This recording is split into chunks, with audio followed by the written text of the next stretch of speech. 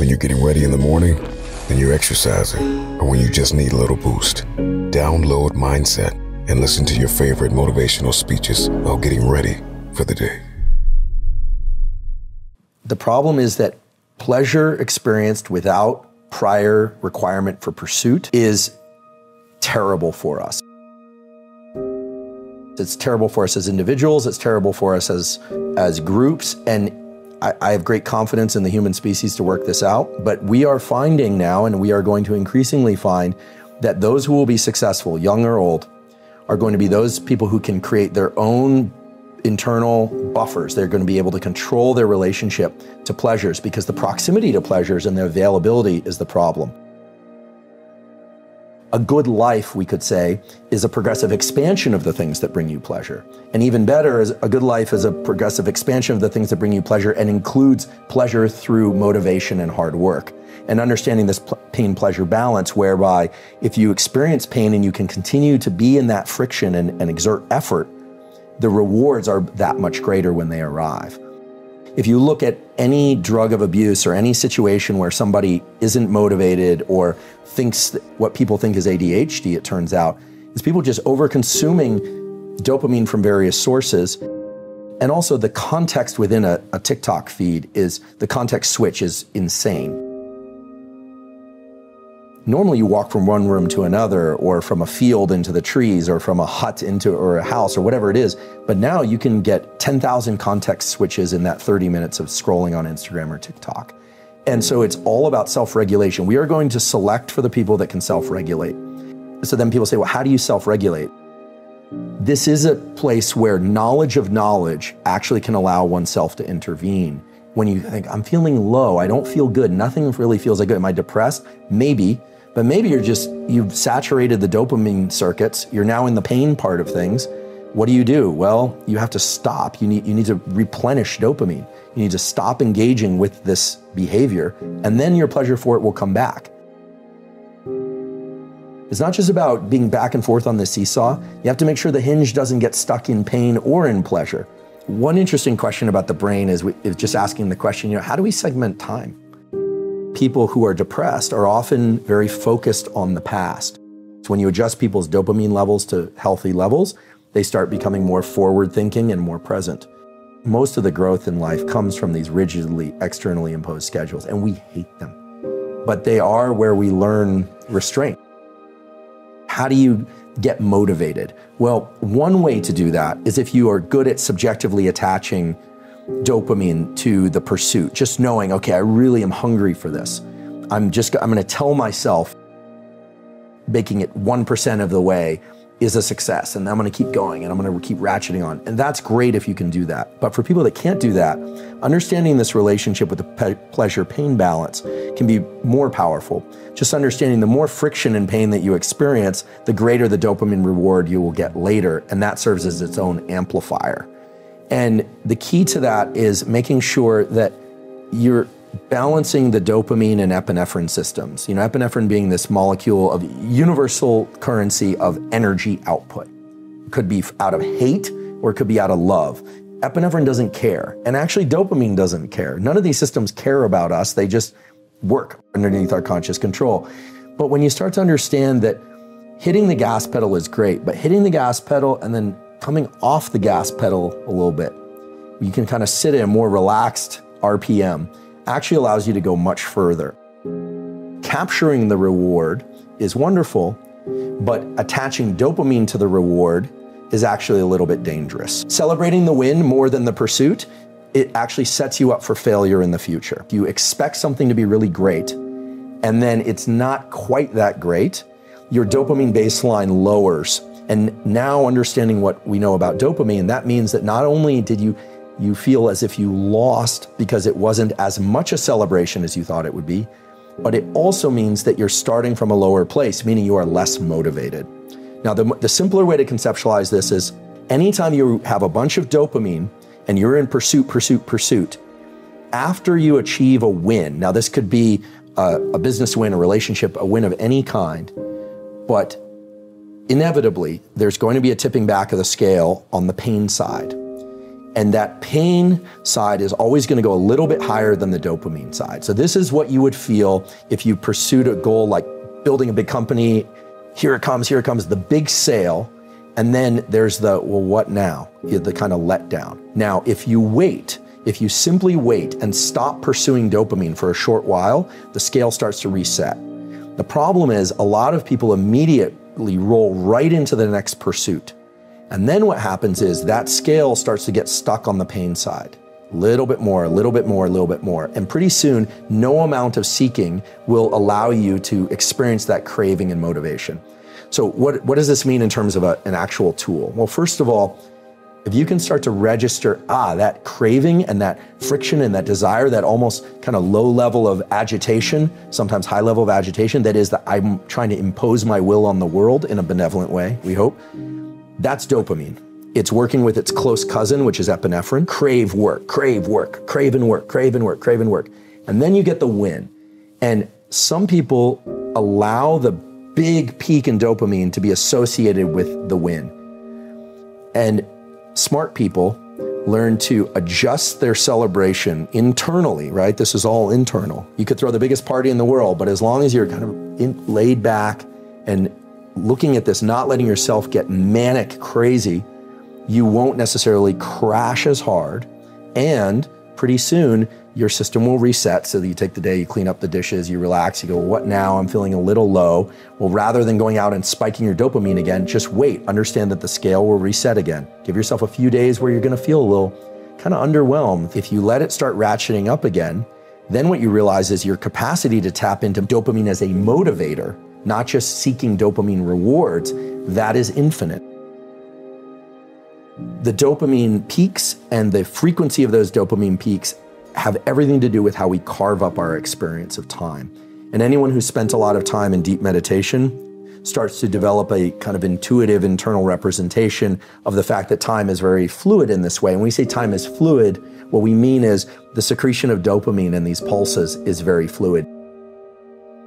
You also have to think about the more subtle forms of something we really love, but indulging in it just a little too often so that it no longer has that edge. Much of your life, in retrospect, is segmented by those peaks in dopamine. Those mark key events in your life.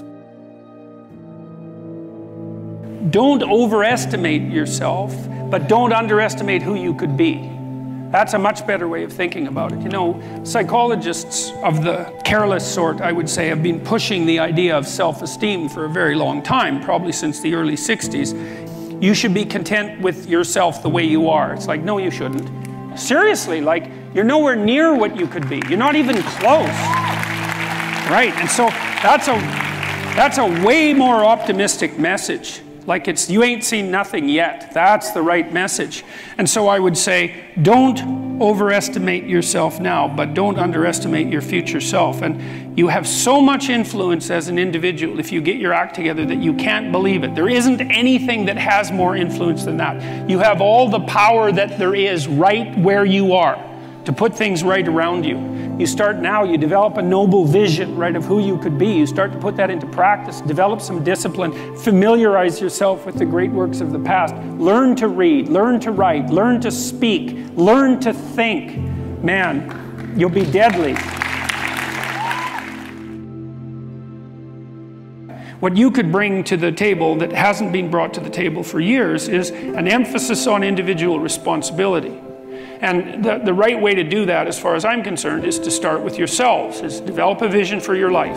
You start to think about, if you could be who you could be, what would that look like? That's the beginning of a mature philosophy of being. If you could be the person that you would admire, who would that person be? How would you configure yourself? How would you configure your career, your education, your family, the use of time outside of work? If you wanted to be the noblest person that you could be, who was adopting the maximal amount of responsibility, how would that look? Then you need a strategy to put that into place. And that's the way you change things properly, and also the way you do the least amount of harm while you're changing them.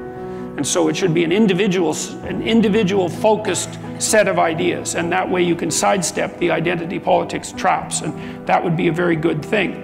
And I think a modern conservatism, which isn't really all that distinguishable from a classical liberalism as it turns out, is to put tremendous stress on the responsibility of the individual. And one of the things that's wonderful about that, as far as I'm concerned, and I made reference to this a few minutes ago, is that you need a meaning to offset the tragedy of life. Otherwise you just suffer stupidly, and you tend to make people around you suffer the same way. The way that you find that meaning is by adopting as much responsibility as you can. And what's also so fascinating about that is, you know, you're characterized by an indefinite potential. And it isn't easy to understand exactly what that is, that potential, but you know, it's what people call you on when they say, you know, you're not living up to your potential, whatever that is. That potential will be called forth from you as a consequence of adoption of responsibility, because it won't manifest itself unless you take on a load. You're not going to develop in all the ways you could develop unless you set yourself a serious challenge, because it takes the challenge to pull that out of you, and also to motivate you to rid yourself of all the weaknesses and personality flaws that you've accumulated across the years, and to let those disappear and burn off you. You need to load yourself up before the demands of life will be such that you will discipline yourself properly. And a noble goal is a very good way of beginning that. The truth of the matter is, as far as I'm concerned, that each of us has enough potential, character, power of character, let's say, if it's properly manifested, to contend with that in a noble way, and to rise above it, and to transcend and to deal with it in large part, because we can make the world a much better place than it is for each of us individually, and for our families, and for our community. And we can constrain the malevolence, at least in our own hearts, and perhaps have a positive effect on those around us as a consequence. And that actually does make things better, and we actually can do that. And that's where the meaning in life is to be found. And that meaning, you know, that goes along with the adoption of that kind of responsibility is actually the antidote to the suffering. You know that perfectly well, because all of you need a reason to get out of bed in the morning, especially on a rough morning, you know, when things aren't going so well in your life. And there will be plenty of times when things aren't going so well in your life. And you still need a reason to get up and get moving and get out there. And if you have adopted the responsibility at an individual level to make things better, given how bad they are, if you've adopted the responsibility to make things better, then you have a reason to get up. And so one of the things that I've been stressing to people is that there's very little difference between the meaning in life that gives you fulfillment and that engages you in existence, and the willingness to shoulder as much individual responsibility as you can possibly handle. Those are the same things. And that's a really useful thing to know. And you kind of know this, right? Everybody knows this, because first of all, if you're not living up to your responsibilities, even to take care of yourself, the probability that you're going to be ashamed of that at some level is extraordinarily high. And so your own soul tells you that you're in error, so to speak. But also, if you look at who you spontaneously admire, which is a good indication of where your value system really sits, you'll see that the people you admire are always people who take responsibility for themselves, and responsibility for their family, and responsibility for their community. Get your act together. You've got things to do in the world.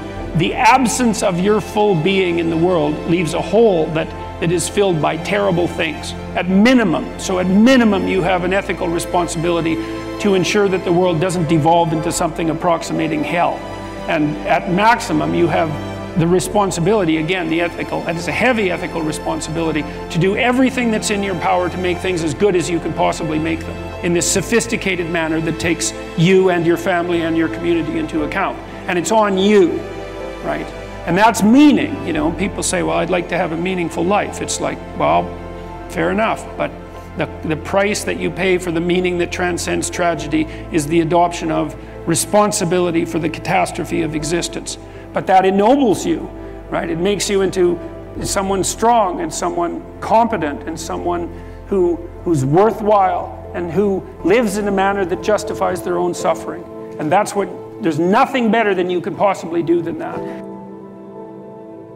Although there is a very large number of ways of looking at the world, or perhaps a near infinite number of ways of looking at the world, there isn't a near infinite number of ways of acting in the world in a manner that actually is successful. So, so there are constraints on how you can interact with the world in a successful manner. Let's assume that you don't want undue pain and anxiety. We could just start with that, and I think that's a reasonable proposition. You could tolerate some pain and anxiety if it's in the service of something greater, obviously, but I just mean pointless pain and anxiety. We don't want any more of that than is necessary. And that means that you have to take care of yourself to some degree. But the manner in which you take care of yourself is severely constrained. And this is partly why you have to be intelligent and careful and plot your way through life properly. You have to take care of yourself today, but you have to take care of yourself today in a way that doesn't interfere with you taking care of yourself tomorrow, and next week, and next month, and next year, and 5 years from now, and 10 years from now. So you can't do just what you want to in the next hour. Because if it's impulsive pleasure-seeking, let's say, something like that, excess alcohol use or excess drug use or careless sexual behavior or betrayal of people to gain you something in the moment, you're going to pay for that. You're going to pay for it tomorrow. You're going to pay for it next week and next month and next year. So because you're going to exist in the future and because you have to live with yourself, there's only a certain number of ways that you can act that are going to work. But it's more than that. It's not just that you're responsible to your future self or the set of all your future selves, is that you also have to act in a way that works for your family. Because otherwise your family is going to disintegrate and break down and cause you and them all sorts of misery and grief. And not just your family now, but also your family into the future. And then not just your family either, but also your community. And so you have to set your aspirations so that they serve you in the broadest sense over a long period of time, and they also serve your family, and they also serve your community, and that's a very tight set of constraints. And I think that the best solution to that set of constraints from a philosophical perspective, or maybe even a theological perspective, is to view the world as a place not of groups, but of individuals, of sovereign individuals who are responsible for their destinies, responsible for their families and for their communities. You learn to use minimal necessary force. It's like you don't defend yourself any more than you have to. Like, be careful. Don't push any harder than you need to, because all you do is you generate a counterforce by pushing harder than you need to, and then you're in conflict. And you think, well, I like a little conflict. It's like, look, fair enough, a little conflict, man, no problem. It keeps your life kind of interesting, and maybe that's on the problem-solving edge. But a little conflict can become a lot of conflict very, very rapidly, and if you have any sense at all, that's not what you want. You know, especially if you have other things that are better to do, and you should have other things that are better to do. What happens with human beings is every thought has a frequency. Every thought produces a chemical. So if you keep obsessing about your lack of finances, your lack of time, your lack of energy, and you're taking thought, it's producing a frequency, and that frequency in the form of chemistry is storing that thought emotionally right in your second center. You feel guilty, you feel unhappy. The moment you feel unhappy, then you generate more thoughts equal to that feeling, which makes more chemicals, and you keep taking energy from the brain and storing it in the body. If you react to people in your life and you feel anger, frustration, whether it's traffic, the news, whatever it is, you're drawing from this field, this electromagnetic field. You're tapping that resource and you're making chemistry out of it, and the field shrinks. So now, by doing that and living in survival, the body no longer is a magnet. So now you have very little energy in the brain. In fact, 5% of the energy is in the brain, and 95% is stored in the body. Now the body's been conditioned emotionally. So a lot of energy in the body, very little in the brain. We want to move energy back up to the brain. So what does that do when we move the energy from the body to the brain or the heart? Well, this is a great thing, because once it makes it here, it's going up, right? So we do these different meditations and these different techniques to draw that energy right up to the top of the head. Now, when this energy shakes loose and it starts to move, the sympathetic nervous system switches on. And instead of releasing energy out like you're being chased by a predator, that same energy is going up into the brain, and the brain switches on and it goes into these very high frequencies called gamma brainwave patterns. Now the person has an arousal.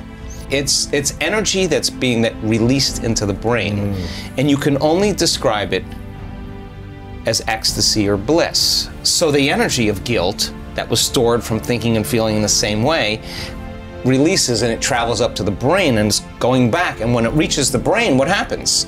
You get more energy in the brain and it begins to produce that external field. So you're beginning to create a field around your body. Well, once the energy's moved, you're going to feel pretty blessed in that moment. In fact, so we can transfer guilt, shame, insecurities into bliss. Oh my God, yeah, we do it all the time. And the amazing thing is that rush of energy that's moving into the brain is changing the brain's physiology and producing that field. Now you have energy to heal. Now the body is a magnet again. And it's as the energy moves up the spinal cord and it starts passing through those spinal nerves, and there's a lot of dynamics going on in the body. That energy that was once stored in that one of those energy centers that's released is energy to heal, energy to create a new future. You're replenishing your field, and now the body becomes more of a magnet instead of an inert piece of metal with no charge, right? So the person then who's reacting to whatever person or circumstance in their life, the stronger the emotion that they feel towards politics, towards the traffic, towards their girlfriend, social towards their media, ex, whatever, the more they're paying attention to it. But where you place your attention is where you place your energy. What you're doing is you're tying up your vital life force. You're giving your power away to that person or that circumstance that you could be using to create a new life with. So when a person's sitting in their meditation, and I love doing this, we just had an event in Marco Island. I'm going to take people further than where they normally go. I know they're going to go, oh, well, I'm done with my meditation. No, you're not done. We're going to take you to that point where that feeling is so in your face and you can't turn on your cell phone. You can't get up and walk away because 1,000 people are not getting up and walking away and you're part of the community. You're sitting in the fire and you have one of two choices. You can let that brain run on programs and hardwired patterns, and the arousal will drive your brain further out of balance, or you'll practice the formula. And as you lower the volume to that emotion, you're going to take your attention off that person or problem. Guess what? Here comes energy back to you. You're taking your power back. And now you're building your field that way. And when that happens, energy starts to move up into the heart. Once it makes it to the heart, it's going to the brain. So we start seeing people, their hearts naturally open up. And all the things they thought they wanted when they came to the event, they no longer want, because they feel like they have it. Because they feel like they got the feeling before the experience, so that they feel so whole that they no longer want. And they're not looking for their future anymore. You only look for it when you feel lack. When your body is conditioned emotionally into the future, why would you look for it when it feels like it's already happened? Now this is where it gets weird, because now things start coming to you and you're no longer in need. And when it comes to you, go, oh, here, take it, I don't want it. I just wanted to know that I could create it. And people create a lot of wealth in our events. Yeah. And the first thing a lot of people do is they say, I'm buying a cruise for you. I'm buying you your car. Oh, Mom, I'm getting you that house. Why do they do that? Because they're so excited. They feel so amazing. And they're thinking, I could do this again. Why would a person in lack wouldn't give? A person who's abundant would give, because they know how to create. So now the game changes. It's no longer about the self. And you're doing it because that you know that you can create it. So then maintaining that state when you're in love. Yes. When you're in love. In love. No, you're not looking for it. You're not looking for it. You would be in lack. When you're in love, there's nothing to do. You're in love. You're the magnet. You are it. And so you are love. Yeah, so the events that come into your life would not only be just a reflection of a relationship with someone that you wanted to be intimate with. You would have meaningful, loving relationships that would enhance that feeling. And when it didn't, you would say, ooh, you know what? I don't know. I don't know if this is right for me. You would trust that because you worked really hard to nurture this, to protect it, to grow it, to trust it again, to open up, right? It takes a lot to do this. But we see men in our work. I was on them this week. I never let up on those guys. Big, macho guys. You want to know what courage is? Let's go. Let's open that heart. And when they start cracking open, I mean, we see people heal from from colon cancer and from angina and all, just boom, there it is, there it's not. That's what's been stored all down here. Once they open this up and it moves, the body's transforming in that moment. It's the system is informing itself. Information is being restored back into the body. So when you get to that point where when you're in lack and separation, time gets really crazy because you want stuff to happen faster and it feels like it's taking forever. That's because you're in separation. When you're in love and you're in connected, you don't want the moment to end. I mean, I had three guys over for dinner last night, all these academics. I cooked a meal and a half for these guys, took out great wine. Why? I wanted them to be so caught up in the moment that they forgot that we made a new memory. We had a great experience. And life then is about experiencing it in love. Like, I'm not going to be guilty of what I'm eating or judge what I'm eating if I've cooked a great meal. Let's eat, because the guilt is worse than whatever it is you think is bad for you. So then, when you're feeling those elevated emotions, and you're locked in love, then you see life through the lens of love, and there's compassion. Like, you could look at your greatest adversary, the person that threw you under the bus, and you've overcome yourself and you've done the work. You'll look at them and you'll see a part of yourself that you used to be that you no longer are, and you have nothing but understanding and compassion for them. Like, wow, I feel for that person. They're hurting. They're struggling. I used to be like that, but you're no longer that. People who are in love with themselves will find love in others. People who are happy with themselves will find something that they can connect with. They won't see all the flaws. They'll see some part of them that they want to enjoy. If you practice it, just feeling a little love every day, a little gratitude every day, I can prove to you, I have the research, your immune system is going to be so strong, it's going to be immune to any foreign agent. With gratitude. Just 10 minutes, 20 minutes of gratitude a day. What do you got? Not just to think about the things that you're grateful for, but to embrace them emotionally. Why? Because you want to practice feeling that. What's the emotional signature of gratitude? When you're receiving something favorable, you just received something favorable. Something amazing is happening to you, or something amazing just happened to you that surprised you. What do you say? You feel grateful, right? So the emotional signature of gratitude means something amazing just happened to you. Something just happened, or something is literally happening to you. Gratitude is the ultimate state of receivership. So if you finish your meditation in gratitude before the event occurs, your body, as the unconscious mind, is believing it's already happened to you. Receiving, and you're in the state of receiving. So, and what do you got to lose except your immune system? The worst thing that could happen to you is you'll heal. It's the worst thing that could happen to you. Habits are a big part of who we are. What we do habitually makes up much of what we do entirely. In fact, it's estimated that up to 70% of our waking behavior is made up of habitual behavior. People are highly variable, and if you can't form one habit easily, it doesn't mean that you can't form other habits easily. It takes 21 days to form a habit. Some people say 18, some people say 21, some people say 30 days, some people say 60 days. So which one is it? Does it depend on the habit that one is trying to form, or does it depend on the person that's trying to form the habit? There's a study published in 2010, first author Lally, L-A-L-L-Y. This study found that for the same habit to be formed, it can take anywhere from 18 days to as many as 254 days for different individuals to form that habit. So what I'd like to do is to take the scientific literature of how the nervous system learns and engages in neuroplasticity and apply that to habit formation, habit maintenance, and, if so desired, how to break particular habits. I'd like to give you a particular tool that's gleaned from the research psychology literature.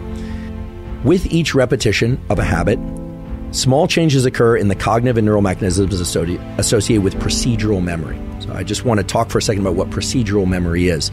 In the neuroscience of memory, we distinguish between what's called episodic memory and procedural memory.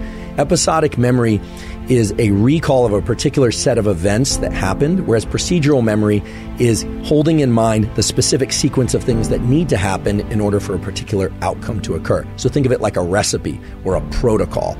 Or if for the sake of exercise, it's like sets and reps, or a particular course that you're going to run or cycle, or the number of laps you're going to swim and how you're going to perform it.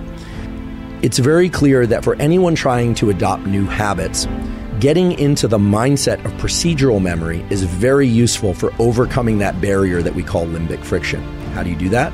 Well, a simple visualization exercise, or it doesn't even have to be done eyes closed. Oftentimes we hear visualization exercise, you think about sitting in the lotus position, eyes closed, and trying really hard to visualize something. It doesn't need to be anything like that. It can simply be, if you are deciding to adopt a new habit, to just think about the very specific sequence of steps that's required to execute that habit. And I'll use a trivial example, but this could be applied to anything. Let's say I want to get into the habit of making myself or someone else in my household a cup of espresso every morning. I would actually think through each of those steps, walk into the kitchen, turn on the espresso machine, draw the espresso, walking through each of those steps from start to finish. And turns out just that simple mental exercise done once can shift people toward a much higher likelihood of performing that habit regularly, not just the first time, but as they continue out into the days and weeks that follow. So that's remarkable to me, and the literature is really robust. So now I'd like to discuss a second and what I think is perhaps the most powerful tool for being able to acquire and stick to new habits. The tool that I'm referring to is something called task bracketing. And the neural circuits associated with task bracketing are basically the neural circuits that are going to allow you to learn any new type of habit or break any habit that you'd like to break. We have in our brain a set of neural circuits that fall under the umbrella term of the basal ganglia. The basal ganglia are involved in action execution, meaning doing certain things, and action suppression, not doing certain things. In the experimental realm, these are referred to as go, meaning do, or no-go, don't do certain things. And some of us fall more into the category of we find it very easy to do certain things, but harder to not do other things. Some people have a lot of no-go type circuits that are very robust, and they have a lot of behavioral constraint, but they have a harder time getting into action. And some people have a perfect balance of both, but I've never met one of those people. Task bracketing involves a particular set of neural circuits within the basal ganglia. We have particular circuits in our brain that are devoted to framing the events that happen just before and as we initiate a habit, and just after and as we terminate a habit.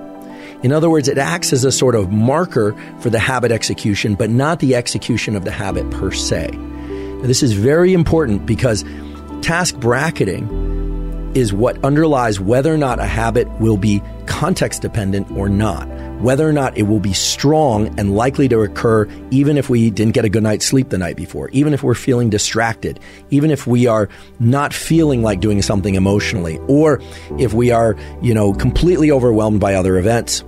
If the neural circuits for task bracketing are deeply embedded in us, meaning they are very robust around a particular habit, well, then it's likely that we're going to go out for that zone 2 cardio no matter what, that we're going to brush our teeth no matter what. In fact, brushing our teeth is a pretty good example because for most people, even if you got a terrible night's sleep, even if everything in your life is going wrong, chances are, unless you're very depressed, if you're going to leave to work, or even if you're not, that you're going to still carry out the behavior of brushing your teeth in the morning. I would hope so, actually. But you are probably less likely to perform particular habits that are not what you deem as necessary. But if you think about it, brushing your teeth, exercise, eating particular foods, maybe engaging socially in particular ways, you are the one that places any kind of value assessment on which ones are essential and which ones are negotiable.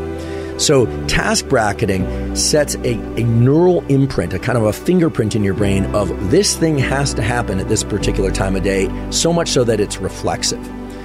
While it is important to think about the sequence of events that would be required in order to engage in that behavior, that procedural memory visualization exercise we talked about before, that will help. There is a way also that you can orient your nervous system toward this task bracketing process so that your nervous system is shifted or oriented towards the execution of a given habit. So this is sort of like warming up your body to exercise. When the dorsolateral striatum is engaged, your body and your brain are primed to execute a habit. And then you get to consciously insert which habit you want to perform. If you are considering adopting a new habit, or if you are trying to break a habit, it's very useful to think not just about the procedural aspects of what you're going to do, but also think about the events that precede and follow that particular habit and the execution, or at least the effort to execute that habit. What you're doing is you're casting a kind of a spotlight around a bin of time or a set of events for which dopamine can be associated. What does this look like in the practical sense? Well, again, I'll just try and use very simple, concrete examples, but this could carry over to anything. Let's say I were somebody who has a hard time getting in that 30 to 60 minutes of zone 2 cardiovascular exercise mid-morning. What I should do is positively anticipate the onset and the offset of that session, right? So thinking about leaning into the effort, going out and doing that zone 2 cardio session, and I should think about how I'm going to feel after. So not just thinking about how great I'm going to feel after, but also thinking about how hard it's going to be at the beginning, and then trying to reward myself subjectively for the entire experience. In other words, start rewarding task bracketing in addition to rewarding the execution of the habit itself. I'll get into the specific tool for breaking habits. Capture the sequence of events, not that led to the bad habit execution, but actually to take advantage of the fact that the neurons that were responsible for generating that bad habit were active a moment ago, and to actually engage in a replacement behavior immediately afterward. Now, this is really interesting and I think powerful, because I would have thought that you have to engage in a replacement behavior that truly replaces the bad habit behavior, right? That you would have to be able to identify your state of mind or the sequence of events leading into the bad habit, but rather the stage or the period immediately after the bad habit execution is a unique opportunity to insert a different type of what we would call adaptive behavior, but that could be any behavior that's not in line with the bad behavior. So let's give it an example. Let's say you find yourself, you're trying to do focused work, you pick up your phone, you're disappointing yourself for picking up your phone. You could, of course, just put it down and re-engage in the work behavior, but if you were good at that, then you probably wouldn't have done it in the first place. And so what turns out to be very effective is to go engage in some other positive habit. Now, this has two major effects. The first one is you start to link in time the execution of a bad behavior to this other good behavior. And in doing so, you start to recruit other neural circuits, other neurons that can start to somewhat dismantle the sequence of firing associated with the bad behavior. In other words, you start to create a kind of a double habit that starts with a bad habit and then ends with a good habit. And that seems to create enough of a temporal mismatch so that then recognizing when you're heading toward the bad habit becomes more apparent to you. So again, I want to make this very, very concrete. Let's say that the behavior is reflexively picking up one's phone. You do that, you think, oh goodness, I did it again. Here's what I'm going to do. You would set that down and then you would engage in some other positive behavior that you've deemed positive. And here it's very subjective, so it's hard for me to give an example that will necessarily make sense to everybody. But perhaps you're working on hydration, so maybe you go have a glass of water. Maybe you are trying to do breath work or something. Maybe you are trying to enhance your language speaking skills, and so you go and you spend 5 minutes doing a particular type of language learning. You literally exit whatever you are doing and perform that other new positive habit in the immediate period right after that, even for a short period of time. The conditions of human life are such that suffering is an integral part of existence. Life is suffering. Why? Well, one reason is because of society's arbitrary judgment. Every single one of us has traits and features and quirks and idiosyncrasies that are far from ideal and that are judged by the standards of society as insufficient. And so you suffer because of your imperfect insufficiency in the eyes of others. And you can certainly make the claim that fairly frequently that's arbitrary. And so that's the claim that society is tyrannical and judgmental and needs to be constantly reconstituted so that the tyrannical element doesn't take full control. And fair enough, you have to stay awake so that that doesn't happen. But the thing is, it doesn't matter what society it is, although they vary in the degree of their tyranny. The mere fact that you're grouped together with other people and have to come up with a common value structure in order to live together means that many of the things that characterize you are going to be suboptimal. And so the price you pay for social being is that much of you is deemed insufficient. Now, hopefully there are various ways that you can be within a society that's sufficiently diverse so that you can find a place where what's good about you in the eyes of others and perhaps in your own eyes can flourish of its own accord. Because you don't have to be good at everything. If you can be good at one thing well enough, that might allow you your niche. And hopefully a healthy society allows for that. Certainly societies can become so tyrannical that they don't. The other element of it, clearly, is the mere fact of the arbitrariness of the natural world. You have a lifespan that's going to be counted in the number of decades that you can count on two hands. And that has nothing to do, technically, with the tyranny of the social structure. Now, you could say, if we got our act together more completely, perhaps you could live longer, and fair enough. But the fact of the limits of your lifespan and the suffering that's necessarily a consequence of that, the death of your parents and the death of most people that you will know before you, means that that part of suffering is an integral part of existence itself. And so that can't be laid at the feet of an insufficient social structure except insofar as it's tyrannical and blind. It's a condition of existence. And then by the same token, you have your own responsibility for some of your unnecessary suffering, because there's things you could be doing to make your life better and to make life better for other people that you know perfectly well that you're not doing. So there's three reasons why you suffer, and one is, well, look at you and the way you're built. It's inevitable. There's not very much of you and there's a lot of everything else. And so you just don't last that long and you're fragile across multiple domains, and then you're harshly treated by society, and there's no doubt about that. And then there's responsibility that can be laid at your own feet. The proper pathway through that is to adopt the mode of authentic being.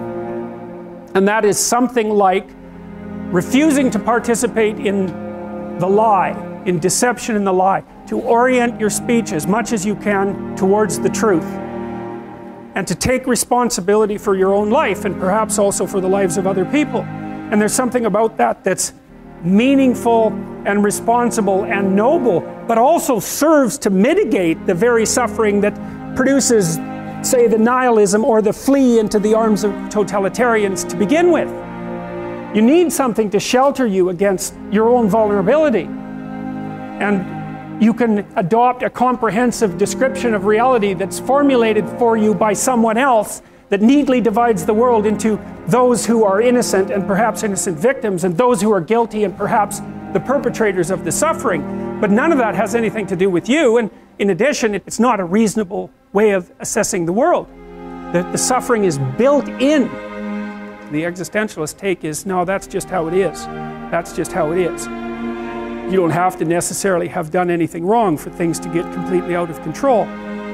It's a terrifying doctrine, but it's not a hopeless doctrine, because it still says that there's a way forward, there's a pathway forward, and the pathway forward is to adopt a mode of being that has some nobility, so that you can tolerate yourself and perhaps even have some respect for yourself as someone who's capable of standing up in the face of that terrible vulnerability and suffering, and that the pathway forward, as far as the existentialists are concerned, is by, well, certainly by the avoidance of deceit, particularly in language, but also by the adoption of responsibility for the conditions of existence and some attempt on your part to actually rectify them. And the thing that's so interesting about that is, well, two, as far as I'm concerned, and some of this is from clinical experience, you know, if you take people and you expose them voluntarily to things that they are avoiding and are afraid of, that they know they need to overcome in order to meet their goals, their self-defined goals. If you can teach people to stand up in the face of the things they're afraid of, they get stronger. And you don't know what the upper limits to that are, because you might ask yourself, like, if for 10 years, if you didn't avoid doing what you knew you needed to do, by your own definitions, right, within the value structure that you've created to the degree that you've done that, what would you be like? Well, there are remarkable people who come into the world from time to time, and there are people who do find out over decades-long periods what they could be like if they were who they were, if they spoke their being forward. And they get stronger and stronger and stronger, and we don't know the limits to that. We do not know the limits to that. And so you could say, well, in part, perhaps the reason that you're suffering unbearably can be left at your feet, because you're not everything you could be, and you know it. And of course, that's a terrible thing to admit, and it's a terrible thing to consider, but there's real promise in it, right? Because it means that perhaps there's another way that you could look at the world, another way that you could act in the world, so what it would reflect back to you would be much better than what it reflects back to you now. And then the second part of that is, well, imagine that many people did that, because we've done a lot as human beings. We've done a lot of remarkable things. I often ask undergraduates how many hours a day you waste, or how many hours a week you waste, and the classic answer is something like 4 to 6 hours a day. Inefficient studying, watching things on YouTube that not only do you not want to watch, that you don't even care about, that make you feel horrible about watching after you're done. That's probably 4 hours right there. You think, well, that's 25 hours a week, it's 100 hours a month, that's 2.5 full work weeks, it's half a year of work weeks per year. And if your time is worth $20 an hour, which is a radical underestimate, it's probably more like 50 if you think about it in terms of deferred wages. If you're wasting 20 hours a week, you're wasting $50,000 a year. And you are doing that right now. And it's because you're young, wasting $50,000 a year is a way bigger catastrophe than it would be for me to waste it, because I'm not going to last nearly as long. And so if your life isn't everything it could be, you could ask yourself, well, what would happen if you just stopped wasting the opportunities that are in front of you? I've had a long career in multiple industries. If you list my sins, I sound like the worst person on earth. But if you put those against the things I've done right, it makes much more sense. The value of beauty and inspiration is very much underrated, no question. But I'm not trying to be anyone's savior. That is not I'm just trying to think about the future and not be sad. For me, it's simply this is something that is important to get done, and we should just keep doing it or die trying. And I don't need a source of strength. So quitting is not even like... It's not in my nature. And I don't care about optimism or pessimism. Fuck that, we're going to get it done. Tesla was under the most relentless short seller attack in the history of the stock market. Tesla was the most shorted stock in the history of stock markets. So, this was affecting our ability to hire people. It was affecting our ability to sell cars. Yeah, it was terrible. They wanted Tesla to die so bad they could taste it. Well, most of them have paid the price. Yes. Where are they now? Just work like hell. I mean, you just have to put in, 80 to 100-hour weeks every week. All those things improve the odds of success. So when people tell me, like, well, what can you do to encourage entrepreneurs to start companies? I'm like, if you need encouragement, don't start a company. We basically messed up almost every aspect of the Model 3 production line, from cells to packs to motors, body line, the paint shop, final assembly, everything. Everything was messed up.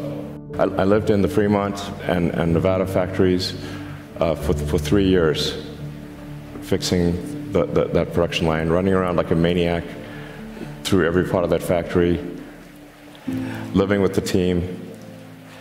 Yeah. I slept on the floor so that the team who was going through a hard time could see me on the floor,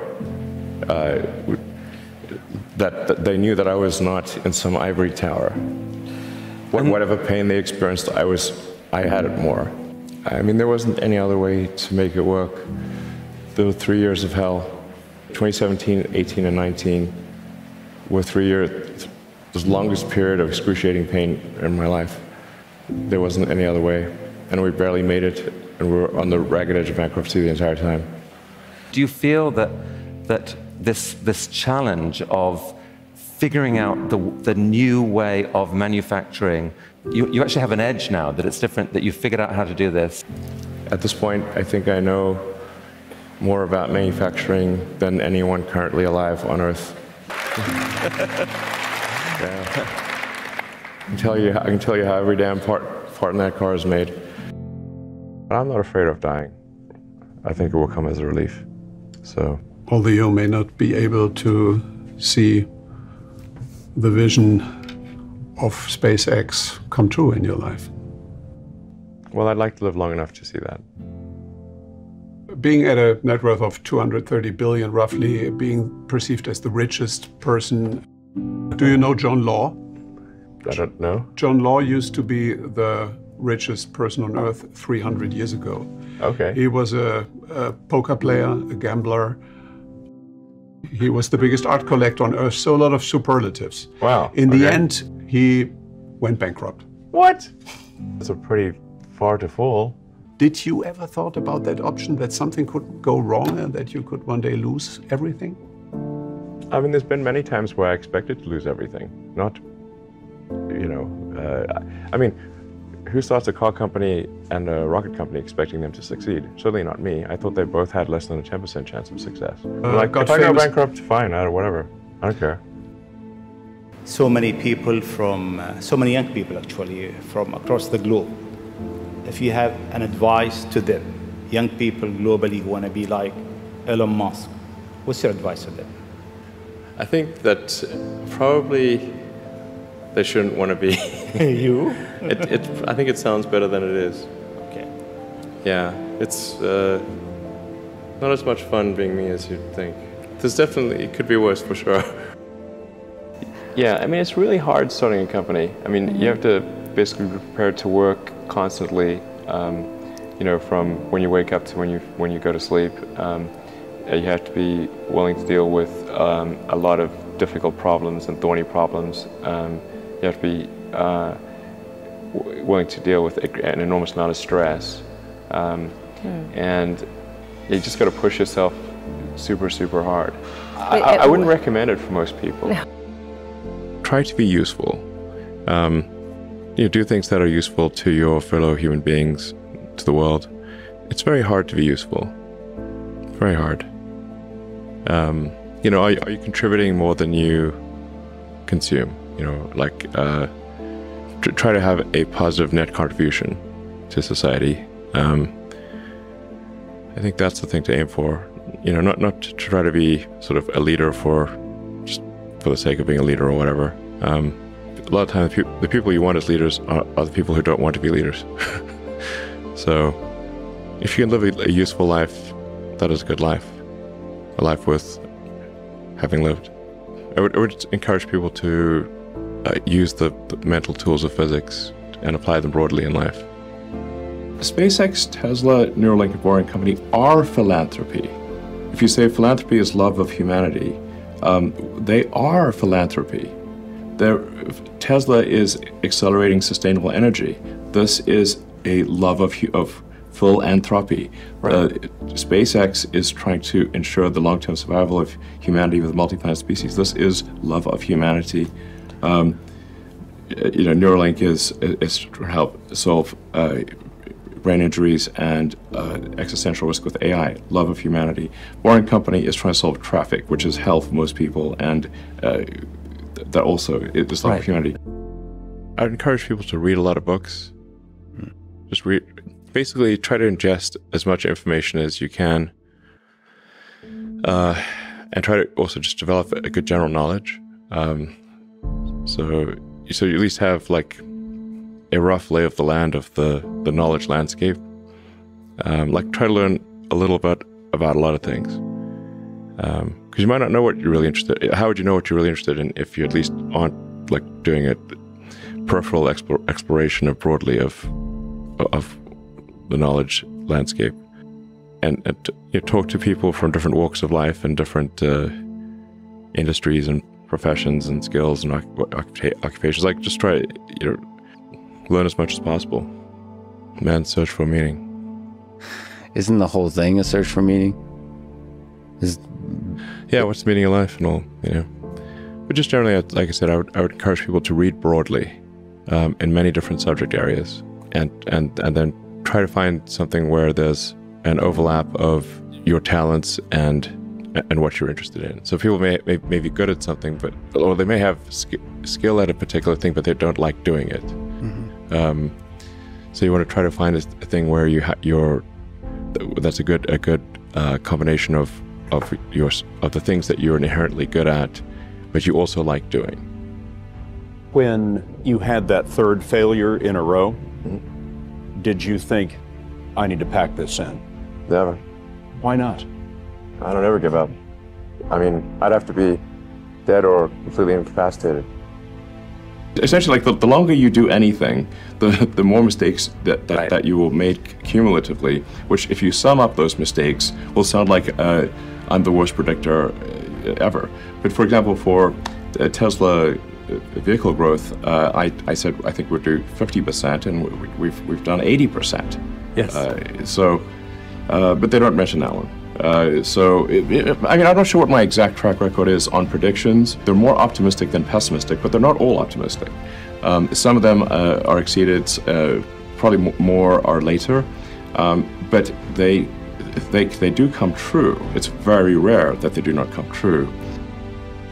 I mean, I don't aim to disrupt for the sake of disrupting, It's more like there's thinking about what set of actions are most likely to lead to a better future. And so, in order one of the things, obviously, in order for humanity to have a compelling future for civilization, is that we must have a clear path to a sustainable energy future. That's one of the things that I think everyone would agree with. I'm not someone who would tend to sort of demonize oil and gas, to be clear. This is necessary right now, or civilization could not function. So I do think we actually need, and actually at this time, I think we actually need more oil and gas, not less. But simultaneously moving as fast as we can to a sustainable energy economy. I was living in the factory in Fremont and the one in Nevada for 3 years straight. That was my primary residence. Not kidding, literally. Did you keep the couch? I actually slept in a couch at one point in a tent on the roof. And then, but for a while there, I was just sleeping under my desk, which is out in the open in the factory, and for an important reason. And it was damn uncomfortable sleeping on that floor. And always, when I woke up, I'd smell like metal dust. Yeah, but actually, I stopped using the couch because there's a little conference room and a couch there. I stopped using the couch, and I just slept on the floor under my desk, so during shift change, the entire team could see me. And this is important because, like, the team, if they think the sort of their leader is off somewhere having a good time, drinking Mai Tais on a tropical island, the thing is that since the team could see me sleeping on the floor during shift change, with nothing, they knew I was there, and that made a huge difference. And then they gave it their all. What kind of characteristics does an entrepreneur need or have to be someone like you? Well, I think certainly you need to be very driven and have a high pain threshold. Elon, you are reported by Forbes and everyone else as now, the world's richest person. That's not a sovereign. I think it's fair to say that if somebody is like the king or de facto king of a country, they're wealthier than I am.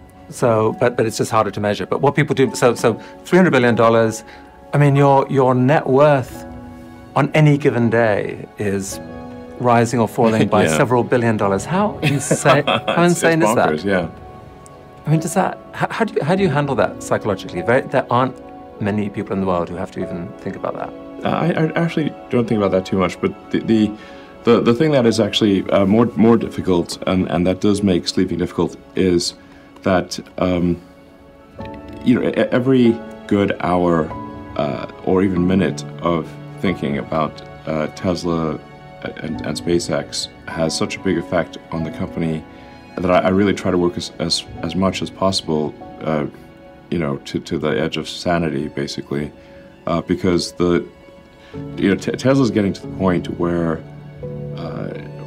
probably will get to the point later this year, where every high quality minute of thinking is $1 million to impact on Tesla. One of the biggest mistakes people generally make, and I'm guilty of it too, is wishful thinking. Like you want something to be true, even if it isn't true. And so you ignore the things that, you ignore the real truth because of what you want to be true. This is a very difficult trap to avoid. And like I said, it's certainly one that I find myself in having problems with. But if you just take that approach of you're always to some degree wrong, and your goal is to be less wrong. So a challenge for entrepreneurs is to say, well, what's the difference between really believing in your ideals and sticking to them versus pursuing some unrealistic dream that doesn't actually have merit? And that is a really difficult thing to tell. Can you tell the difference between those two things? Right. So you need to be sort of very rigorous in your self-analysis. You guys are the magicians of the 21st century. Don't let anything hold you back. Imagination is the limit, and go out there and create some magic. What Elon has to say about how he takes risks. No, I literally just try to use a scientific method, frankly, and consider the what is the importance of the outcome, and what is one risking in order to achieve that outcome. And but like I said, if the outcome is important enough, even if the probability of success is low, one must, I think, still do it. In my view, some things are very important, and in order to have a good future, and if we don't do them, well, then we're in big trouble. And so, and then how much of a risk really is it? Because if we don't take those actions, we won't have a good future. And I think the riskiest thing would be no action. Put a lot of stock and certainly have a lot of respect for someone who puts in an honest day's work to do useful things. And just generally to have like not a zero-sum mindset, or have more of a grow the pie mindset. Like if you sort of say, like, when we see people, like perhaps including some very smart people, kind of taking an attitude of like doing things that seem like morally questionable, it's often because they have at a base sort of axiomatic level a zero-sum mindset, and they, without realizing it, they don't realize they have a zero-sum mindset, or at least they don't realize it consciously. And so if you have a zero-sum mindset, then the only way to get ahead is by taking things from others. If it's like if the pie is fixed, then the only way to have more pie is to take someone else's pie. But this is false. Like, obviously the pie has grown dramatically over time, the economic pie. So in reality, you can have to overuse this analogy, you can have there's a lot of pie. Yeah, pie is not fixed. So you really want to make sure you're not operating without realizing it from a zero-sum mindset, where the only way to get ahead is to take things from others. Then that's going to result in you trying to take things from others, which is not good. It's much better to work on adding to the economic pie. So when I interview somebody, my interview question is always the same. I said, tell me the story of your life, and the decisions that you made along the way and why you made them. And also tell me about some of the most difficult problems you worked on and how you solved them. And that question, I think, is very important, because the people that really solve the problem they know exactly how they solved it. They know the little details. And the people that pretended to solve the problem, they can maybe go one level and then they get stuck. Are you happy at the moment? I think there's degrees of love, but certainly for one to be fully happy, I think you have to be happy in work and happy in love. I suppose I'm medium happy. There are degrees of happiness. Can love for projects, for work, compensate love among people? I think love of work, in my experience, could at best make one halfway happy. What was your biggest challenge in life? One of the biggest challenges, I think, is making sure you have a corrective feedback loop, and then maintaining that corrective feedback loop over time, even when people want to tell you exactly what you want to hear. Okay. That's very difficult. Buy flowers, buy the meal, don't ever let her pay, don't ever let her carry her bag, open her door. So at school, as a teenager, I got mauled by women for being that way. You know, I got walked all over. Yeah. They liked me, they thought I was a nice guy. But I was the one holding their bag while they got with that guy. It didn't translate, and I knew as a guy, as a teenager, something wasn't clicking. And something about what I'd been taught about attraction by my mum, who taught me to treat every woman like a princess, something about that advice wasn't translating and wasn't working. Now, when I started hearing from these books written for women, if he likes you, he's already talking to you. I looked at that and I thought, God, I'm not a loser. I'm not someone who's got everything going wrong in their life and is like, you know, oh, that's why he hasn't got the confidence. No, I was like a guy who had some great things going for him, and yet still, I would look over there and go, no way.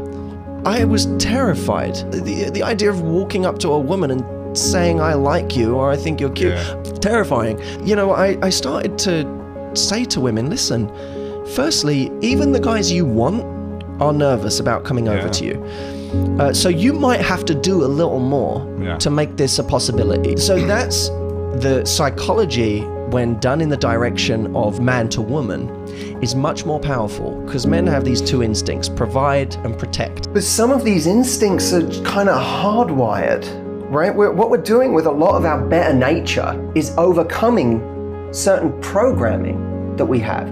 You know, in a riptide, you get pulled out to sea. Your instinct tells you in that moment to swim back to shore against the current. Ignore the riptide, I just need to get back to shore. Which is stronger, you or the current? Fighting harder won't save you. Thinking clearer will. And thinking more clearly means I need to swim sideways. I need to swim parallel. I'm giving myself a longer journey, but then when I'm out of the current, then I can swim back to shore. Yes. Instinct won't get you to do that, because that requires thinking clearly. Instinct will drown you in that moment. And in a relationship, in dating, your instincts will get you killed. Don't invest in someone based on how much you like them. Invest based on how much they invest in you. People don't do that. People invest on instinct. I really like them. And my investment is proportionate to how much I like them, not how much I'm seeing there's a mutual investment. An incredible connection is like you meet someone, you connect, and you have a great plot of land. This plot of land could be great because it's in the middle of a forest, could be great because it's on the cliffs overlooking the ocean. It's a beautiful place to build. But it's still just a plot of land. Let's see it for what it is. It's potential. Now what you need is two builders. Two people who are going to build something here. And that requires two people who show up each day and lay brick after brick after brick after brick. And slowly but surely create a castle. Most people have the experience of someone who joins them on that plot of land, and they both look at it and they're like, isn't this great? Look at the ocean. This is great. Look at the view we have here. Look at the trees. This is amazing. And they get real excited. Now, one of them might be willing to build. One of them might be a builder. The other one might just really like the potential of this plot of land. And then you have someone who's there building every day, they're doing the investment. I have the woman come to me who's building, and a guy who's left the construction site. And then 3 weeks later, he calls in after 3 weeks of ghosting her or just disappearing or just patchy communication and says, thinking of you. That's a builder who started building, then left the building site for 3 weeks and called him from home and went, how's the castle going? You can't build on your own. And the problem we have right now is there are too many people who value the connection instead of the castle. Castle becomes a castle because two people work on it, and it becomes unique and ornate, and there are secret passageways only the two of you know about, and there's an argument that knocks down a wall and then you build it up and fortify that wall. Interesting. And it makes it even stronger, and this one is uniquely yours. It's been built by the two of you. That's a relationship. That's why, you know, a 20-year relationship or marriage or a 30-year relationship or marriage is special. Is because two people have had to go through shit together. They've done things together. When I was 13, my parents took me to America for the first time. We go into Disney World, and I learned something very interesting about myself there. Because of course I go in there, it's magical, but it was something that stood out to me, even more than Space Mountain, even more than the big ride. And it was the trash cans. On some level that maybe I couldn't fully articulate at that age, I saw the trash cans and I was moved by it. I said, someone cared enough about this place to theme the trash cans. It moved me. Often in a breakup, often when people are going through difficult times with their partner or whatever, the thing they go back to is, we had that amazing trip. But we had those amazing times. They go to these highlights. They go to the Space Mountain of their relationship. But relationships are about the trash cans, man. Because guess what? In a day at Disney, you ride Space Mountain once, maybe twice. How many times do you use the trash cans? Every 20 minutes. And what will define your relationship is the trash cans, not Space Mountain. My concern is the number of people out there who are staying in the wrong thing because of the Space Mountain of the relationship, or they're spending too much time grieving the loss of the wrong thing because all they remember is Space Mountain. I remember once having a breakup. It was the most painful breakup I've ever had. I was really in a bad way over it. And a while later, I spoke to this woman on the phone, and I had said to her in a brave moment on the phone, I said, why did you want to break up? I said, what was it for you that I wasn't doing? She said, you were boring. So I said, why was I boring? She said, when I first met you, you were the most ambitious person I'd ever met. And she said, I'd never met someone with such an ability to decide they want something and then get it. And she said it was so sexy. She said, but as we went into our relationship, the more time went on, the more that was all you were. You were super ambitious.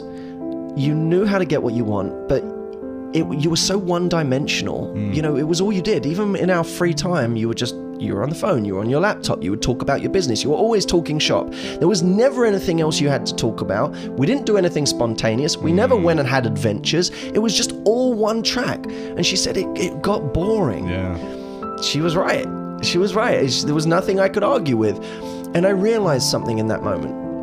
One quality can make you really attractive, but it won't keep someone. It can make you sexy, it can make you intriguing, but it can even for a time make someone worship or idolize you.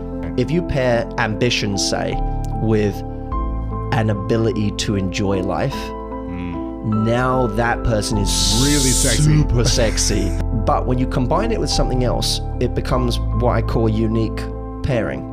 You find like what seems to be a good man, but with an edge. That's a unique pairing. Yes. And that's someone that becomes not an attraction, but an addiction.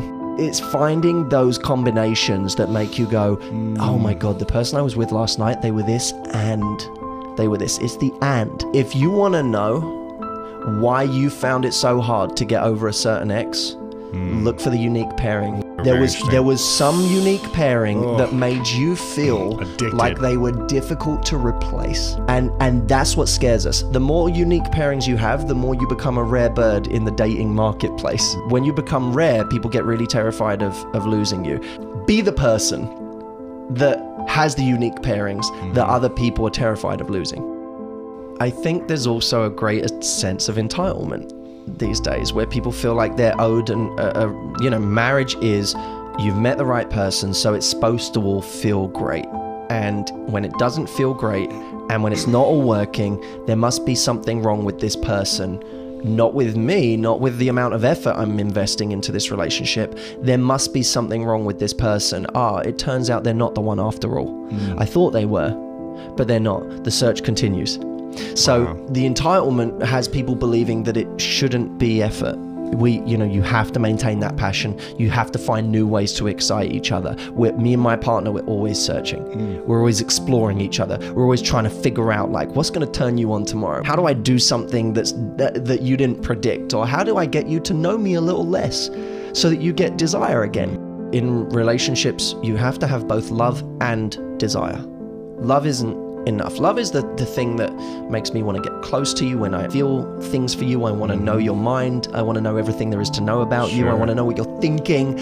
I want to know what you're doing tonight. I want to know who your friends are. I want to become friends with them. I want to get close to your mom. That's love.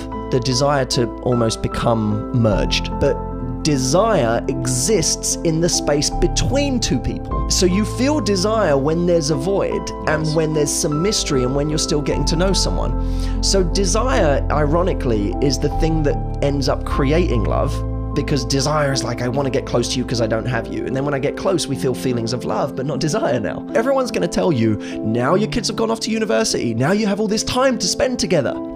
I said, but the problem is, you're going to have nothing to talk about. You said it all, and you've been together this whole time. I said, I'm going to give you a kind of strange piece of advice. I think you should use this time to spend some time apart.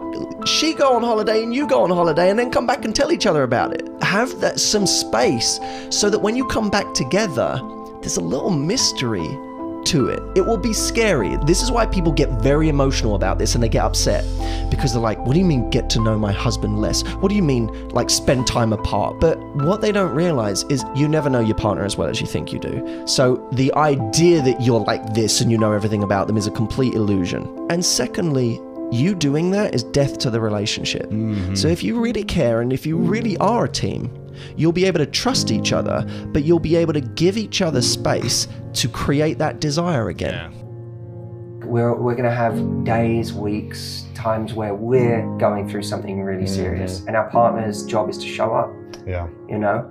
But a friend of mine who's kind of blunt said to me, some days or weeks you get to be needy and difficult and high maintenance and boring and, you know, insecure, and then you don't. We get to be those things for a time until we don't, until it gets too much for somebody else, because we need to be, at the very least, we need to show our partner we're committed to our own growth. I need to do the work to be the most loving, confident person I can be in this world. Sometimes you have to do something new. It doesn't even matter what it is necessarily. It just matters that it takes your brain to a different train of thought, a different idea, a different moment. We're so used to getting our house exactly the way we know it all the time and having the wheel just turning the same way.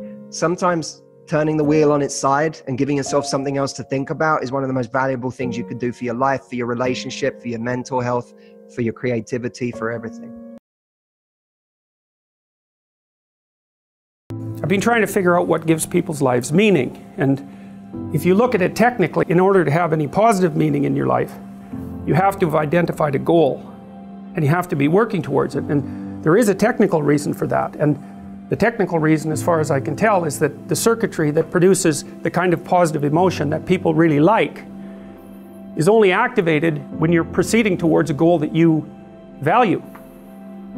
And so that means that if you don't have a goal that you value, you can't have any positive emotion. So technically that's the incentive reward system, and the underlying circuitry is dopaminergic, and when that circuitry is activated, then it's part of the exploratory circuit. It makes you it gives you the sense of being actively engaged in something worthwhile.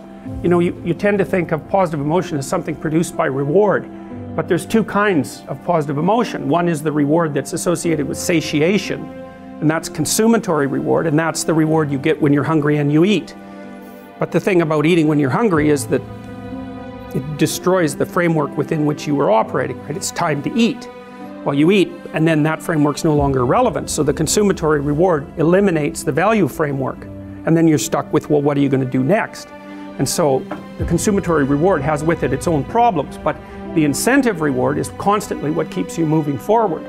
And incentive reward, because it's dopaminergic, also is analgesic, literally analgesic. So if you're in pain, you take opiates and that will cut the pain, but so will psychomotor stimulants like cocaine or amphetamines.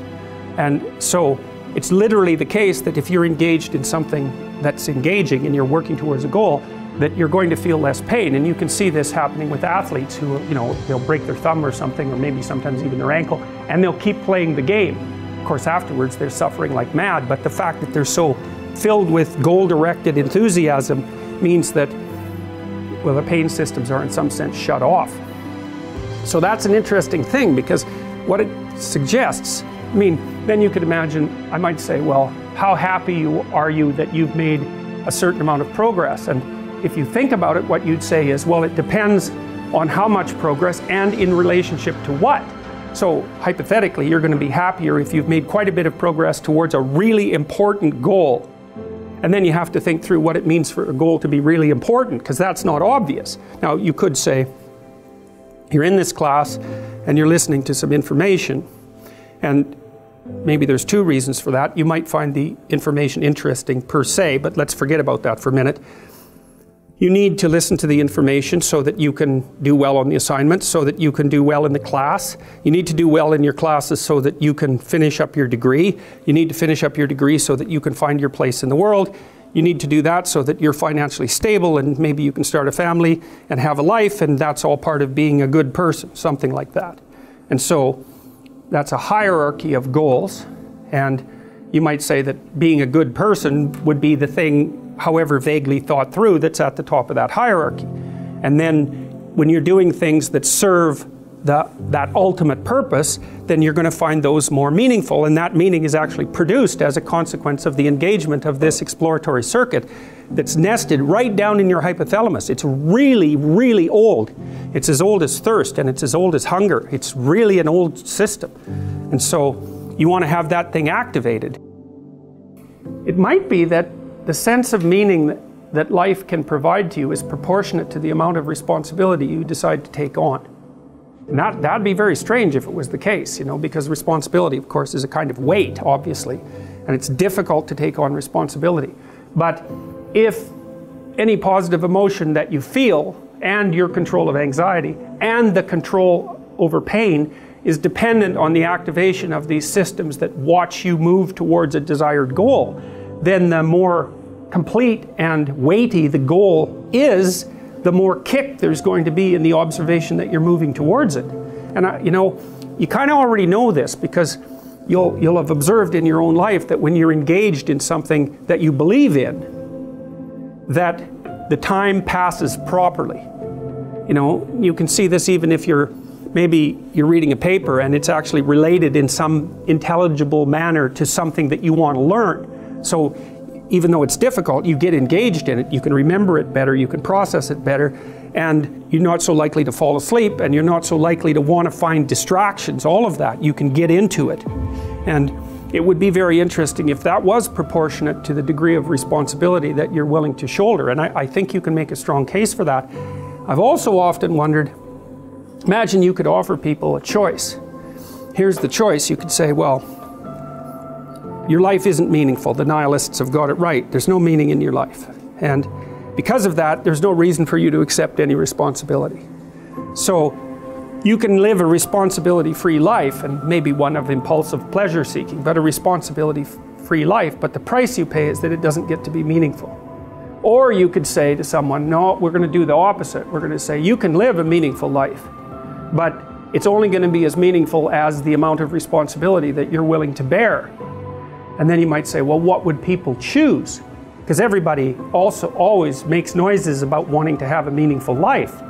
But if the price you pay for that is the adoption of responsibility, then it's not so obvious that people would choose meaning over, over pointless pursuits, if the benefit they got for choosing the pointless pursuits was that they really didn't have to care about anything they ever did, right? It's no responsibility. When you go from a bad place to a better place, you go to a worse place first. It's a great thing to know, because it also tells you why you might be unwilling to take the next step. You're aiming up, but in order to aim up, you have to let go of something you already have. And then that'll put you into a state of chaos. And unless you're willing to undergo that intermediary state of chaos, and you might not recover from it, you're not going to get to the next level. Many of you, I presume, have seen Breaking Bad. You have this ordinary high school teacher who really thinks that he's an axe, and his family as well. Like your typical persona, roughly speaking. He's just a normal guy. But part of the reason that he's a normal guy is because he actually hasn't been put in abnormal circumstances, and then all of a sudden he is. And he has a genuine moral conundrum, right? He's going to die of lung cancer, and he has a son who's got a lot of health problems, and he's terrified that he's going to leave his wife and his child behind with nothing. And so he decides to do something that temporarily that he regards as what they would normally regard as reprehensible. And of course, he just gets tangled up in that. But then as the story unfolds, you see that it's more complicated, because it's not that he was just innocent, good guy and he decided to turn bad. He's also very resentful and angry. And it's partly because he's a bit of a pushover at the beginning, or maybe more than a bit of a pushover.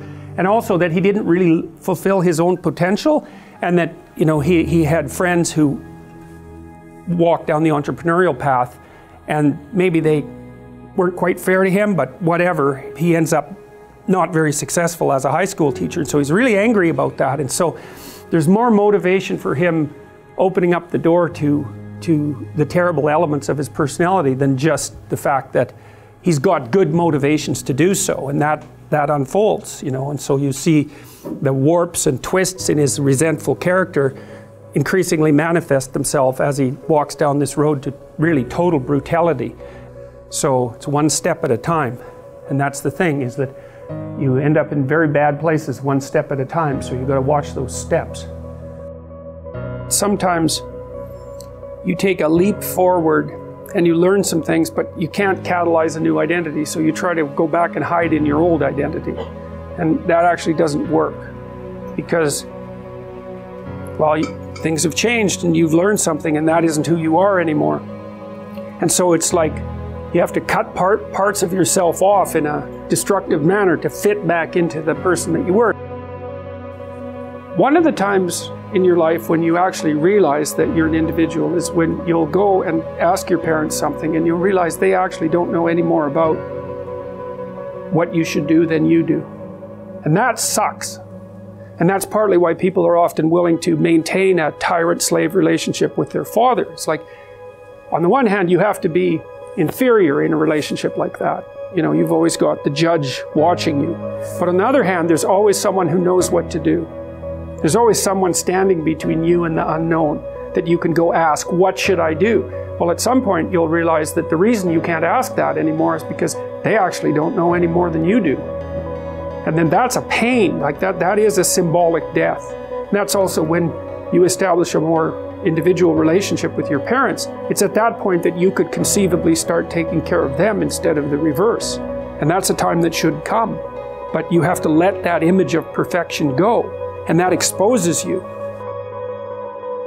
We did it to ourselves, I hate to say it. We overemphasized this rugged individualism ideal in the United States. And it's backfired on a number of levels. One, we've put massive pressure on a young generation that they have to have everything figured out by themselves, do it all themselves, work hard, have a vision, et cetera, et cetera, et cetera. Know your purpose, which is, by the way, no human being is strong enough to do that alone. And we've forgotten the value of service. Service to our fellow human beings, service to our community. There's just sort of a decline in the sense of taking care of each other. And the great irony is, as social animals, We only thrive as individuals when we also take care of each other. I mean, even Maslow's hierarchy of needs, which is so popular even in the business world. And if you consider, Maslow made a massive mistake, right? Which is there is an inherent paradox to being human, which is every moment of every day, we are both individuals and members of groups. Every day, right? Every day, I am confronted with little and big decisions. Do I prioritize myself at the expense of the group, or do I prioritize the group at the expense of myself? There's an entire school of thought that says, no, you have to take care of yourself first so that you'll be healthy to take care of the group. And there's another entire school of thought that says, no, you have to take care of the group so that they can take care of you when you need it. And the answer is you're both right and you're both wrong. It's a paradox. And this is what Maslow got wrong. You know, at the base of his pyramid is food and shelter. And on the third level up is relationships. I've never heard of anyone dying of suicide because they were hungry, right? We die of suicide because we're lonely. In other words, there's something more important than food and shelter. If you only consider us as individuals, Maslow nailed it. You got it 100% right. The problem is he forgot that we're also members of groups. And that's the problem. He's only half right. And we've so prioritized, and think about what's at the top of Maslow's hierarchy, self-actualization. How gross is that? That I literally sit on the top of a pyramid. I am at the highest point, looking down, self-actualized, me. Again, what about shared actualization? Yeah. What about that we grow as a community and take care of each other, and we take a tremendous joy at the success of others? Any parent knows this, right? The intense joy a parent gets to see their child succeed. Well, that's nothing to do with you, but it is. It's your family. It's your paying it forward. It's all those years of sacrifice that finally bear fruit. And there's something to be said for taking joy in the success of our colleagues and our coworkers and our friends, as opposed to being angry and bitter and what about me? Like I said, we've over-indexed the rugged individualism. I think we can do a lot more. And as if I haven't beaten this horse to death, I'll add one more thing just to reinforce the point more. There's an entire section in the bookshop called Self-Help, and there is no section in the bookshop called Help Others. This is a problem. Dr. James Carse, who in the mid-1980s articulated these two types of games, finite games and infinite games. A finite game is defined as known players, fixed rules, and an agreed upon objective. Football, baseball. There's always a beginning, middle, and an end. And if there's a winner, necessarily there has to be a loser. And then you have infinite games. Infinite games are defined as known and unknown players, which means new players can join at any time. The rules are changeable, which means everyone can play however they want. And the objective is to perpetuate the game, to stay in the game as long as possible. Turns out we're players in infinite games every day of our lives. There's no such thing as winning global politics. There's no such thing as winning education.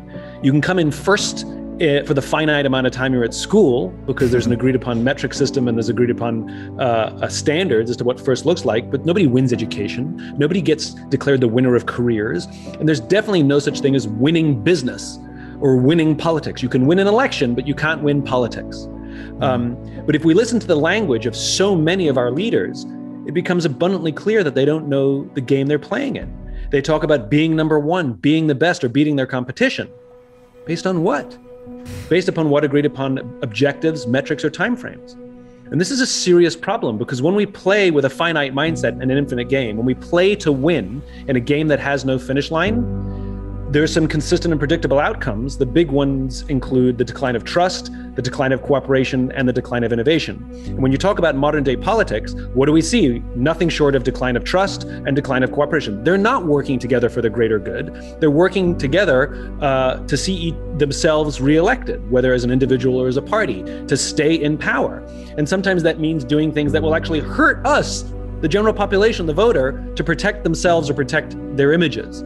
There is no sacrifice for the greater good. Are you kidding? And the big joke is there's no such thing as winning or losing in those games anyway. Like when Circuit City went bankrupt, Best Buy won nothing. All that happened was the game changed. Yeah. And I've talked to some old-timey congressmen, and they've said back in the day, they used to debate 80% of a bill behind closed doors and come to an agreement. The last 20% was for the cameras. And the ambition, the goal, was that both parties could go back to their constituents and say, we got what we wanted. In other words, both could win. Just like business, it's an infinite game. Two companies selling basically the same product for basically the same price for basically the same quality can both be wildly successful simultaneously. And it's the same in politics. Both parties can actually be successful at the same time. But now it's not enough for one party to say we won what we got what we wanted. We now have embraced this finite mindset in this infinite game of politics where it's not enough for us to win, but the other party has to lose, which is a joke because there's no such thing. And all that hurts is us. It destroys, as I said, cooperation, innovation, and trust. The problem is that it's an existential crisis. You know, if we continue down this obsessively finite path, it becomes existential.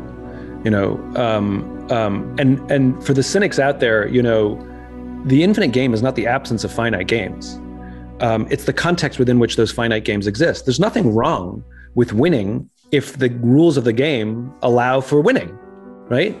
There's nothing wrong with metrics and counting.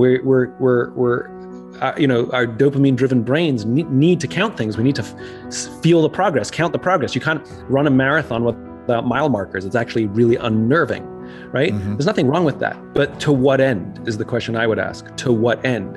You know, you want to make money. To what end? You want to get a promotion. To what end? So you can retire. You know, they're not going to write the last balance on your bank account on your tombstone. You know, nobody wants the title on their last business card on their tombstone. We want to be remembered for the kind of people we were, you know, devoted husband, loving mother. This is the kind of people we were, and yet we forget about that. And the funny thing is, we're so obsessed with the finite. I mean, take exercise as a great example of the analogies we should be using. We overuse sports and war analogies in business, right? Mm-hmm. But health is actually a much better analogy. So you want to be healthy, great. There's a whole list of things you have to do. You've got to exercise, you've got to eat right, you've got to get sleep, you've got to nurse your personal relationships. The list goes on and on and on. You can't do them all perfectly all the time. Some of that causes stress, but you got to kind of like try and do as best you can. So pick one of them, exercise, right? There's nothing wrong with having a finite game within that. Just like in business, for example, we can pick an arbitrary number. I want to lose X amount of weight by an arbitrary date. Done. That's exactly what we do in business. That's what called business planning is. Arbitrary numbers, arbitrary dates, right? And so we get to exercising and doing the work, and we weigh ourselves every day. And if we have a good day, we feel all great. And if we have a bad day, we feel all down. And if you hit your goal on the right date, on the right time, you feel amazing. This feeling of incredible success, except you have to keep exercising for the rest of your life. Like, it's not over. Right? It's just one of the steps, it's one of the milestones, but you have to keep at it. And what happens if you miss your goal? Nothing. Nothing happens, right? In fact, you're way healthier now than you were when you started, and you'll probably hit your goal in 2 or 3 more months if you just keep at it. And it's the same in business. If you miss an arbitrary number and an arbitrary date, you know what happens? Nothing. Nothing happens. And the problem is we prioritize those that hit the number on the date, and we ignore those that are building good teams with good relationships and good product and good service. And we don't reward those people, even though we can see they'll hit their numbers in 13 months instead of 12. We can look at the trend data. And so I think we have to use health as the better analogy when we think about building a business. We want to build strong, long-lasting businesses. We're going to have to do all these practices forever. And the people who succeed us will have to pick up where we left off. And all of the choices we make, the finite choices we make, have to be in service to health, right? We can't just win for now. And if I create problems, I'm going to be retired. It's not my problem, it's yours. We can't do that. And so I think health is a much better analogy than sports or war. When you embrace the infinite mindset, it actually does lead to finite success. And I think the reason, if this makes so much sense, and here we are talking about it, and it's so logical, and everyone's nodding, it begs the question, then why don't people do it? And I think this goes back to the leadership vacuum that we live in today, which is to live a life with an infinite mindset. The problem is those accomplishments are not predictable in time. And we live in a world where we really not only want things, but need things. Our whole incentive structures in our companies, the election cycles, everything is set up that you have to show success by this date, by this time, And the infinite game just doesn't work that way, which is, it's like riding a bicycle. It's like every single kid can learn how to ride a bicycle. It doesn't matter anything. You can learn how to ride a bike. There's a process. You have to start with training wheels. You take one wheel off, you take two wheels off. One of your parents is holding the back of the seat. At some point they'll let go. You'll look down, you'll freak out, you'll fall over, you know? And if you just go through this process, 100% of kids will learn how to ride a bicycle. The problem is, I don't know how long it takes. Right. Some kids will learn quickly, some kids will learn slowly. You know, every kid learns how to walk, every kid learns how to talk. Parents compare. How long did yours take to walk? Mine's a little slow, right? It's okay. There's a process, and 100% of the time it works. And the fear we have is to trust the process. And so we hijack the process for the short-term game while doing long-term damage to ourselves or organizations, rather than simply trusting the process, working out, all of these things. If you trust the process, 100% of people will get into shape. If you simply work out for 20 minutes a day, 100%. But I just don't know when. And we know this inherently in the infinite games that we're comfortable with, like riding a bicycle, like learning to walk or talk, like getting into shape.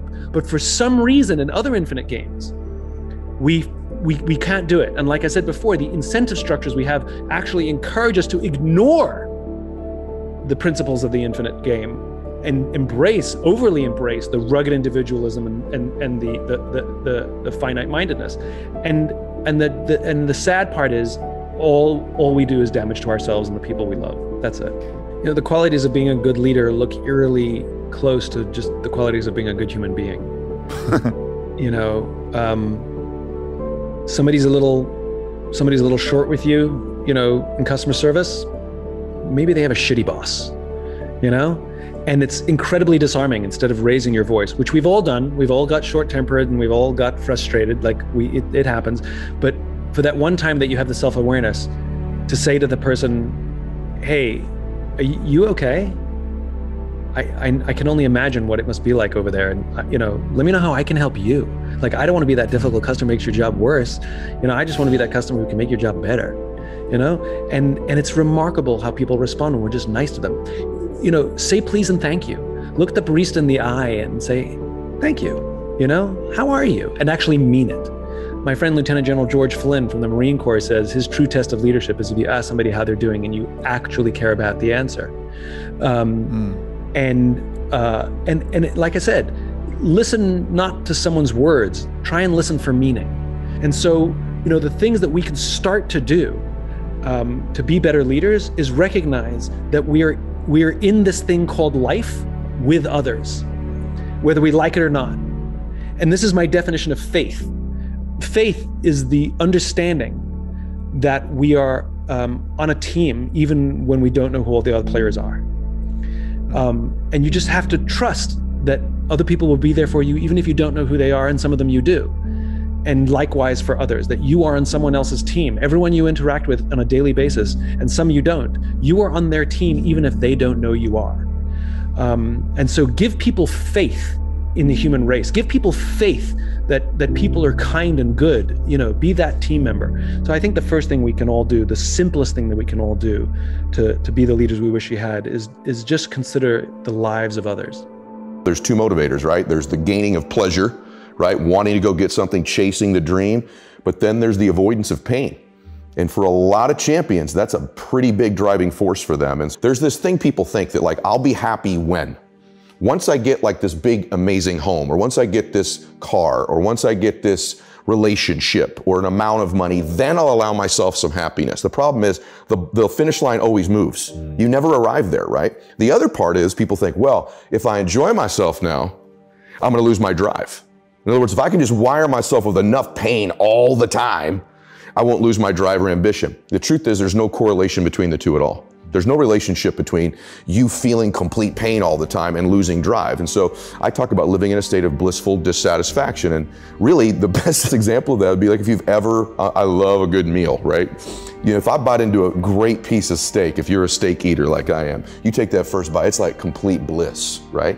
There's no correlation between how great that tasted and your lack of desire for the next bite. In fact, that bliss causes you to want more of it. And so the more we can begin to reward ourselves with bliss, we're not going to lose our dissatisfaction. We're not going to lose that. And so for me, our brains, there's dopamine hit you get when you do something successful. If you constantly cheat yourself out of that hit, right, biomechanically in your body, less and less in the future will you want to achieve the next level, the next dream, the next step. And that's why so many people stall out in life. They got to a certain point and they cheated themselves out of the bliss, out of the celebration. It's important that we celebrate our wins. We celebrate our lives because it causes us to want the next bite. It keeps us hungrier, not the reverse. Self-confidence is really self-trust. So the first thing is, the people I know that are really happy are very self-aware. They want to get to the next version of themselves all the time. And so for me, self-confidence comes because I didn't have it. I was so insecure and shy and introverted. So I had to find techniques and resources to build that up in me. And for me, it's very simple. It's the promises that I keep to myself. If I have a habit over and over of beginning to stack one on top of the other, of keeping promises I make to me, not other people, the minute you begin to get external in your life, worrying about what other people think about you, you've lost all control and it never fills you up. And people's admiration, people's gratitude towards you will never fill you up. It's your own. At that time, my wife did get frank with me. This is not who you are. This is not what you're about. I don't recognize this person. This is who you are. And I had another person, to my benefit, pointing out to me the things that were great about me. And this is why life gives you these great tests. I had a really good friend of mine. I went to lunch and he said, I don't know who this guy is here in front of me. And he goes, let me ask you a question, honestly. Right now, what are you grateful for? And at the lunch, I said, nothing, brother. There's nothing good in my life right now. And he goes, that's pretty freaking pathetic. You can't find anything in your life to be grateful for right now. And on the drive home, I'm not kidding you, I started to stack gratitude. I started to take inventory, because if you can find things to be grateful for in that space, man, is your life going to be rich when there really are external things to be grateful for. So my first mechanism out of that space was honestly to stack the things I was grateful for, and I started reinforcing it over and over and over again. All of a sudden, all these things start to come into my awareness that I'm grateful for. I start to magnetize to myself some people that I needed to find into my life, and that was the next layer. I started to see things to be grateful for. My health, my fitness, people who loved me. And what it is, it changed my state. When I stacked gratitude, I changed what I did in the morning, and I changed what I did in the evening. And so somehow by grabbing control of my morning and by grabbing control of my evening, I got some measure of control over the middle of my day. And I set up routines in my morning. Maybe they served me, maybe they didn't, but they were things I could deliver on doing for myself. You do emotions. You don't just feel them, you do them.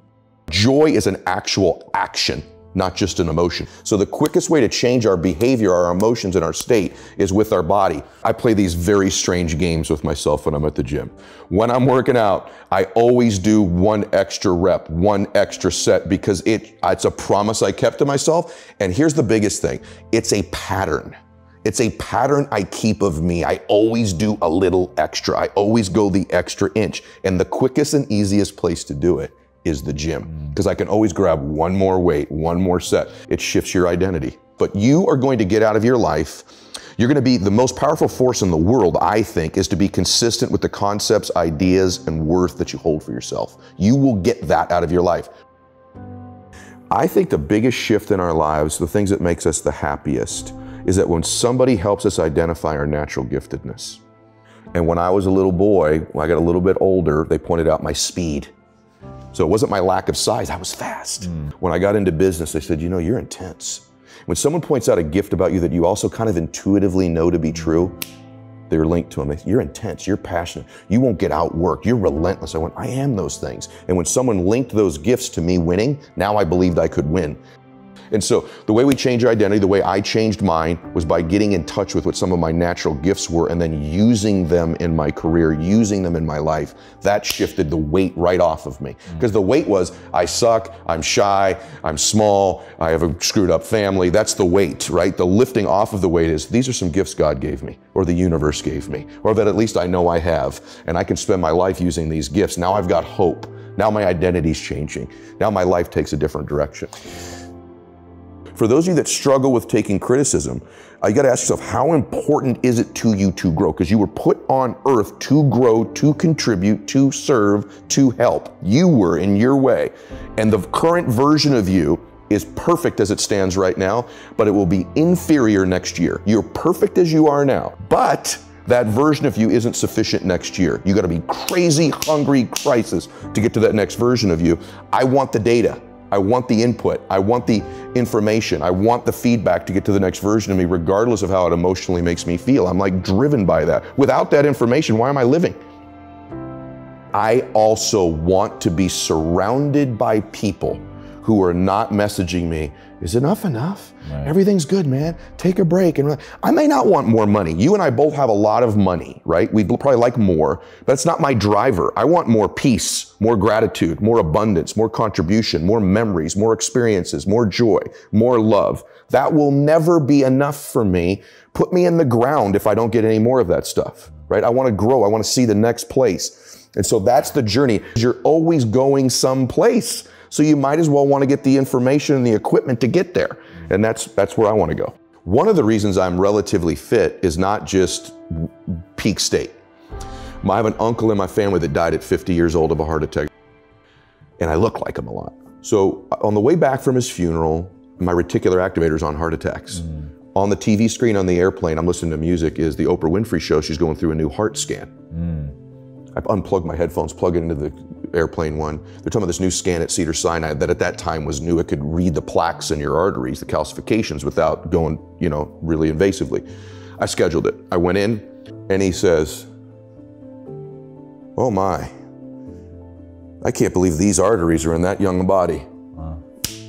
Got my attention. He goes, let me ask you a question. He goes, your wife's pregnant. What do you have? And I said, a daughter. This is where you get a dad. He goes, would you like to walk her down the aisle on her wedding day, or are you okay that it's some other man?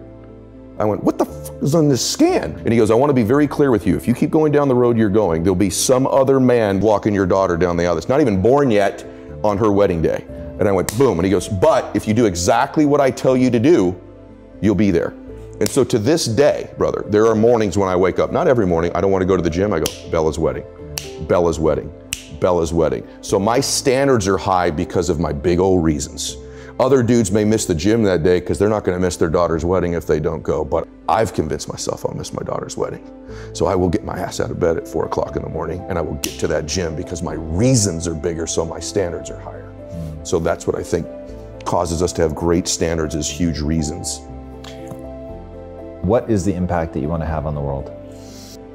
I want to inspire as many people as I physically can in their lives to chase down the ultimate version of them, in their way, in their place, and in their space. Chase down the version of you that you were born to be. That version of you, or myself, but it could have to do with the people that you reach, the people you touch, the one person's life you change. And so I want to be that person who gives people their platform, their shot at life, their ability to join the ranks of people who meet the highest version of themselves. And so that's the impact I want to make in the world.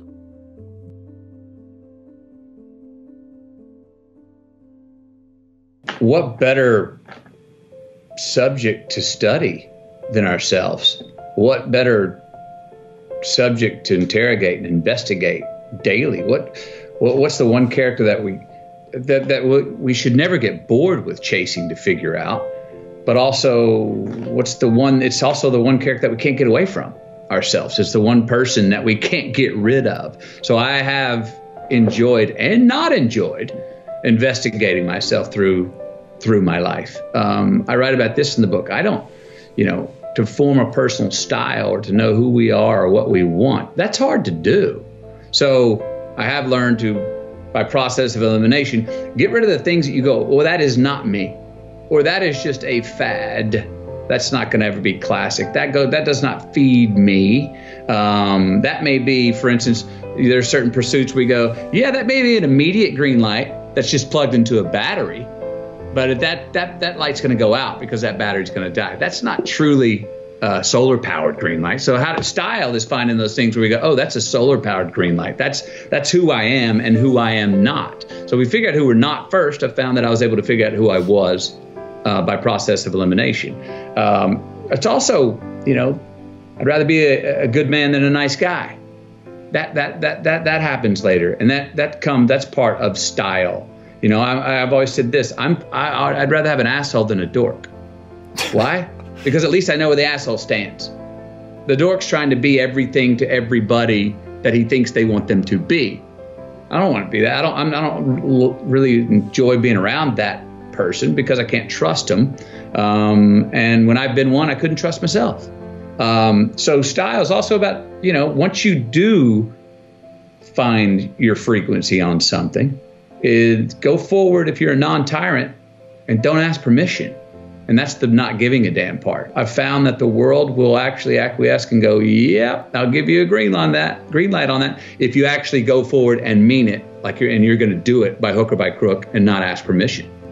It's a trick, but it works in our life. I mean, sometimes if something is number one on our list and we've got to have it, we need it. A lot of times we don't get it. Think about it, whether it's that girl or whether it's that friend or whatever it is, man, if you make them the number one thing in your life, they're going to go like, well, what else did you have going before you came to me? You know what I mean? I want somebody who had their together before they came to me a little bit. If I'm your everything, then I'm probably, a lot of times people will go, or situations will say, no, we don't want you because you need us too bad. Something about taking that trip to Germany got that need out of my mind, and the idea of getting a job or an agent in Hollywood became subliminally number 2 on my list of priorities. Just by sheer that I'd kind of forgotten about it and wasn't thinking about it all the time. Well, that allowed me to relax, to be involved in a meeting with an agent where they accepted me, to then go out on auditions and actually get them, because I was like, I really want this, but I don't need it. And there's a big difference. And Hollywood is in fame. There's a game in Hollywood. It is an affair. It's not necessarily a marriage. And there's a game to play, and it's better to want it and not need it.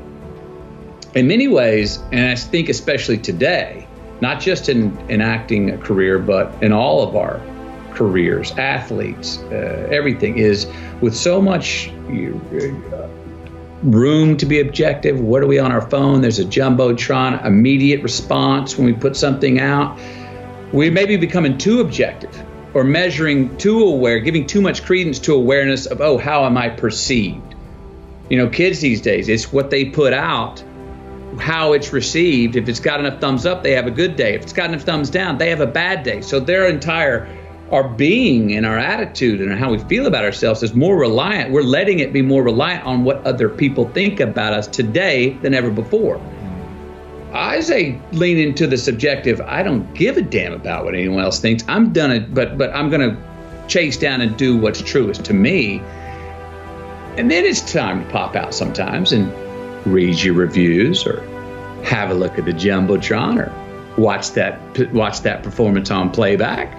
It's okay, but if you're thinking about the result or thinking in the third person too early, I don't believe you do near as good or true of a job in the first person, subjectively, that you could do. I do think that there's great value in being alone. And if we are alone and we get bored and we don't like the company, ding, may that light go off to say that does not mean we need to pick up our phone to get some attention or go to the bottle to ease the anxiety or go online to get some feedback to entertain ourselves. No, it's actually a great time to say no. Sit here in that discomfort long enough to go, okay, until you come out the other side to go, all right, I'm good with me again. Now, it's part of that. I write about it about traveling in general. Ideally, you don't go to a place, I always say this, I don't want to leave a place I travel to until I get to the point of going, I could live here. This could be my existence. And as soon as I get to that point, then I'm like, okay, you can go. Now I can go. That's the same thing in the personal journeys. Stick with it till you get through the discomfortable to uncomfortable times, until you go, you know what? I can spend time with myself. I could do this. I could do this forever. Well, then it's okay to go re-engage, pick up your phone, go see your friends, go have a drink, what have you, go look for those things that are the other relationships in life. But hopefully not until. There's great value in not doing that until you go, I'm good with me and me for right now. If there's a responsibility to freedom, and that there is freedom in responsibility, and that earn your way there. we remember the stuff we earn, the stuff we experience, more than what the teacher tells us or what someone gives us for free. We just do. We broke a proverbial sweat on it, whether it was mental or physical or whatever. We built it. We understand. We felt how we got it, how we achieved it, how we got what we wanted. Those stick with us. Whether we forget them intellectually, they were written in our lineage, and they build resilience, and they build a healthy, true optimism going forward to know that, oh no, I've worked for something before and achieved it. Delayed gratification. Oh, there are choices I can make today for myself that will pay me back later in life. Mailbox money, as we call it in the entertainment industry. ROI. There are specific personal choices we can make, and they're worth considering. Look, I'm all for hedonism. I'm all for immediate gratification too. Sometimes it's like, yes, dude, it's Halloween. Eat all the candy you want. Go for it. It's not going to become a habit day to day. There's certain nights where you're like, hey guys, tonight we're going to blow it out. The walls are padded and we got nothing. We're off work on Monday. Let's go. You know, I mean, certain times to say that's okay, but there's, you know, where is the selfish choice, the selfless choice? Where is what we want actually what we need? Where is what we need actually what we want? Where is the best choice for me, the best choice for we? Where's the best choice for we, the best choice for me? That's the place, I believe, talk about honey holes. That's the real place to go forward in trying to find. Tee ourselves up for those green lights in the future. And I mean, the simple things. Let me bring it down to really simple. You drink coffee? I do. Do you prepare your coffee, put it in the filter, and pour the water in the coffee maker the night before? Not for myself, but ironically, I do for my wife. Because you're teeing her up for what? A green light the next morning. Correct. So she doesn't have to come in and go, where's that filter? She can just come in and go, boop, press the button. You're giving her a gift to her future self. You're making something easier for her. It's a very simple thing, but it's a great little simple metaphor. So there are choices we make. If you're going to say right now, I'm going to lie, cheat, and steal to get what I want, and I got it. I got an immediate green light for me. That's just a battery-powered green light. That's not a solar-powered green light. Why? Because now, everywhere I go, I got to look over my shoulder to see if someone's there that I lied, cheat, and stole from. And when I'm doing that, I'm stealing whose time? My time. Now I'm not freedom. I'm not free. I don't have the freedom. I didn't create freedom in my future because I chose to make an irresponsible act that I left crumbs.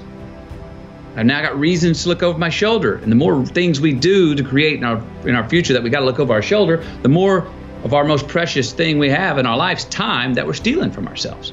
So it's not puritanical. It's just like, it's actually self-serving. It's a very selfish choice. And I'm a fan of the word selfish. I've helped redefine it. But I believe that there are selfish choices we can make that are the most selfless, that there are selfless choices that we can make that are the most selfish choices. Those two are not a contradiction, and we see them that way. Responsibility of freedom and the freedom in responsibility. Life's more than just straight Saturdays with as much cake as you want to eat. It just is. You will see how long you last doing that if you really do it. You won't last that long. Responsibility is appreciation of a past. It's building of a lineage. It's investing in ourselves. It's investing in something we started to build yesterday that we want to take into tomorrow. That gives us freedom. So to actually have true freedom, we have to be responsible, more responsible for certain things, for ourselves, who we are, constantly investigating and interrogating our better selves to say, I'm going to be a little bit better at this tomorrow, knowing that we never land. There's no ta-da moment. And that is one thing I think we all got to watch, because we all are so result oriented. Oh, if I keep doing this, I'm going to get to that place of pure enlightenment. I'm going to go, ta-da, bullshit. No, you don't. Can it be a small ascension of evolution? Yes. But there's no ta-da moment. We're always chasing yet. And if we can get comfortable and understand and laugh at and be ready to work hard at the fact that we're all just achieving our way to the unachievable, and that's as good as it gets. And that's pretty damn awesome. I think this idea of loving yourself as a cultural obsession has no basis in reality. Here's the challenge. When you're born, what do you got to do to be loved? Nothing. You're fat, you all over, you throw up, and you're still beautiful, right? But the point is, in the beginning, you gotta do nothing. And then the oxytocin wears off, and suddenly you do the same scream or yell, throw your food, and now you get yelled at or hit, or the worst one of all, you get ignored. And then fear enters your body. And then the rest of your life, you're looking for, how can I get this unconditional love? Human beings have the longest period of dependency for survival of any creature other than other primates. Whales will be dependent for a year, birds for a few weeks, then boom, get your ass out there and fly, you know?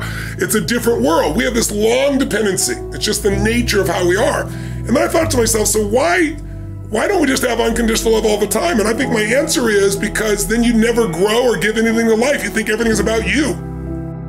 And unfortunately, there are a large population of kids that were raised in a generation of parents that were helicopter parents that thought everything should be about the child, and they wonder why they're selfish today.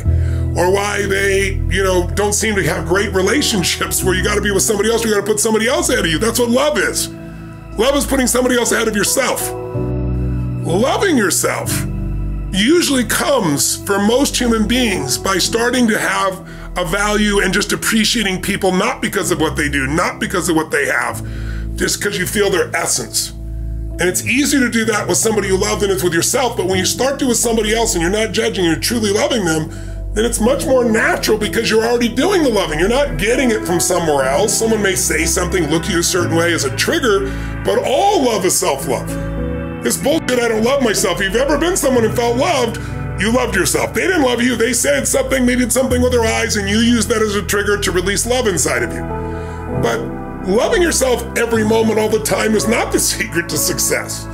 Having appreciation for yourself is different than constantly loving. Now, in the Bible, it says, love thy neighbor as thyself. So I think it's a worthy goal and it's useful, but most people are obsessed with it. And I think, get on about living a life that's meaningful and you'll love yourself. As long as you focus on you, you're not gonna love you. Because the human brain is always looking for what's wrong, what to protect, what needs to be changed. It's a survival instinct. And so it's looking for things to fight or flight or try to freeze or pretend you're not there about yourself. But when you're in a bit of service, when you're trying to serve something more than yourself, that's when the higher part of your consciousness is there. That's when your heart is flowing. And when you're doing that, you're not thinking about you, and therefore you feel love. And I can tell you my own experience, no one else will have to earn love with me, but my strategy has been, I gotta earn my own love. I'd say it's appreciating yourself, it's loving the people around you, and the more you can unconditionally love others, the more you'll unconditionally love yourself. But trying to start with yourself when you're not doing with others, forget it, it'll never happen. I think the more you find unconditional love for others, the easier it is to find in yourself. And I think the focus is serving and loving, and that's what will get you to the point where you start doing it. But if you want to speed it up, stack all the good you've done, you'll feel great about yourself. All those reactions are natural human reactions from ego. Because it's all about you, me, what I'm not getting, what I'm not doing, and that's why you're in pain. And so I'm not telling you like I haven't done this. I've done it too in the past, but it's an old pattern I don't really do anymore. And it used to affect me. Now, not a dominant one, I wouldn't have become who I've become. Early in my life, I developed this belief that life is calling not to give me something, life is calling for me to deliver things, for me to bring something to life. And I felt the joy that came from not getting but giving, and I got hooked on that core pattern, and then the pattern of learning so I'd have something to give, which I know one of the things I respect about you, Lewis, is that you have that same pattern in you. You're always trying to learn more because underneath it all, you also want to give it. You want it for you, but you want to share it, right? Today, people don't understand the power of their language, like toxic. We live in a culture now where people, you're evil or you're like me. The whole world, everybody else is immoral unless they do what you do, think what you think, experience what you think. We have this whole thing that words are evil, words are action, it's bullshit. And all it does is make you incredibly weak as a human being, and you're more than that. We all are more than that.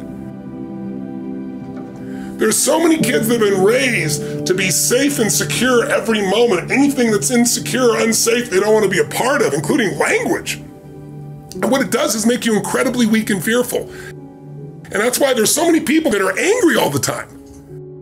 Because they're angry because they're not growing. So don't get me wrong. I know some people are not a good influence. I'm not denying that. I'm just saying you're more than somebody's influence unless you obsess about it every moment and make them wrong so you can make yourself feel superior morally, psychologically, or spiritually. That's bullshit. Stop the pattern. We've all done it. Catch yourself. Because if you want joy, happiness, and freedom, and an extraordinary life, it will not come from blame. Never. There's no pride that comes from blame. I don't mean fake pride where you make shit up to feel good. I'm talking about real pride. Pride is something you earn. Like people tell me, oh, I have no self-esteem because my parents used to say this or they'd say that. I'd say that's such bullshit. I said it's bullshit, that's why you don't have self-esteem. Self-esteem does not come from what people say about you. Self-esteem comes from what you experience about yourself. See, someone can tell you your whole life you're a piece of crap, and part of you can go, you're full of it, I'm gonna show you. Lots of people have done that. They never bought it. Or someone can tell you you're beautiful your whole life, you go, I'm not really beautiful. So what people tell you doesn't matter at all. It's what you stack. It's what you assemble. It's what you create. It's the habit of what you put in your head. And today I don't blame you because we got a whole culture that's always blaming somebody else for something in their life. But blame is not a strategy for pride. That's why you listen to these blaming people. They're all angry all the time. Listen, if I wanted to blame, I grew up in a pretty rough environment. My mom was a beautiful soul, but when she drank alcohol and she mixed it with prescription drugs, it was a different creature. And it was a violent creature. And I have a younger brother 5 years younger and a younger sister 7 years younger. And my mom would get nuts. And I didn't want them to get hurt. So I was 5'1" in high school. She grabbed me by the hair and smashed me against the wall till I bled. Your biography is not your destiny. And it doesn't matter what you've been through. What you decide now is what's going to control your life. I said, look where I am right now. Because I wouldn't assemble the story that my past equals my future. The past only equals your future if you live there. If you're using a rear view mirror to guide yourself, you're gonna crash. So what you've been through is horrific. What you've been through is unjust. I'm on your side. But if you hang on to it, you have no future and you have no one to blame but yourself. But when you have no reference and all you do is go online, you talk to other people, it's making everybody else toxic and I'm like this and they didn't do that, then you get to have this shitty life just like those other people. Why are they online so much? Because they don't have a life, right? Don't be one of those. Free yourself from the chains of your past.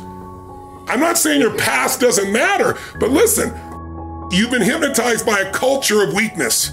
There are people that you don't want to hang out with that will not serve you. But then move on. Don't sit there and talk about it constantly. Don't waste your time. If someone can get your goat, if someone can piss you off, if someone can make you feel less than, that's God coming to you saying, grow. You need some spiritual growth. There's got to be some change in your perception, your belief, your emotions, your spiritual look of life, so that can't happen anymore. It's like your growth is the only limit to your happiness. If you're not happy, you're not growing in some area. And usually it's a place where you're blaming, you're pointing the finger, but you can't control that. You can't make it not happen. What you have to do is become stronger than any of it so you're free. Freedom comes from growth. Freedom does not come from control. Because control is an illusion. You can't control everybody. No matter how hard you try, you can't control what they think or feel. And not everybody's going to be fair and just. And you're not in the place of being overweight because you lost your job. So stop the bullshit. Blame. Blame is not a strategy for a meaningful life. Blame is not a strategy for greatness. So you got to resolve that, number one. I think it's smart to focus on one thing primarily. It's good to focus on multiple things. It depends on your personality. Whichever thing you're most desirous of changing, whatever thing is giving you the most pain. And to me, the way to attack that, if you're not sure which area, is to start with the body. If you change the body, you'll change the emotions. If you change the emotions, you'll change your decisions, and you'll change the quality of your life. Because the quality of your life is your emotions. It's not what you get. You can have $1 billion and commit suicide. People have done it, right? You can have beautiful relationships and commit suicide. You can have people loving you and be sad all the time. Our pattern of emotion is our home. And you have to upgrade your home. You have to train it. And one way to train it is the emotion comes from the way you move, the way you breathe, the way you speak. So there's certain things you got to do physically so you're strong enough to remember the truth. Because remember, fear is physical. You're strong enough, you push through in spite of the fear, right? And courage feels different in the body. So when you go lift or you go for a sprint or a strong run or you jump in that freezing water, when you push your mind to go beyond what's comfortable, you feel a strength inside you, and that strength will help you to change your body, your emotions, your relationships, whatever. But then the other thing I gotta say is model someone who's successful. Don't just do this shit by trial and error. Like, find somebody who has what you want and figure out what are they doing different than you in their relationship. They're not lucky. They're doing things differently. And so instead of learning by trial and error, which can take decades, you may never learn, find someone's got what you want, study what they do, every aspect of it, and then add yourself to it. And that's the pathway to speed of transformation. So maybe it's time for you to think for yourself and model what works instead of just what you're told. That's something to consider for yourself.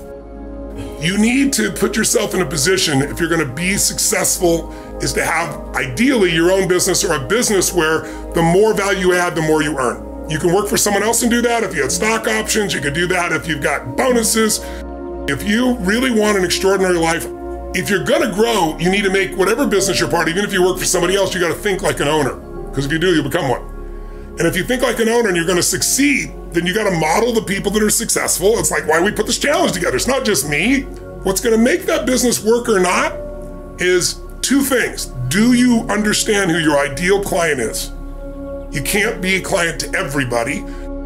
Who's your ideal client? Who's the client that's gonna stay with you when the economy gets bad? Because when things go down is your greatest opportunity. So you gotta be prepared for whatever's coming, and the way you do that is know who your ideal customer is, who you can add value to, fall in love with them. What do they need? What do they want? What do they hate? And not fall in love with your product, fall in love with them so you can keep meeting their needs and then come up with an irresistible offer. If you have those two things, you're gonna win. Life is not about me, life is about we. The quality of life is the quality of relationships, and relationships are grown by giving, not by demanding, not by judging. Love is the answer with strength. And you have to have love and strength together. If those two resources, anything can be transformed, anything can be accomplished, because with love and strength, you'll have a larger vision. I'd say constant, never-ending learning will make life not only interesting, but the meaningfulness will come because you'll have something to give, and that'll tie back to the first piece that I described. So I think greatness is service. In the end, it's not gonna make you happy, it's who you become, and it's who you've been able to touch. I think greatness is service. I think greatness is finding the way to do more for others than anybody else, because that'll also come back to you in spades from the standpoint of your own sense of internal pride, not external, but your own sense. Like, people could take away everything I have, they can't take away who I've become as a man by my service and by my growth. So I think purpose and having a sense of progress are the two things that create a great life. If you got a higher purpose than yourself, that's gonna give you the motivation and the energy to drive when everybody else is exhausted and you're exhausted. And if you're making progress, you'll feel the rewards that come from that. And I think those two are twin powers in a great life. I was in Australia for a year. And for the first time, I was all alone. I was in a foreign place. I was forced into great introspection, existential questions of, who, what, where, when, and why, and how. I didn't have a crutch. I didn't have my car. I didn't have a girlfriend. I didn't have a job. I didn't have money. I didn't have my parents. I didn't have friends. And I was lost in trying to find a bit of a compass and an anchor. And some odd things were going on for me in my relationships with some people there, where I was questioning my own sanity. And that moment where I was asked to call someone mom and pop, in my chaotic life and my anarchic brain that I was living in at the time, that was the first bit of real clarity that I was like, no, that is not open for discussion. All these other odd things that have been happening to me, I've been tallying up to, oh, it must be a cultural difference. It must be a cultural difference.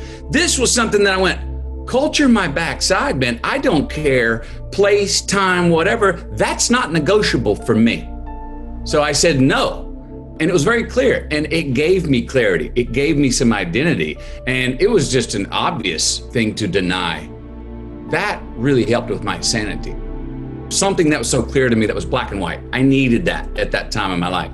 It's hard to find those things in life in general. Don't trip yourself and faceplant because it's going too good. Don't get nervous. No, embrace it and stay in stride, because the uphill will be there in a minute and you'll have to break a sweat and it'll be hard again. It's also about not creating false drama when it's not needed. And I see a lot of people do that, and I've been susceptible to it as well. The drama's gonna come. Look, we all like pleasure over pain, but I think what we forget sometimes is that there's a greater pleasure that can come with going through a pain.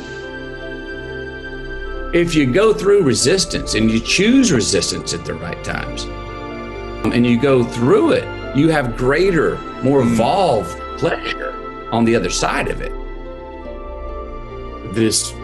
Look at the world a lot of our young people are living in. We're all connected, but nobody's with each other. Their world is massive. They have more outreach than any of us ever have. But they're more isolated than ever before. So it's inevitable, human nature.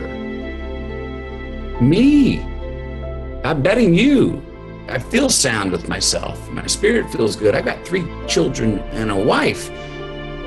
But even I'll have a different reaction if you give me a thumbs up on my comment or a thumbs down. That like, dislike comment that you put today, that's gonna outlive you. It's immortal, it's permanent. You and I are not permanent. That comment is. Think about before you click and what you put out. Are you putting out something today that you're gonna look forward to looking back at? Are you putting out something today in your resume of life that is going to write your eulogy after you're gone, which is gonna introduce you forever when you're gone? Think about it. It can affect you. And so a lot of our youth is living in that world where their emotional feelings about themselves and their own identity is based off your reaction, strangers' reactions, some of them which may not have even read or cared about what you were actually putting out and didn't care about the intent. And that can affect you. There's a responsibility to that world that millennials live in it. They need to edit and govern back themselves with what they allow themselves to be out there. Proverbial naked they are, to like I'm sharing it all with the world. I'm sending it out to a bunch of strangers, and they're gonna come back to me and let me know who I am. Would I be sitting here right now talking to you with the life I have? I'm very confident that I would have had some sort of enriched life that I felt satisfied and felt joy in living if I'd have been doing something else. But at the same time, those moments, what I can really speak to is that I manned up. I remember things that were mortal in life that I had reverence for. Fame, money, success, people. And all of a sudden, while I still respected them, instead of looking up at all of them, they came down to eye level. The world was flat. I could see further, I could see wider, I could see more clearly. You need to have the courage to follow through. And that does not mean, that is always not the most popular decisions. Quit doing things just to get along or if you disagree with it.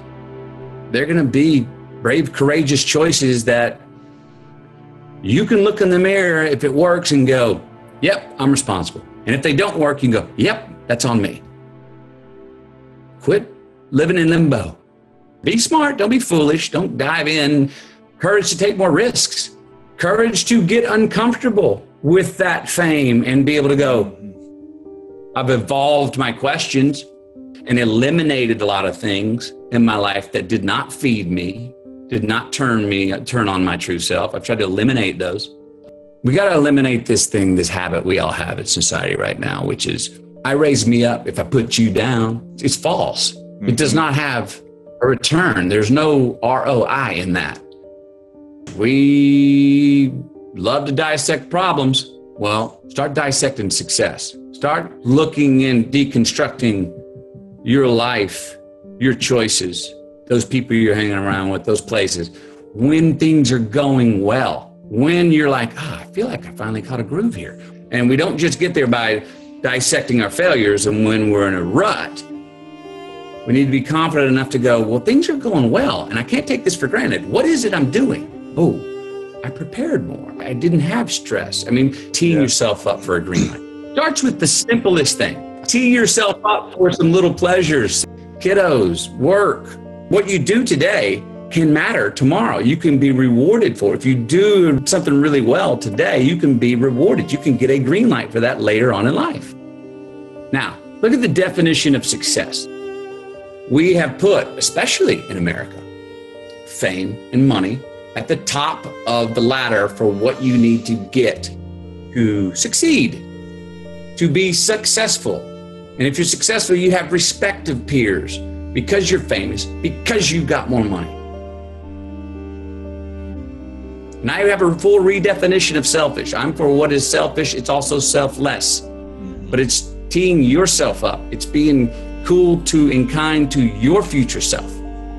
And it's also what's best for the most amount of people. There's nothing wrong with pursuing money. I love money. There's nothing wrong with fame. It's fickle. Fame is a mistress. It's not a wife. There's nothing wrong with pursuing it. But then we get into this question, what I want to be relevant for. Greatness is pursuing that. Staying in the race, committing to the chase, to be our better self, be better families, communities, civilizations, and people. Stay in the chase, commit to the chase, stay in the race. Keep achieving in the pursuit of the unachievable and make steps. So I do want to evolve, but a lot of times I'll emotionally feel insignificant if I don't achieve something. Sometimes it's good, because it is good to accomplish. It is good to set a goal, get what we want, go after. Other times it's like, you kind of just need to sit still or just stay in your perpetual motion and go forward. Don't miss the process for the clinching seek of the result. And don't let the result tell you, oh, now I'm significant. At the same time, I've had a hell of a lot better results when I was stuck to the process, when I wasn't as worried about the result, when the best golfers shoot the best rounds, when they walk off 18 thinking they're going to the next tee box and someone's got to tell them, no, stay in the zone, in the process, and I found that more results will come your way. I battle that sometimes of making sure to remind myself to stay in that, because I can get result oriented to an extent that I don't feel a sense of significance or a real lineage to my identity if I don't achieve the thing that I want to achieve. And I find out later, maybe it wasn't what I needed to achieve anyway, but I sometimes need a measurement. I can have more patience with myself to go, that's really not, this is part of the process, because there's another achievement down the line that you don't even know you're working towards. So give yourself a break. You're in process. Stay in process. Value values. Make sense of humor your default emotion.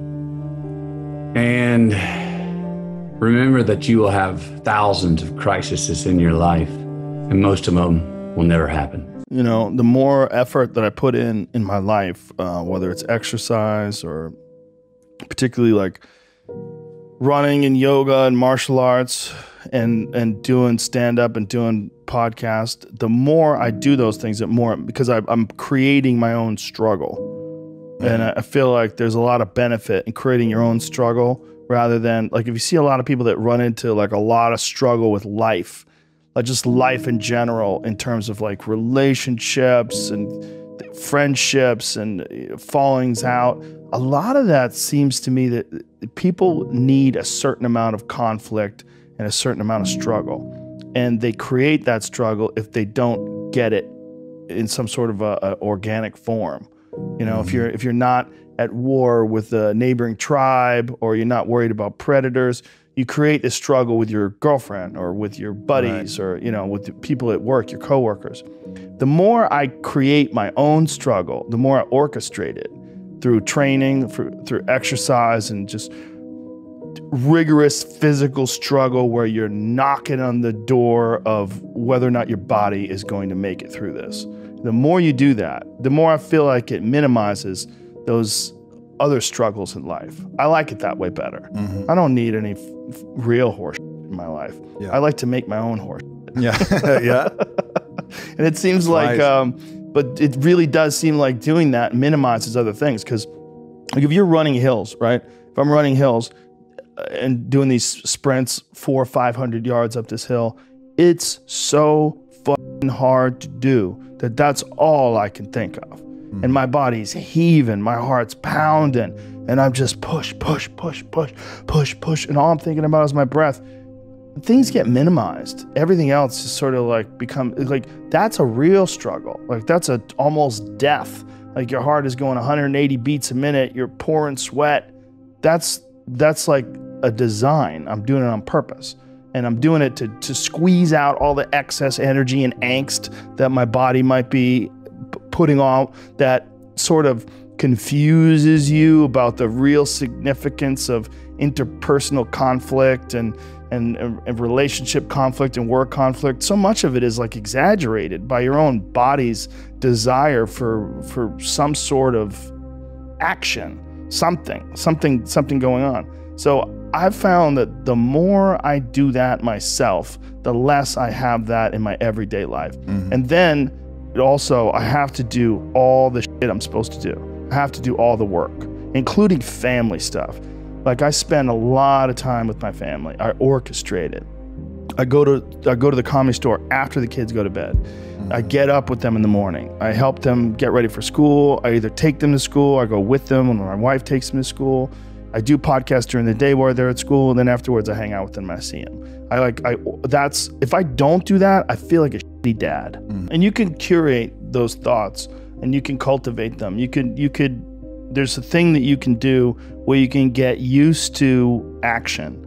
Like Jocko Willink's a perfect example. You know, he has that thing on his, if you go to his Instagram page, almost every other photo is a watch.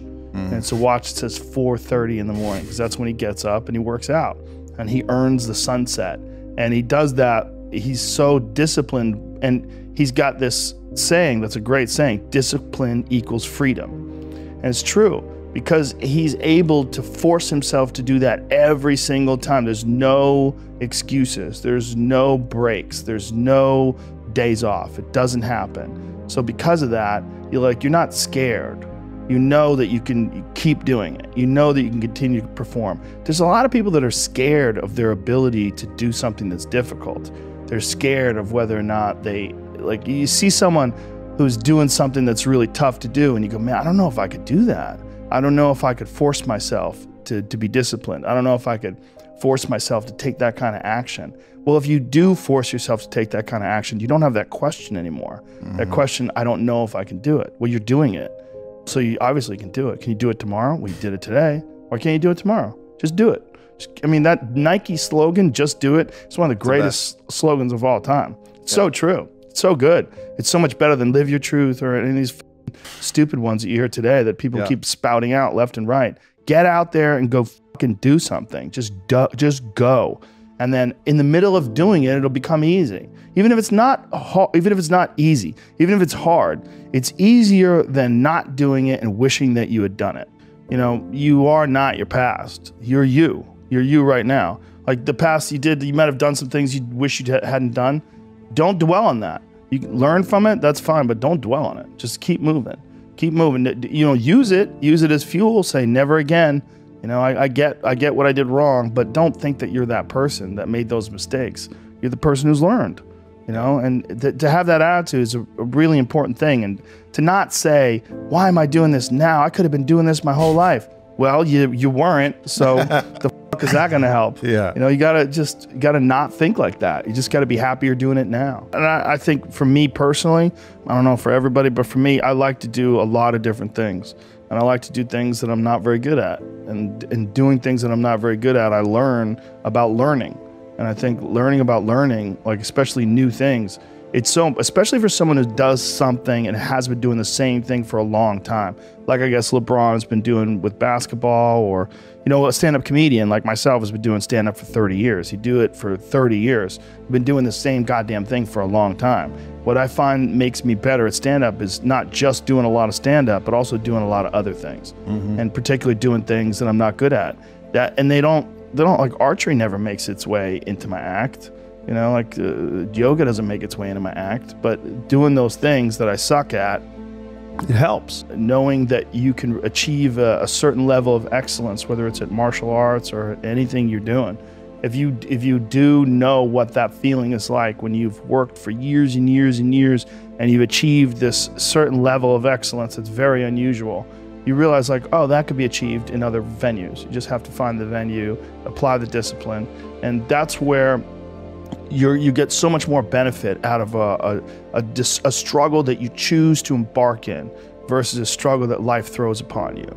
And I think the more you choose to embark in these struggles, these especially physical and mental struggles, because I consider both martial arts, yoga, and actually even trail running, I consider the mental struggles as much as physical struggles. Like, because I could stop anytime I want. I'm halfway up the hill, I can go, F this. Yep. F this, I'm walking the rest of the way. Yep. Call my dog over, put him on the leash. I'm like, we're walking, buddy. You know? But, or you could say, no, this is what I'm doing today. I have a very clear plan in front of me. My plan is we're doing 4 miles today. This is where we start. This is where we end. This is what we're doing. Man, the last 20 minutes of hot yoga is one of the most difficult things I ever do in my life. Because when I do yoga, one of the things that I do is I do it 100%. I don't half-ass it. So when I'm trying these poses, I am straining. I'm trying my best. And it is so hard that I've done a lot of yoga, but every time that class is about to start, I'm like, here we go. Because I know we're going into 90 minutes of suck, 90 minutes of 105 degrees suck. And I think that endurance, enduring something and building up that ability to endure things, that's also a very important mechanism that you could apply to everyday life. Like that, the mechanism of understanding how to endure. Because a lot of people are just running from discomfort. They're running from it. They're just avoiding it. It's so easy to. And like if you get distracted for a second, you're like, let me check my phone.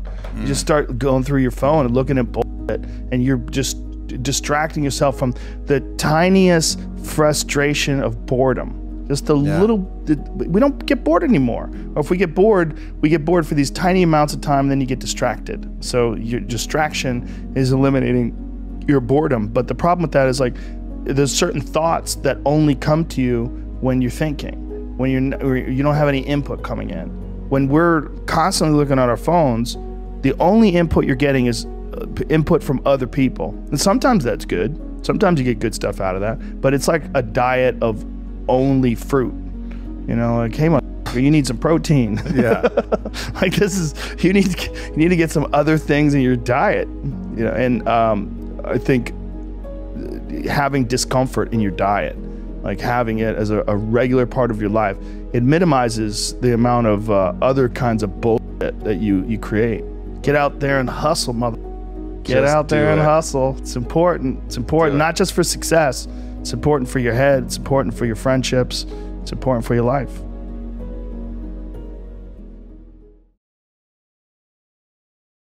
A warrior in a garden, then a gardener in a war. Yes. And every day I want to train myself to be prepared for a war, whatever that war is, whether that's external or internal. And I truly believe for me, my body is very physical. I need to move. And it gives me so much confidence. It gives me joy. It gives me happiness to be able to train, whether it be in boxing or lifting or any type of physical activity where I feel like I am strong and I can take care of myself if I need to. I hope I never have to use that strength to defend myself. I hope I never do. But to just know, if someone wanted to do something, I would be able to take care of myself. That gives me inner peace. That eliminates anxiety. That makes me be able to walk in a room and see the room and scan the room and say, I got this. I don't need to feel afraid for myself. And the discipline of doing something painful every day, I think, is one of the most important disciplines that any human being can have. Whatever that pain looks like for you, I believe we must lean into pain every day. Otherwise, pain is going to lean into us.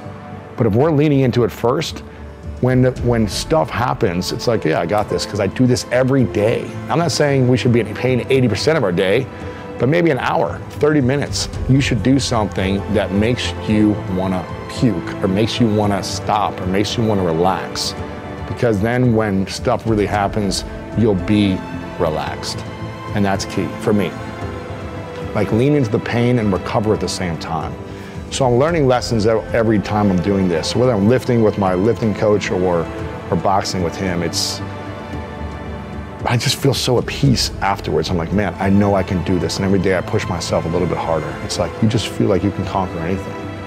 I don't want to be tested in the real world. I'm like, someone brings a knife to me, I'm going to run away. You know what I mean? It's like, I don't want to be, I hope I don't have to, but it's just the confidence in the daily practice. So But I mean, the working out alone is not enough. I have been doing years of the inner work, the inner workout, and it's all about the inner game, as you know.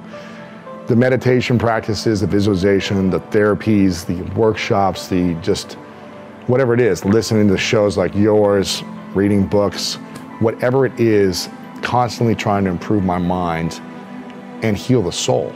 And I think by integrating the daily pain of the physical body and by integrating constant healing, and it's like things happen every day to us where we can be triggered. So we're gonna be constantly like letting it go and forgiving and moving beyond it. And the more I do that, the better I feel.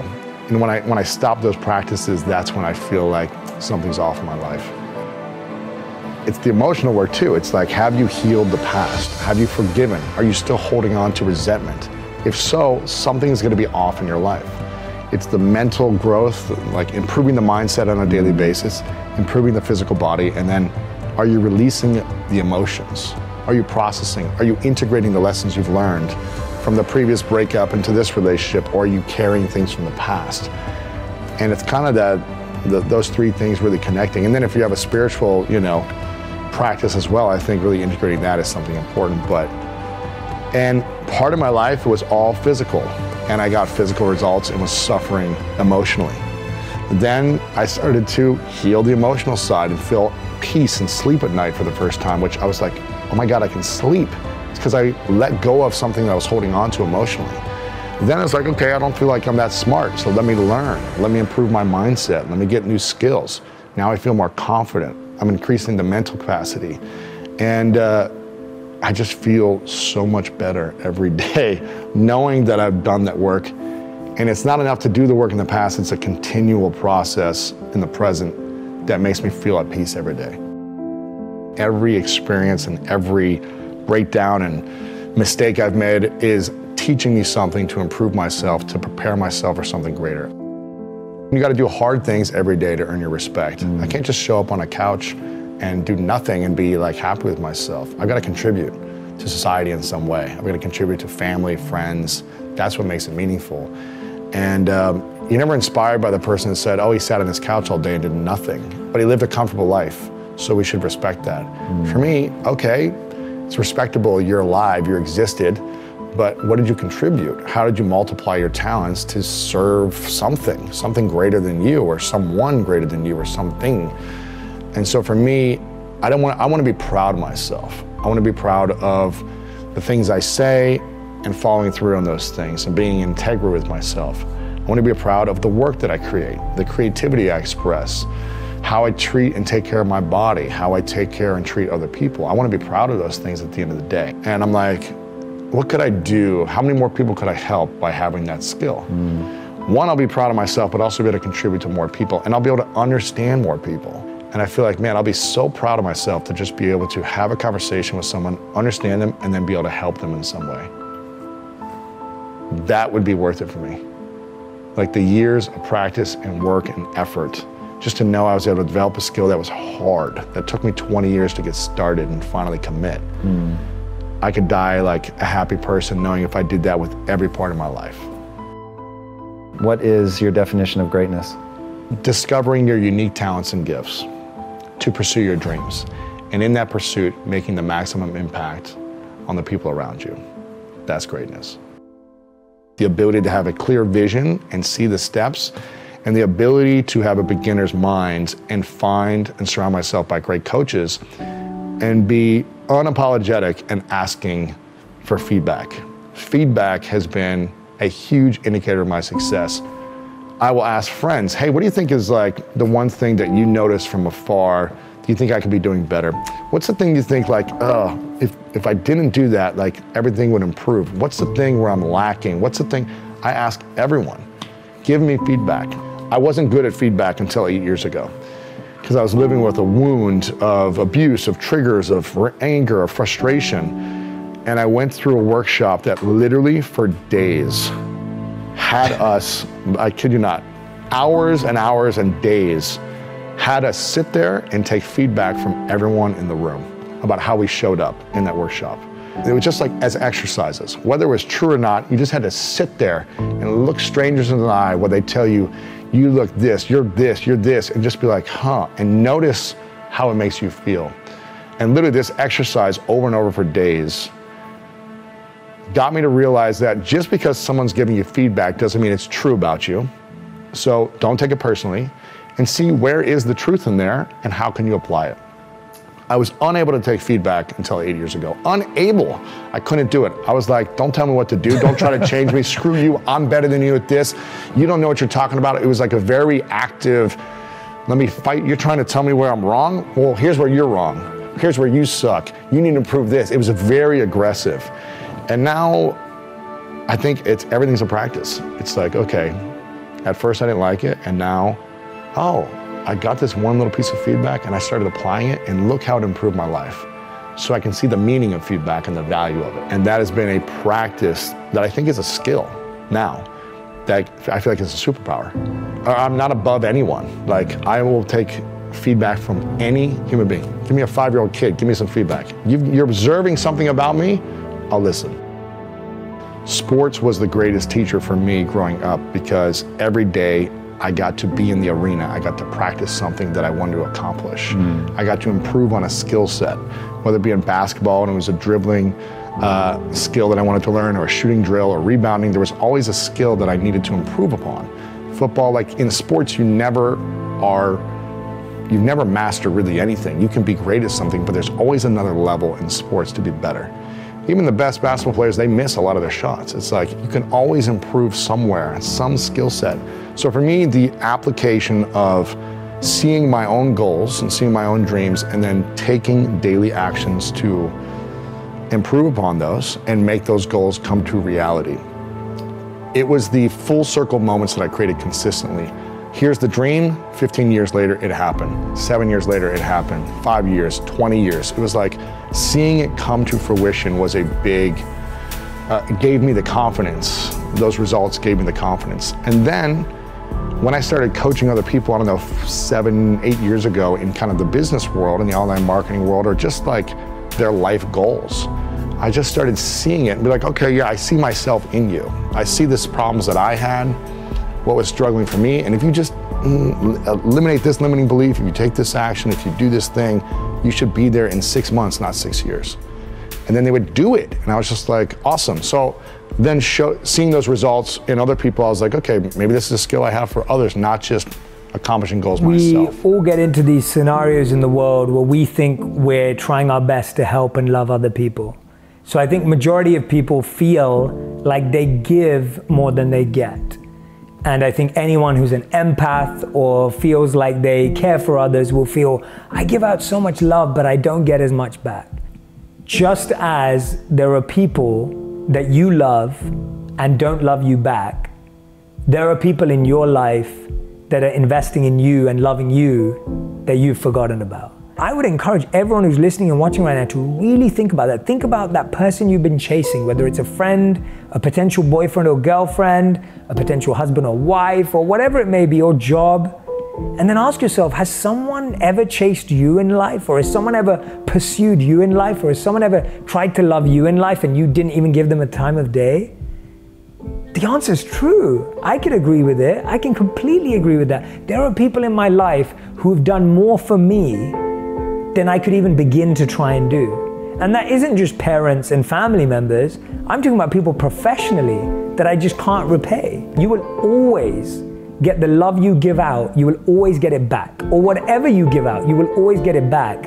You just won't get it back from the same people you give it to. That I may have caused hurt to people and they may not have hurt me back, but I've received hurt from people that I never hurt.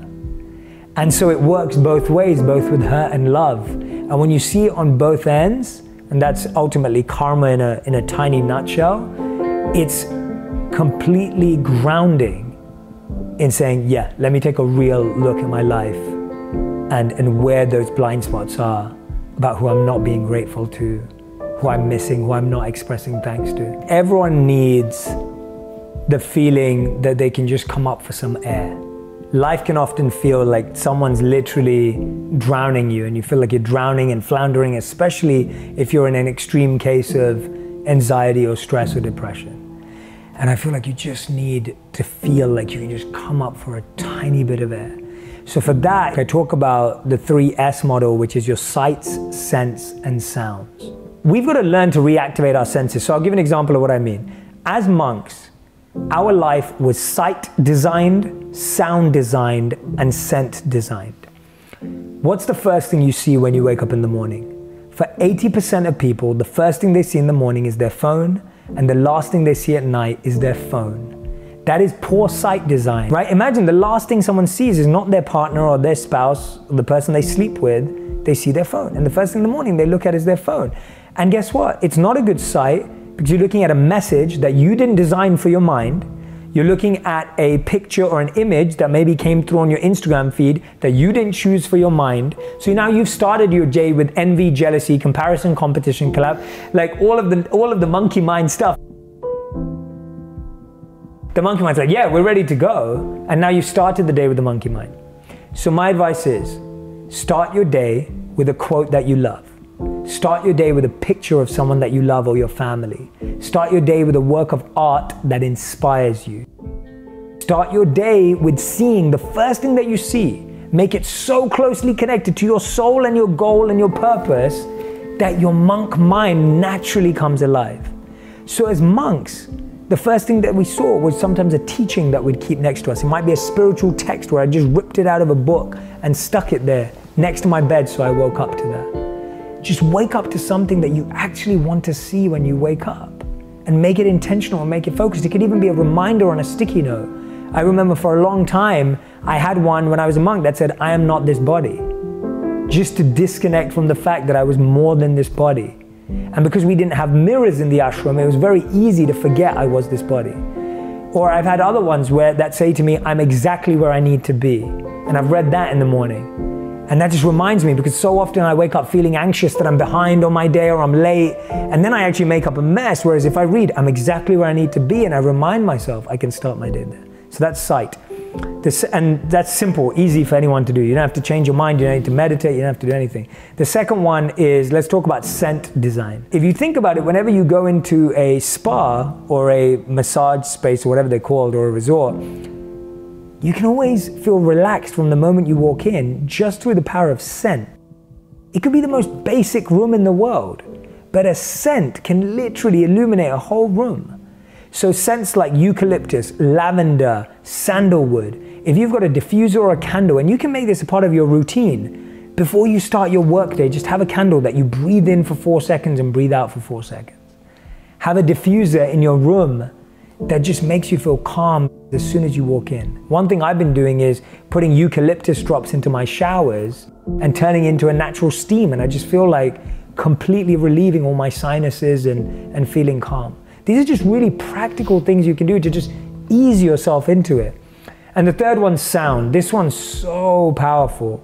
Sound is underestimated because now we just have music playing all the time in the background, and the music may not even be intentional, and the lyrics are all over the place, and you've got instruments that are not being played well or in harmony, and you get a pump or like a boost out of it.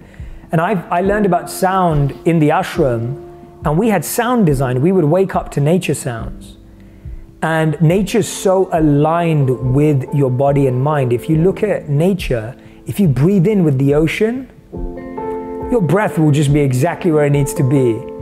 If you allow yourself to just be present with the wind, you'll feel your body just slow right down and be calm. Nature just has this amazing way of teaching so many lessons. And so when I lived in New York City, I often found myself getting exhausted, and I started looking into it, and I was thinking, what is it? I work out, I do all this stuff. And I realized that, especially in New York, we deal with a lot of insignificant sound. You know, something called cognitive load, where your brain is processing irrelevant, insignificant sound of trucks, horns, construction work, and drilling. And so when your ears are trying to make sense of insignificant sound, you're losing energy in an irrelevant way. And so sound design means every room in your home, have a song that plays or music that plays in that room that gives you the feeling you want it to have. Another easy way to do that is, before you start work or while you're working, have a song or a playlist that really gets you into the mode that you want to be in when you're doing that. Sound is a beautiful accomplice to any activity you want. So those are 3 simple ways that anyone starting today can bring the ashram to their home by sight, scent, and sound design, because that's how our lives were designed. My very first teacher was a man named Jim Rohn. And he was a personal development speaker.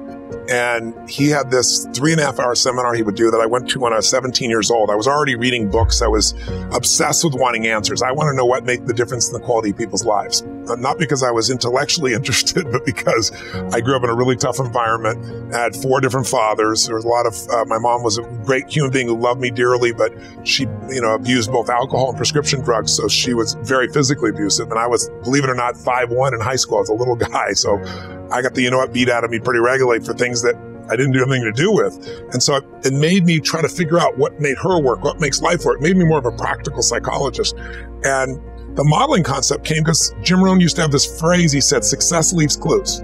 He said, if there's anything you want in your life, don't assume that somebody has some special gift. They may have a gift, but they probably developed it, most of it. And if you sow the same seeds, you'll reap the same reward. So figure out what this person's doing different than anyone else and do that. He used to have a funny way of describing it. He used to say, Tony, find out what poor people read and don't read it. It's like, because he said, that's the fabric they're trying to build their mind from. Find out somebody who's successful, wealthy, not just financially wealthy, but somebody who's rich emotionally and spiritually and physically and financially, and find out how do they live their life differently? What are the things they believe? What are some of the daily disciplines that they're a part of?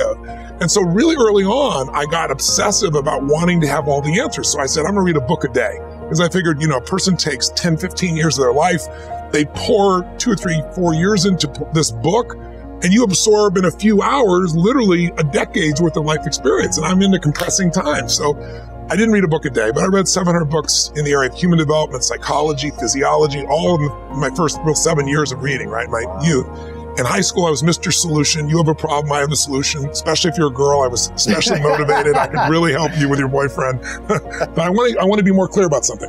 Part 1 to have an extraordinary life is mastering the skill of the science of achievement. How do I take what I envision and make it real? And how do I do that quicker, faster, better, easier? The ability to manifest what you come up with and make it real, like you've done with your company, that's a skill set. I spend an unbelievable amount of time helping people do it faster, quicker, better, showing them the shortcuts, teaching them the strategies, modeling what works so you can save yourself a decade. But I would submit to you that having done this for 38 years with, 50 million people at this stage, I can tell you that the science of achievement, there are a lot of people that are damn good at that, and they still don't have an extraordinary life. They have an extraordinary life. You see it as extraordinary, but I get the phone call from the multi-billionaire who tells me he wants to do this thing on his business, but what he really find out is he's miserable as hell, and he's hoping somehow I'm going to rub off on him on that side too. And so I give him what he asked for, the change in his business, but I also give him what he needs, which is the change inside of him. So the second skill is the art of fulfillment. If you want an extraordinary life, you can't just achieve, you got to be fulfilled. As simplistic as that sounds, but it's an art. It's not a science. It's a science to making money. Come on. Any age, any color, any background, any gender, if you do these things, you'll have an abundance of money. You do these things, you're going to have too much month at the end of the money. You're going to have financial stress, right? Body. Everyone's biochemically different, but you and I both know there's fundamental rules, laws. There's a science to the body. You violate that science, you're going to have disease. You're going to have low energy. You align with that, you're going to have an abundance of energy. It's going to affect everything in your life. It's a science. Fulfillment's not like that. Fulfillment is as different as our human beings. You want to know what God or the universe likes? Look at the jungle, look at the forest. It's diverse, right?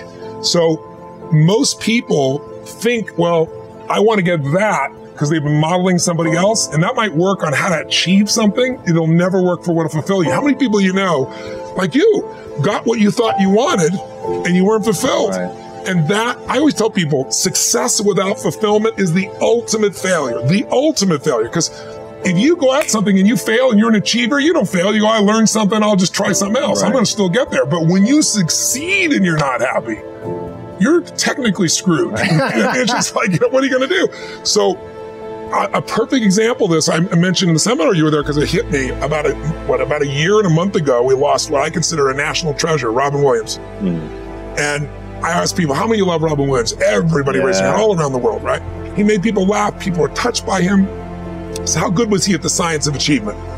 I mean, wanted to be a great comedian and make the whole world laugh. He did. He wanted to have his own TV show. He did. He wanted the #1 show. He did it. He wanted to make movies. He did. He wanted to have an Academy Award for not being funny, dramatic, and he did it, right? He did it, yeah. He said he wanted a beautiful family. He achieved everything, and he hung himself. That's crazy. And I know recently someone's saying, well, you know, he had dementia, he had drug abuse, he had alcohol abuse through most of his life because he made everybody happy but whom? Himself. That's the ultimate failure. So if I had no other message to offer your viewers, and you let me give it to them right now, I'll tell you what I believe. I believe our lives are controlled by one force, decisions. I certainly believe in force greater than myself, call it God if you will, grace, whatever you want to call it, the universe. But I also believe it gives us choices. And the decisions we make control us much more than the conditions we meet. It's not the conditions, it's your decisions.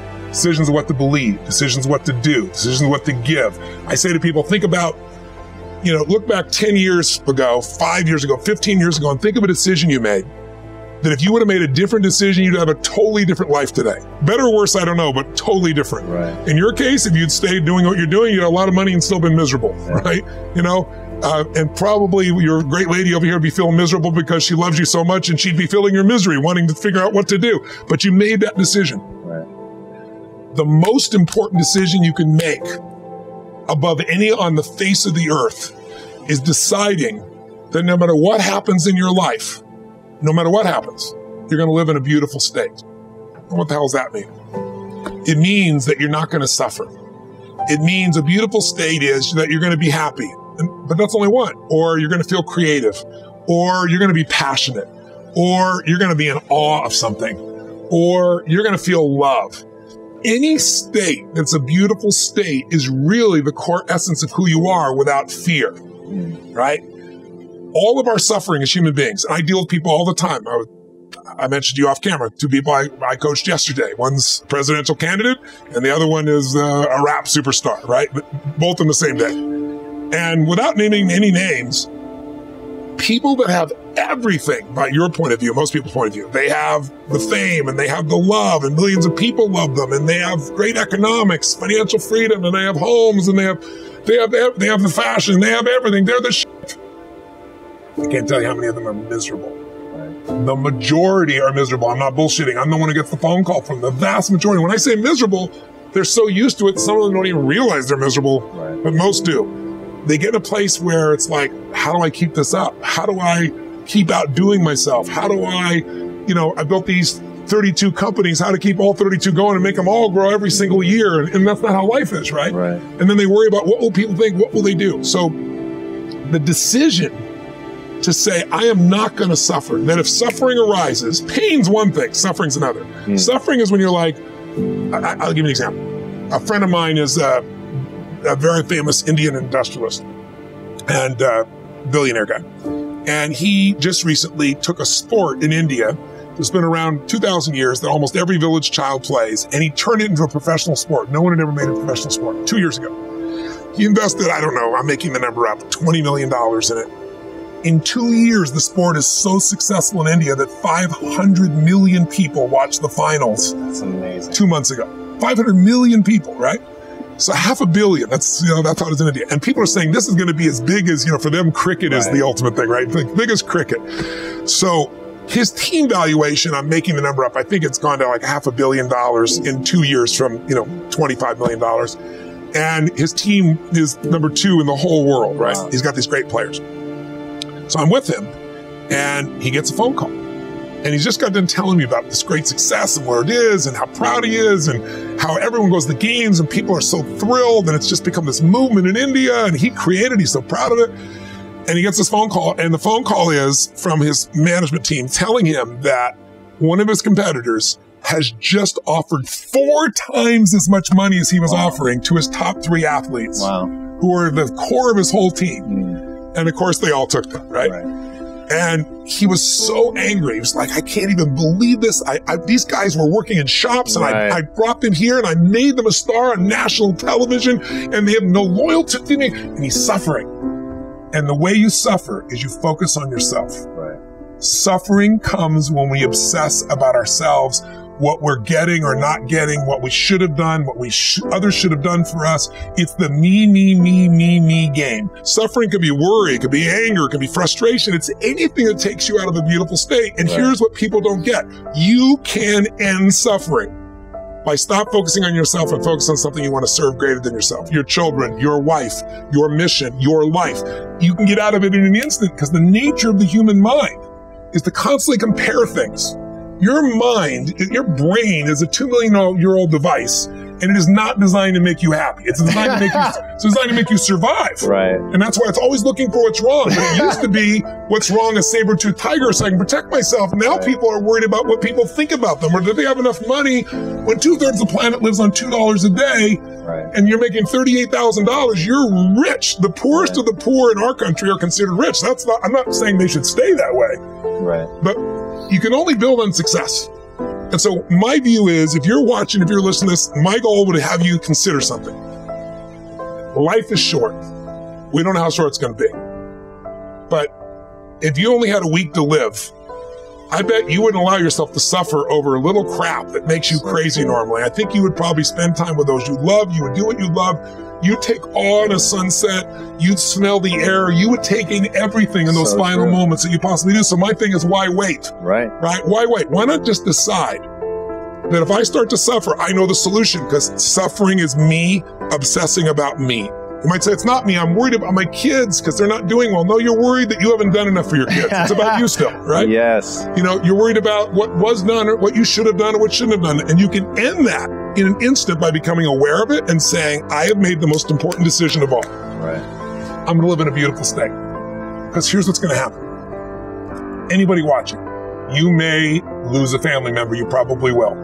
Somebody may get cancer.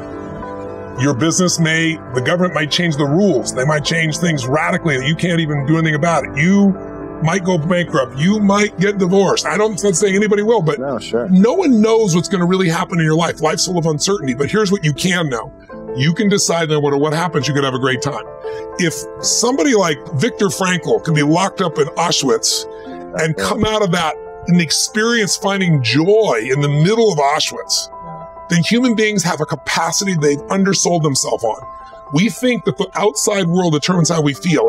If people have to behave a certain way, if your husband or your wife or your kids or your coworkers or whoever, your boss has to behave a certain way for you to be happy, and if they don't, you're unhappy, then you're always going to be unhappy, because the more people around you, the more they're going to change that, because they're all human, right? And if you have to be a certain way to be happy, you're going to violate it too. So my invitation is, as great as it is to achieve, more important to enjoy. Right. And if you can enjoy every moment in that state, when you're feeling loving and playful and passionate and curious and awe, you treat other people 100 times better than when you're feeling frustrated, pissed off, overwhelmed, worried, stressed, or feeling sorry for yourself. Right. You're going to be a better parent. You're going to be a better lover. You're going to be a better business person. You're going to have a better life. So my soliloquy is, decide. Decide today. And actually say, what if I cut it off? What if I said, I'm not willing to settle and I'm just going to live in a beautiful state? Doesn't mean you won't feel bad. It doesn't mean you won't stay there. You instantly change. That's doable. I believe in energy. I believe in inspiration, because inspired, in spirit, the opposite of that is kind of dead, right? So I believe in being inspired, but I'm a strategist at my core. And you know, if you're inspired and you run east looking for a sunset, I don't give a damn how enthusiastic you are, how positive you are. It's not going to happen. Right. So I'm a strategist first, but I really do believe that people have got to look at their life and say, as much as I want great strategy, I need a great philosophy of my life that's going to make me fulfilled. Right. If you're fulfilled, like you said, you mentioned earlier, if you were with your friends and you guys weren't succeeding, but you're having a damn good time with this camaraderie, it's still worthwhile. And you can find a way to succeed eventually. But what the hell is success? It's hitting an expectation. And I always tell people, man, trade your expectations for appreciation, and it's a whole new world instantly. If you can appreciate this moment, if you can't find ecstasy in this moment, in a conversation with a friend and looking in your wife's eyes, being with your children, going on a run, if you can't find ecstasy now, I'm here to tell you, more money, more people, more love, more business, more anything is not going to give you more ecstasy. If you can't do it here now, you're not going to do it there when you got more. So why not do it now and have a rich life right now? I tell people, money, that's one thing. Like having financial abundance, there's skills. That's a science. But wealth, it's a decision. It's like, you can be wealthy right now. I live in Fiji a good portion of the time. There are these villagers there. They're the richest people I know. They're happy, they laugh, they love, they don't give a damn about the economics. Other people say they're poor. When I first went there, I was trying to do things for them. I'm like, what are you talking about? I'm so happy. Wealthy people come over from the United States and they go travel around and try to figure out what to do. And they're going to spend 9 years to do this and this and this so they can finally sit down and be happy. And the Fijian guy goes, why don't you sit on the beach right now, dude, and experience it? Why spend the 9 years? Why not have it now? That's my invitation. No matter what place you're currently in life right now. It doesn't matter how far behind you are in the race. What's important is that you do your best and always work hard. I need for you to understand that life in itself isn't a competition. Life only becomes a competition when you don't know who you are and you feel that you aren't enough. You are enough. Your life does matter. You matter. Don't pay attention to those who seem to be doing better than you because their success may be your distraction. You're not competing against them. In fact, the only person you should challenge every day is yourself. Challenge yourself to work harder, study longer, go the extra mile, and not give up. Focus on you. Pay attention to the direction you are headed, because those who have already made it isn't concerned about you, nor are they clapping you to the finish line. If you have ever watched a 100-meter dash, what did you notice about the runners lined up next to one another? Did you see them looking over to their right or to their left at their opponents? Or did you see them with their heads straight forward, determined and envisioning themselves crossing the finish line? You must focus on your destination. You have been prepped your entire life to always come in first place, but you were never told to run your race at your pace until you cross the finish line. Life isn't about keeping up with everyone around you, but rather giving it everything you have every single day. At times you were made to feel that you had to keep up with everyone, no matter the cost or mental strain. No one wants to lose, but even more, no one wants to feel inadequate or less than because they are not in the position in life that people want them to be in. Do yourself a favor and eradicate the numerical number you attach to your success. Success doesn't come with a designated age or a time frame, but success does come to those who refuse to quit. You are undefeated because you haven't given up. It doesn't matter if you didn't lose those few pounds you want to lose last week. Keep working. It doesn't matter if you didn't hit the goal you intended to hit yesterday. Keep working. It doesn't matter if you felt temporary defeat the day before. Keep working. Being undefeated is a mindset, not a record. You may be defeated on paper, but if you believe that you have what it takes to keep going, no matter what you physically see, then you will always have a perfect record. Defeated people focus on setbacks and failures. The undefeated focus on improvement and forward progress. The defeated has made up their mind that now is the time to quit, while the undefeated says, what challenges are next? No one is exempt from loss. No one will ever be able to avoid the sting of failure. But more than anything else, no matter the record, how you respond to life's obstacles and challenges will determine how strong or weak you are.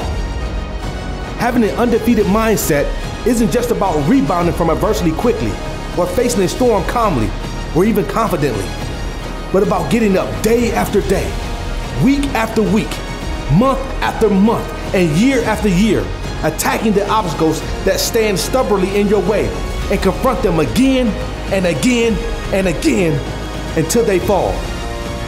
A person with an undefeated mindset isn't someone that never feels discouraged or despair, but a person who keeps going in spite of what they feel.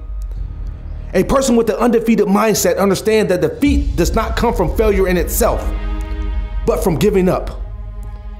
An undefeated mind doesn't fill itself with false hope, but with hope that finds solutions. Having an undefeated mind will grant you access to things you didn't believe were possible. Victory may not be promised to everyone, but possessing an undefeated mindset means that you will perform as if victory belongs to you. It's time to wage war and give it everything you got. Try everything you can and go harder than anyone around you. A person with the undefeated mindset fully understands that they have no one else to rely on for victory but themselves. Having an undefeated mindset isn't solely based on what you do, but about what you believe.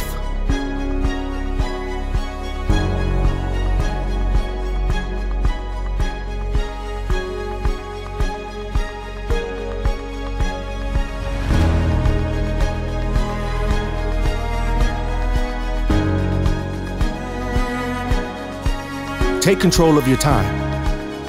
What would you do if you can turn back the hands of time? What would you tell yourself? Where would you go? What things would you have accomplished if you could turn back the hands of time? Time is the most important commodity known to man because once it's gone, you can never get it back. What we choose to do with our time will determine what we are, who we become, our outcomes and measures in life. A quote by the late Dr. Miles Monroe states, "The most common gift God gave to man is time." We must understand that time is universal and no one has been granted more time than the next person. But it's what a person does within the time given that sets them apart. There are 7.6 billion people on Earth, and we all share the same commodity, time. What have you done with your time? When I think about my life and all the time I've wasted, I get pissed off because I allowed myself to rob me of the time I was given to create, innovate, and manifest what was on the inside of me. I wasted time worrying about things that were outside of my control. I wasted time feeling sorry for myself while others were out making things happen. I wasted time doubting myself, complaining about not being good enough. I wasted time wasting time. I need you to understand that the billionaire and the beggar have the same amount of time. They have the same 24 hours in a day. So what is your excuse? How much time have you wasted? Time is not the problem. The problem is staring back at you in the mirror. Time cannot be stopped, but it can be controlled by what you decide to do with it. You can waste your time like I did, feeling sorry for yourself, doubting your ability and gifts, or you can decide right now to determine how you will spend the rest of your time becoming your best self. I need for you to take this time to reprioritize your life and stop robbing yourself. A quote by Benjamin Franklin states, "If you love life, then do not squander time, for that is the stuff life is made of." See, time lost can never be found again. I had to decide to quit wasting time beating myself up and feeling sorry about my situation. I had to realize no one owed me anything except me. Once I decided to control my time, I became the best version of myself. I stopped spending my time focusing on other people and began pouring time into myself. The greatest gift I gave myself was respect. I learned to respect time and use it as a tool to measure my success, as opposed to seeing time as my enemy. I became one with my time, and as a result, I have accomplished great things. I want you to look back over your life and ask yourself, how much time have I wasted? What if you can turn back the hands of time? What would you do? What would you tell yourself? Where would you go? Alcohol is the solution to the problem, and it works until it stops working. Even though I had accomplished certain things as a swimmer and had sort of distinguished myself academically, I was still very much a navel gazer. You know, I couldn't talk to a girl. I just wasn't comfortable in my own skin. Yeah. I felt like, and you hear this in AA a lot, like everybody else had the rule book for life, and I was sitting on the outside, like marveling at how people seemed to, you know, gracefully navigate the world, where I just felt, you know, anxious all the time. And alcohol solved that problem. Like, I have a lot of love for it. Like, it gave me social tools that I lacked and taught me how to be a social animal in a social situation. Suddenly I could go to a party and crack a joke and flirt with a girl and do all these things that were beyond my capacity to handle prior to that. So it's not all bad. Like, it worked, you know what I mean? Which is why I doubled down on it. Like, the cure for alcoholism isn't removing alcohol. Alcohol is the solution to the problem. and it works until it stops working. And it took a while before it stopped working in my case. But the ism remains once you remove the substance. You can't blame anyone else, and it's not about anything external. It's only about your relationship with you.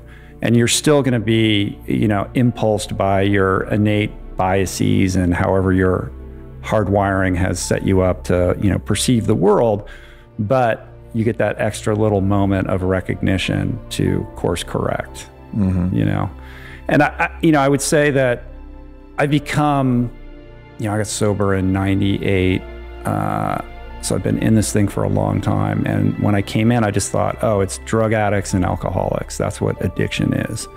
But I've become convinced that addiction lives on this massive spectrum. And we are all victims of addiction on some level, some mild and some extreme, from the guy lying in the gutter with a bottle to the guy who can't pull the needle out of his arm, to the compulsive scrolling while we're taking a or the guy or the woman who that one runs deep goes who goes from bad relationship to bad relationship, repeating a certain pattern because there's something about that they can't, there's a compulsivity to that they can't control. So I think thinking about addiction more broadly makes it applicable and instructive and useful for people as they develop enough self-awareness to have objectivity on how they maneuver the world and the daily habits that they continually find themselves, falling prey to that are leading their lives in the wrong direction.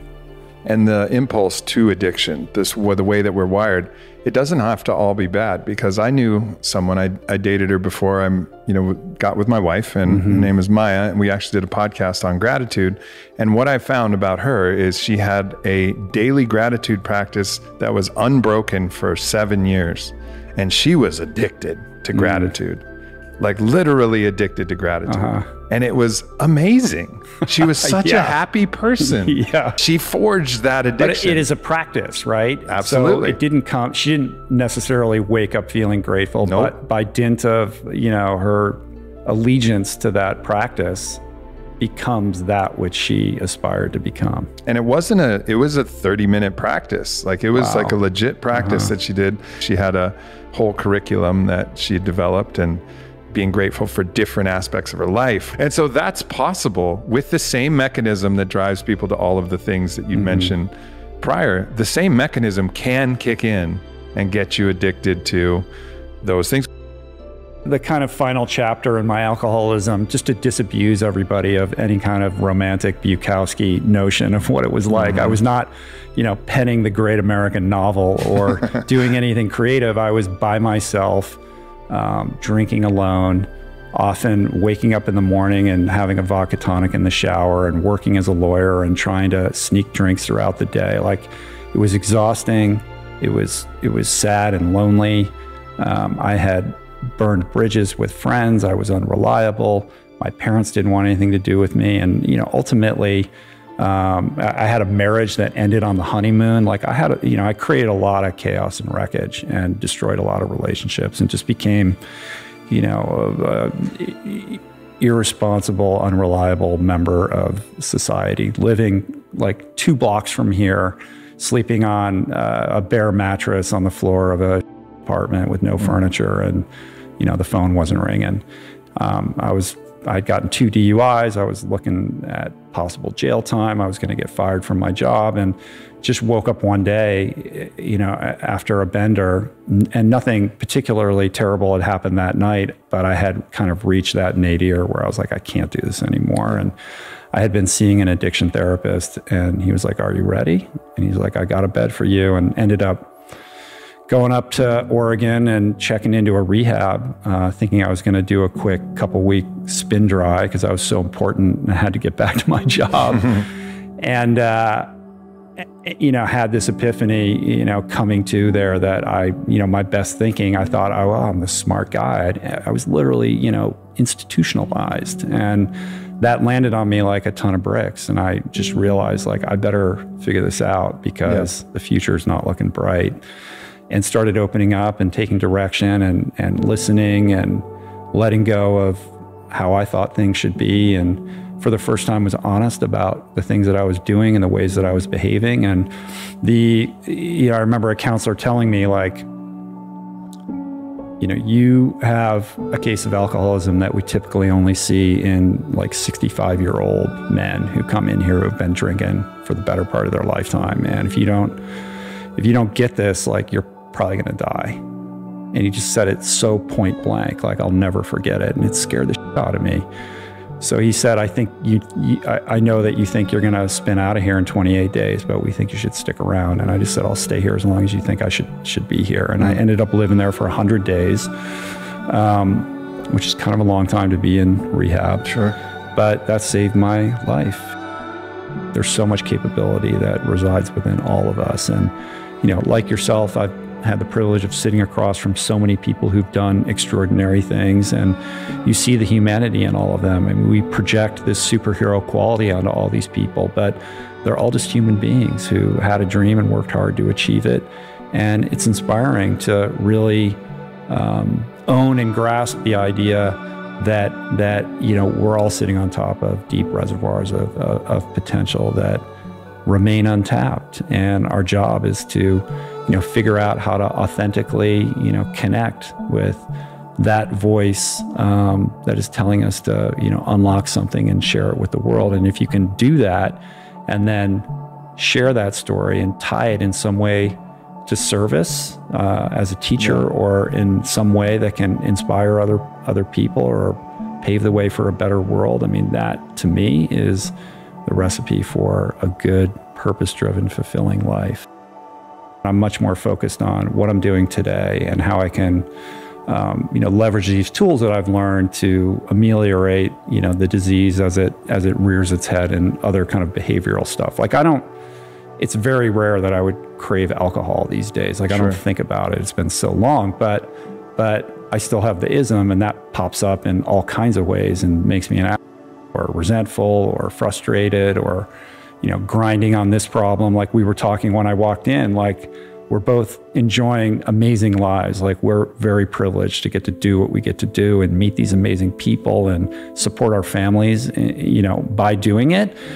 So why don't I wake up inherently grateful every day? And it's like, that's what I use most of my mental energy trying to, focus on.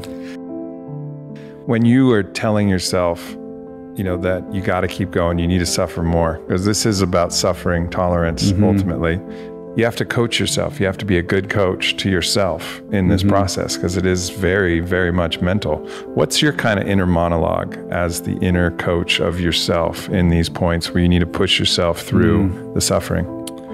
I think for me, it's all about being present and comfortable with the discomfort. I think if you get caught up in, like, I got to make it to here, or, I'm thinking about some destination, then it detracts from your ability to get there, because you can't get there if you're not anchored in the moment that you're actually in.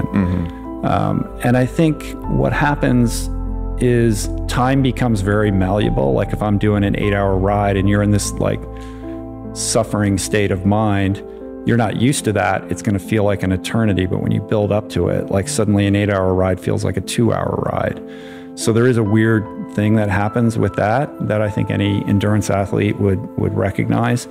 But for me, it's about it's always bringing myself back to the present moment. Yeah. And not trying to run away from it or distract myself from it. It's not fair to tell yourself that you'll never be loved because of things like your body, or your acne, or how mentally unstable you can be. And it's funny, because when your friends say these things about themselves, you feel compelled to disagree, because it isn't true. Like, my friends are beautiful. They've got so many great things going for themselves. They're smart, they're funny, they're brave, they're healthy. Like, of course they're gonna find somebody who loves them deeply. But when your friends disagree with what you've just said, and they offer you some words of encouragement, it's almost like it's a lot less believable. But you need to understand that people perceive you the same way you perceive your friends. And those things that you consider to be your flaws are often the things that people admire about you most. And those flaws don't make you unlovable. They make you human. If you want to stop overthinking, if you want to start seeing the brighter side to life, you're going to have to learn to stop resisting things and to begin accepting them. I think that's what people don't understand. Being a positive person and thinking positively doesn't necessarily mean that you're not going to have negative thoughts. It just means that when you do, you know exactly how to deal with them. Because negative thoughts are always going to be a thing. Always. Till the day that you die. So it's important that you understand how to accept them when they do appear. Letting them in. Thinking about them for just a little while. And setting them free. Acknowledging that they are thoughts. They are not real life, they are simply things that are existing within your mind. Acceptance. If you're listening to this, please be conscious of what you let into your life nowadays, because some of the most poisonous people can come disguised as friends or family. So if you do recognize an ongoing pattern of toxic behavior, leave. And don't feel bad for leaving, because you do not owe anyone anything but the same amount of respect that they show you. And these types of people will manipulate you for their own wrongdoings, because mentally they're living in such a dark place, but they will do anything to burn you so that they can see the light. Avoid people who mess with your head. Avoid people who will do or say things intentionally for the sole purpose of upsetting you. Avoid people who cannot admit to their wrongdoings and will refuse to apologize with authenticity. Avoid people who expect you to prioritize them but then refuse to make you a priority, and avoid people who play the victim when confronted about their own toxic behavior, because you're so much better off without them. Yes, you're good looking. We can all see that. But let's strip away your ego for a second. Where's your head at? If I piss you off, are you gonna let me know? Tell me about yourself, your dreams. Where do you see yourself in the future? When I'm feeling down, are you gonna be there for me like I'll be there for you? When I'm sad, are you gonna be there to pick me up and encourage me to get back on track? Or are you gonna let me sit there alone to figure my own shit out? Open your eyes. You can still forgive people whilst knowing that they should not have access back into your life again. Because believe me, I'm one of the most forgiving people, man. But do not ever allow yourself to believe that being the bigger person means that you have to tolerate someone's disrespect. It all goes back to that phrase, fool me once, shame on you. Fool me twice, shame on me. Have you ever found yourself in a situation where you really want to get revenge? Where you really want to do someone the way they've done you, but you just can't bring yourself to do it? That's because you have a good heart. And you could never mistreat people the same way they've mistreated you.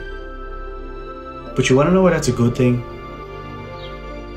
It's because anyone who has ever hurt you or mistreated you the way that they have, they're suffering themselves. And I mean that because no person, and I mean no person on this earth will ever treat you the way you've been treated if they are content with themselves. So as much as you wish you didn't have a good heart, I thank you for having one.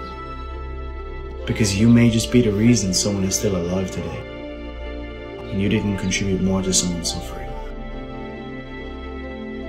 I don't think you understand how special it is that you are still kind to people.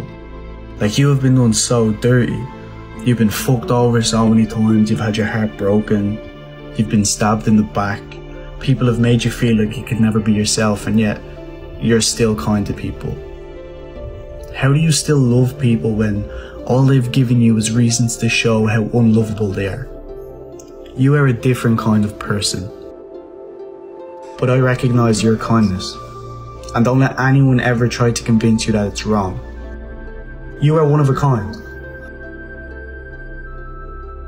If you want to have a healthy relationship with the opposite sex, you need to learn how to communicate in a way that is clear and clarifying. And nowadays, you'd be surprised how many people are incapable of doing so. Think about it. Any unanswered questions that you might have can be answered through clear communication. You don't know how somebody feels about you? Ask them. You don't know if you've upset somebody else? Ask them. This whole idea of not wanting to be too keen and wanting to play it cool and keep people guessing, bro, drop that shit, man. Drop your ego. Be a little more vulnerable. Express yourself in a way that's genuine, and you'll soon realize that healthy communication is the way forward. I really don't like this one. But whether you were or were not in a relationship, don't let anyone tell you it didn't break your heart if it did. And I mean this because there is something so different about a talking stage not working out with someone that you really wanted it to work with. Nobody knows how this person made you feel, so don't let them belittle your feelings. We all hurt in different ways, and you might be more upset after a 2-month phase than you might be after a 2-year relationship. You have the right to be upset. You have the right to grieve the loss of a person because they were still part of your life. So don't let anyone tell you how you can or cannot feel, because there is no time frame to which humans can be heartbroken. If it hurt you, it hurt you.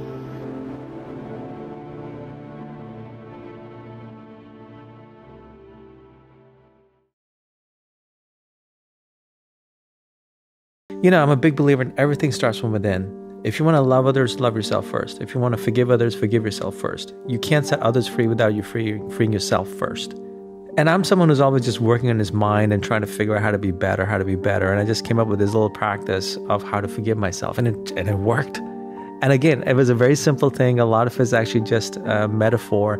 You know, before you start everything, first forgive yourself. Let go of the past. And now you can step in the future by making a vow and then doing the practice. And the self-forgiveness was very simple. I was living in California, and I drove out in my car to this Pescadero, which is a beautiful lighthouse there in Northern California, you know, ocean over there, and hiked out to the water. And I just sat there and I pulled out my journal and I wrote down, I forgive myself, but I wrote down, for everything I was holding against myself, I forgive myself for, wrote it. I forgive myself for, wrote it, felt it, wrote it, felt it, wrote it, felt it, wrote it, felt it, until I was done. And then I actually made myself, I read it out loud again and again to feel the weight of what I was carrying. When you feel the weight of what you've been carrying, all the unnecessary garbage, you want to drop it. You're like, I don't want this anymore, right? And there's something about writing with a pen on paper. There's a power in there. There's a declaration there. So I did that again and again until I was ready to let go. Then I just hiked out to the ocean and then ball it up and just give it over. Give it over to bigger than me. Whatever's bigger than me, just take it. You know, because that can handle it. I can't, but that can. Sure. Right? And it does. And then I realized this is the perfect time to write the vow. Because I recommit to myself occasionally, Sure. right? And this is the perfect time to write the vow. I've just let go of the past. Let me create my future. So let me write a vow to love myself and the way I'm going to love myself in the future. And then set out to do it. So it's like it was a beautiful little transition. And I think it just took what I had done before to such a great level that now anytime I write down the vow, I do the self-forgiveness exercise. And you don't need to go by an ocean or anything. You can throw in the toilet, in the garbage. You can burn it. You can burn it. Yeah. You know, you can do whatever you want. It's the intention. You're letting go. You're giving it over. You know, actually, last time I did it, I think I threw it in the garbage disposal. Like, I've given it over. I've dropped the weight. Yeah. Time to actually fly. You know, it's something I've come to really believe. And I think I thank the child that I was who went through whatever he did, because somewhere along the way, he decided no matter what, he was not going to be a victim. And look, I went through stuff that I could literally point to and say victim, right? But look, that holds me back. But if I decide I want to be the hero, like, what do? I take whatever is there and I own it and I let go. You know, it's like whatever happened, but whatever's left from it, whatever the emotional charge or what I'm carrying with it, that's mine. You know, like, it's not like someone gave me that emotional charge. I created that emotional charge. And so I'm the one who's got to free myself. And if I free myself, I become the hero of that story. That's simple, man. I can be the hero of any story in my life. All I got to do is free myself. And the only one who can free me is me. You know, only we can be the heroes of our stories, you know? And it's something that it's made me better by taking responsibility for everything in my life. And when I say responsibility for everything in my life, I mean everything internal. You know, I really believe everything starts with the internal and goes to the external. So I take responsibility for every single thing, every single feeling, every single emotion, every single thing that happens inside. That might be the biggest lesson here is like, once you start doing something, any work, any internal work, don't coast. Yeah. Coast is when all humans, we get comfortable, we get lazy. You know, it's just a natural thing. If you have plenty in the environment, you're not going to go out and hunt every day. You know, you just get fat and lazy, right? And the mind gets fat and lazy, and I got fat and lazy, and I just kind of like internally, and I just kind of like took it for granted, and I stopped doing everything. And the guy who wrote and talked about it is the one who wasn't doing it. And look what happened. You know, like, I am a human being, and I am going to fall apart like a human being. And we all have our things that get to us. And I was with someone I loved more than anything. And out of the blue, boom, rug flip, I come back from a trip, and she says, I don't want to be with you anymore. And other things that went along with it. And I felt like, the rug I was standing, if you're standing on a rug and someone just takes it and goes, Foop! Yep. And you're just flipping in the air because you have no control. And you're just like, oh my God, I'm going to hit that ground, I'm going to shatter. That was rug flip day. And that showed me very quickly with my emotions and then my thoughts and where I went, dude, you're not loving yourself. You've gone away from it. And what it also gave me was I had to save myself all over again. And I had to go at this and do this again. And I felt so much shame and guilt and stupidity. Because like the things that were coming up, the way I was feeling, the way I was reacting, God acts, the devil reacts. I was reacting. I was in full reacting mode. Pain, this, that, emotion. Rather than just being a man and say, look, this is who I am. If you want to be this, great. If you don't want to be this, that's your choice. But like, this is who I am to you. I'm taking a stand for you, right? But the rest, that's up to you. That's what I would have done, but I didn't because I wasn't loving myself. Sure. And I fell apart. And I literally just came apart at the seams. This was a deep, it still is. I still feel that. It's a deep love. And, I think often we don't talk in society the level of love men can feel. We don't talk about it. It's deep, man. We'll give our lives for someone. Yeah. That's a real love. That's a level of love that men have, And I fell apart. And I had to go back kind of quite ashamed to my own self-help practice, which I've written about, talked about, and which is actually literally save people's life and do it realize I had to do it from scratch because I've really fallen hard. And again, it was like, will this work? Every time I ask myself, will this work? There's a part of me is like, maybe it won't work this time. I'm always like a little scared, like maybe last 5 times were a fluke. Maybe I just gone too far. And you know what? It worked. This question came from after I was getting better. But then I was like interacting with other people and things were, life was happening and some things good, some things not so good. And I would ask myself, in the middle of a conversation, in the middle of something that I wasn't happy about, if I loved myself, what would I do? Now the key point being if, because it's not like I'm loving myself 100% of the time, or let's assume I'm loving myself 1% of the time. If. So anyone can answer an if question. When you ask your mind that, it'll give you the answer. What you can do is then make the choice, what you want to do internally and externally. And it's a very powerful, I think asking yourself questions in the moment is one of the best things we can do. Sure, it's a pattern interrupt. It's a great pattern interrupt, especially if you take one question and make that your pattern interrupt. So you got to find the question that is going to serve you in every situation. And for me, that was this question. I can ask myself before I sit down to eat. I can ask myself if I don't feel like going to the gym. I can ask myself if I'm in a conversation with someone, it's a difficult conversation. I can ask myself if I'm just feeling crappy about myself. and ask myself, if I love myself, what would I do? Well, I would do the practice. You know, if I wanted to eat something, if I love myself, what would I do? I would choose the healthier option. It's a very, very simple question, but it works beautifully. And I think it's because of the if part. And what I've also learned is like, look, you can't fight fear. It's a concept that I've learned is that, you know, light and darkness. Like, you can't fight darkness. Darkness is the absence of light. So what you do is you work on the light, you bring the light in, and that takes away the darkness. Yeah. And so that's something I actually really learned on my own and trying to save myself, was if I worked on the light, it would take care of the rest. And that's love. Love is ultimately light. Like, I don't run around and say, oh, like, I don't run like a crazy happy guy, but I run around solid. Yeah. It's more of a solidness you get. Yeah. You know, which is actually even better, I'd say. I mean, you get happy and still you get sad. Like, life happens, of course, right? We're human beings. We don't become robots, right? But there's a solidness that comes. That's a state that rises from within and it arises from you. It's yours. No one gave this to you. You created this for yourself.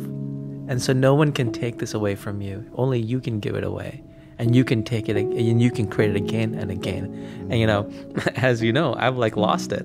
You know, I've completely let go and, you know, like let life get the better on me. But I know where to go back, and I've gone back, and each time it works.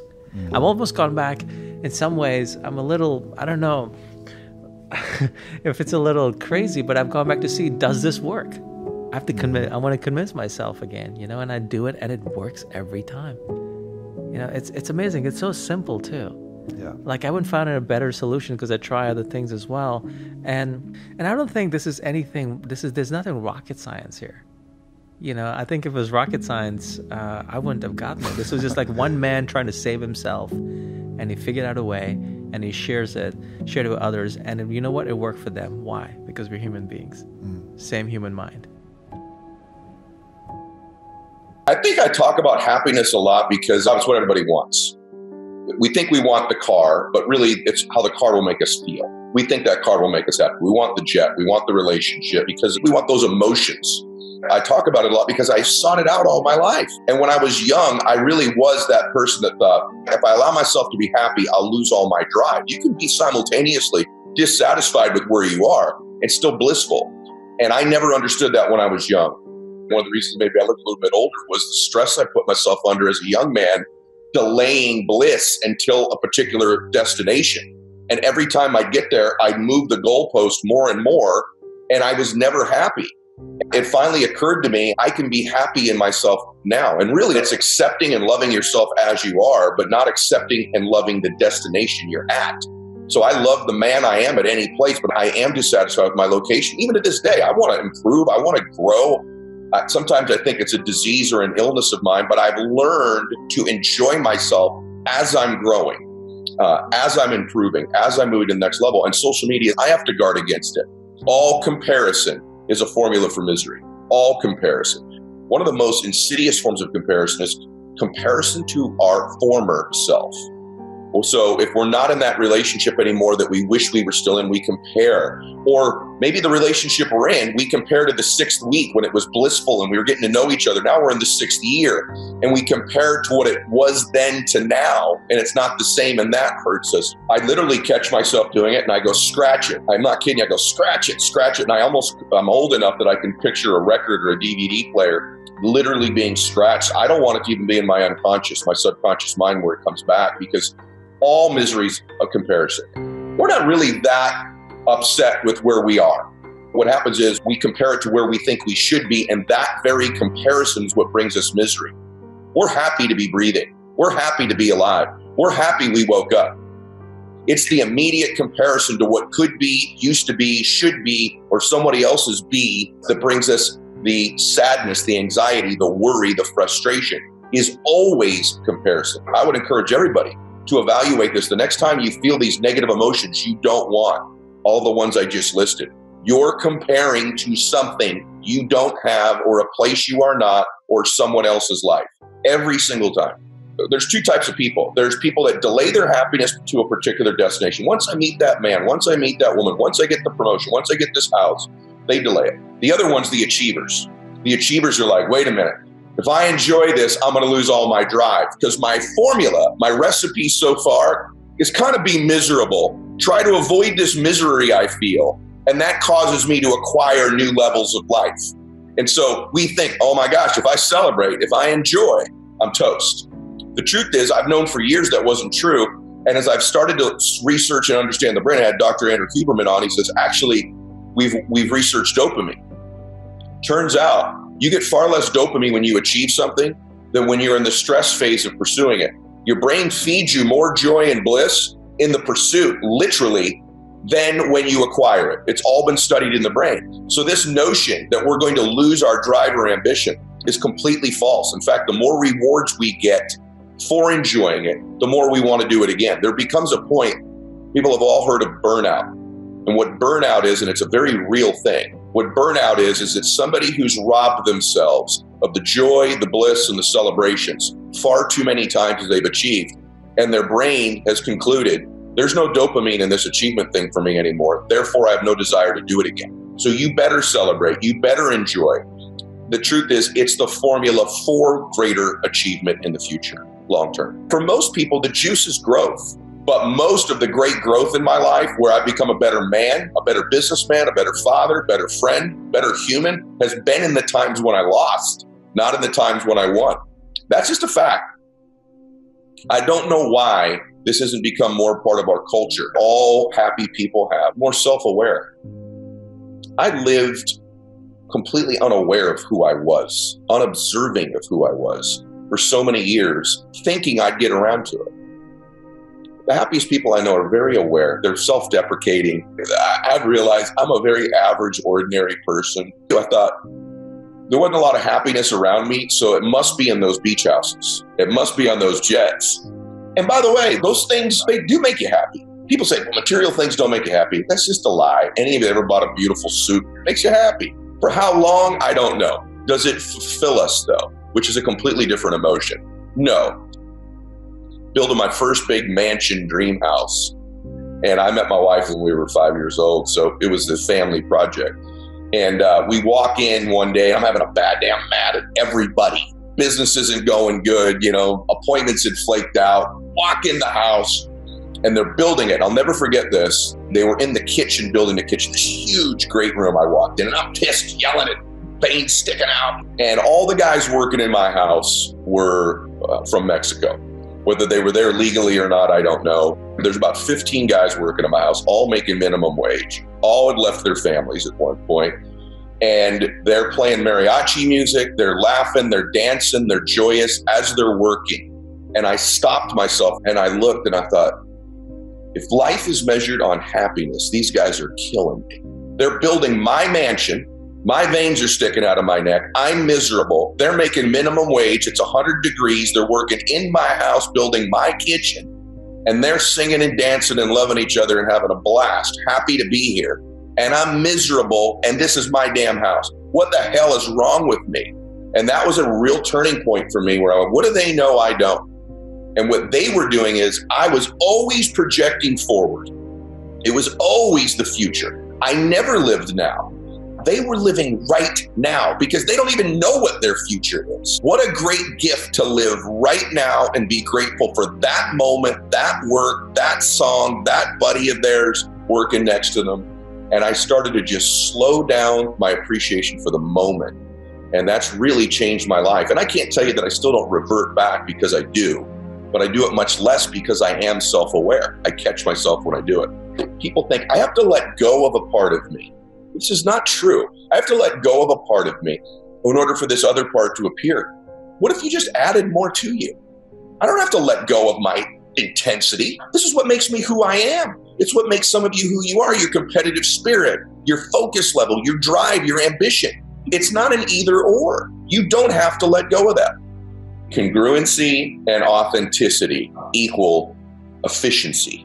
And so I need to be congruent and authentic. And if I'm that, I can make an impact. I can transfer energy. And you can't transfer to somebody that which you're not experiencing yourself. And so when you're in the throes of experiencing something, you can transfer and give that to me. When you cease to experience it, that energy doesn't transfer anymore. And so I know for a fact I have to be doing that.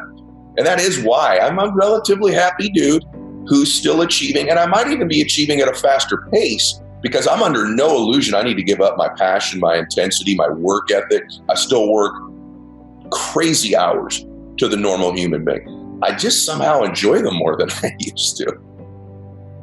Authenticity, it is the most terrifying thing you will ever do. And it's going to be the thing that you struggle with the most.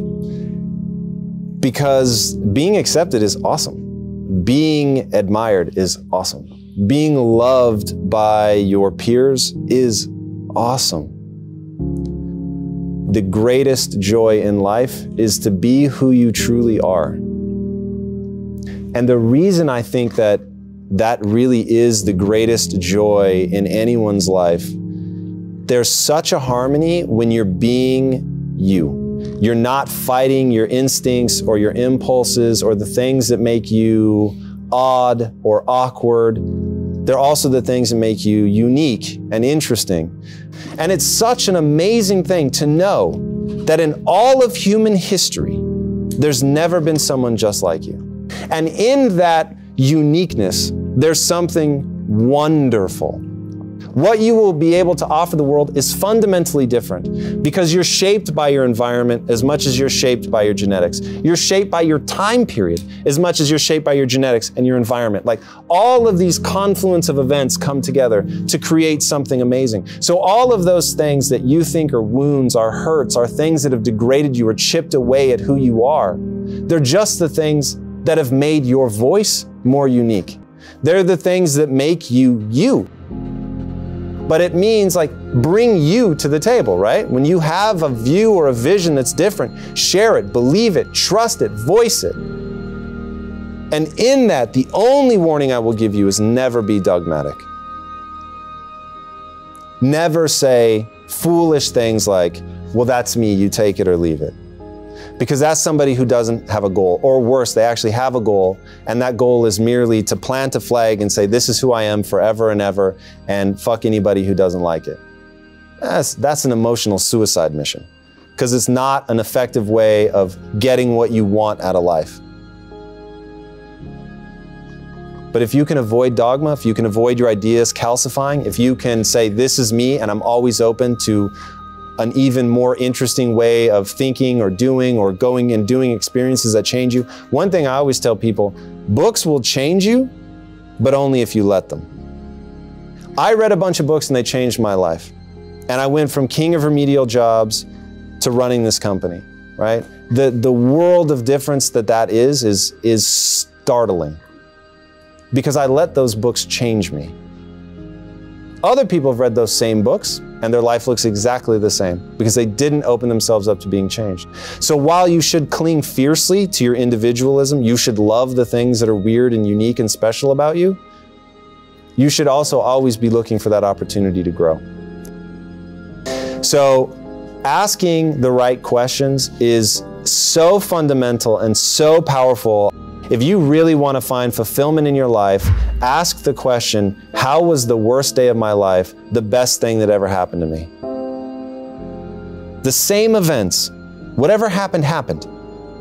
But now ask a different question. How was it the best thing that ever happened to me? When I was in my dark days, as I called them, back at our last company, it seemed like the worst thing that had ever happened to me. And when I started saying, how is this the best thing that ever happened to me? I realized that Quest was a company born of misery and how amazing that was because I was so angry. I was so frustrated.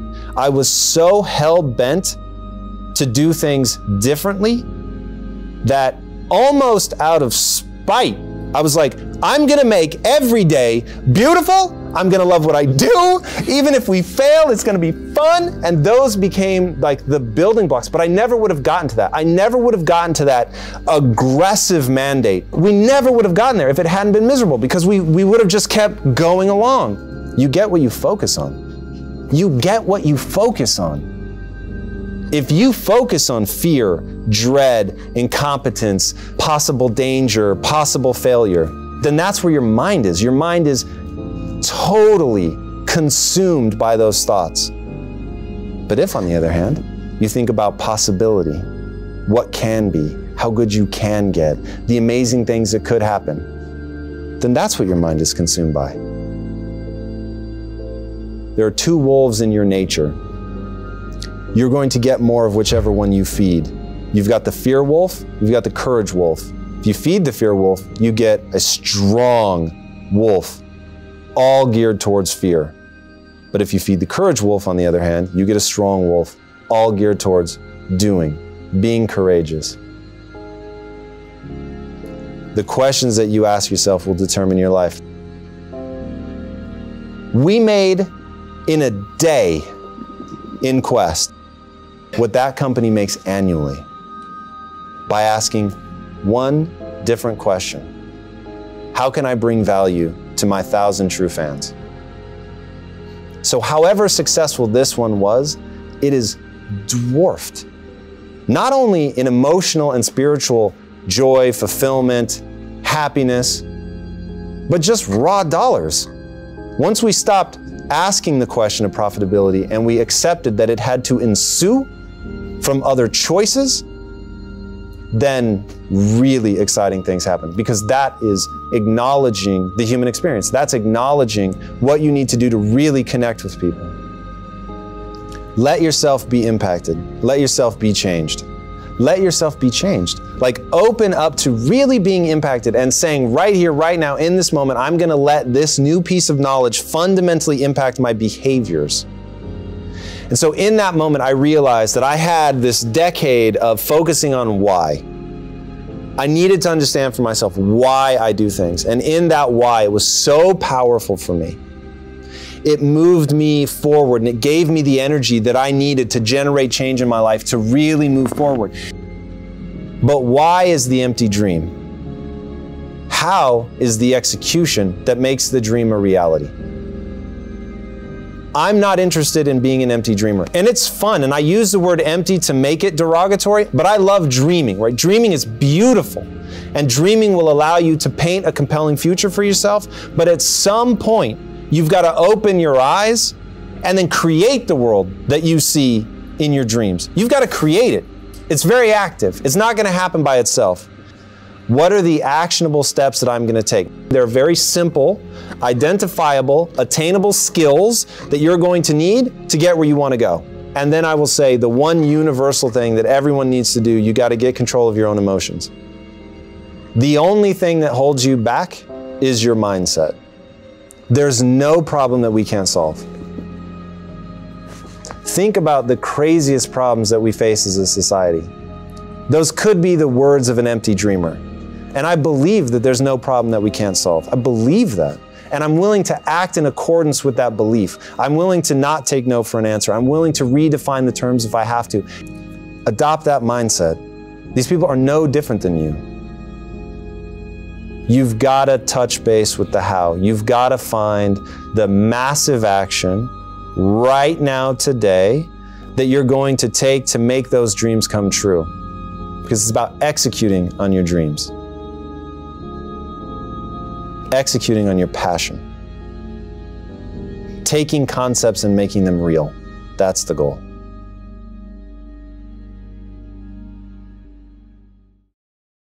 Watching her son, and he was out playing and fell into a canal and died. And ultimately she blamed herself for that for years. And it was through an empathetic witness that she was able to begin to, reassign the meaning. Ultimately, she had gotten all sorts of condolence letters.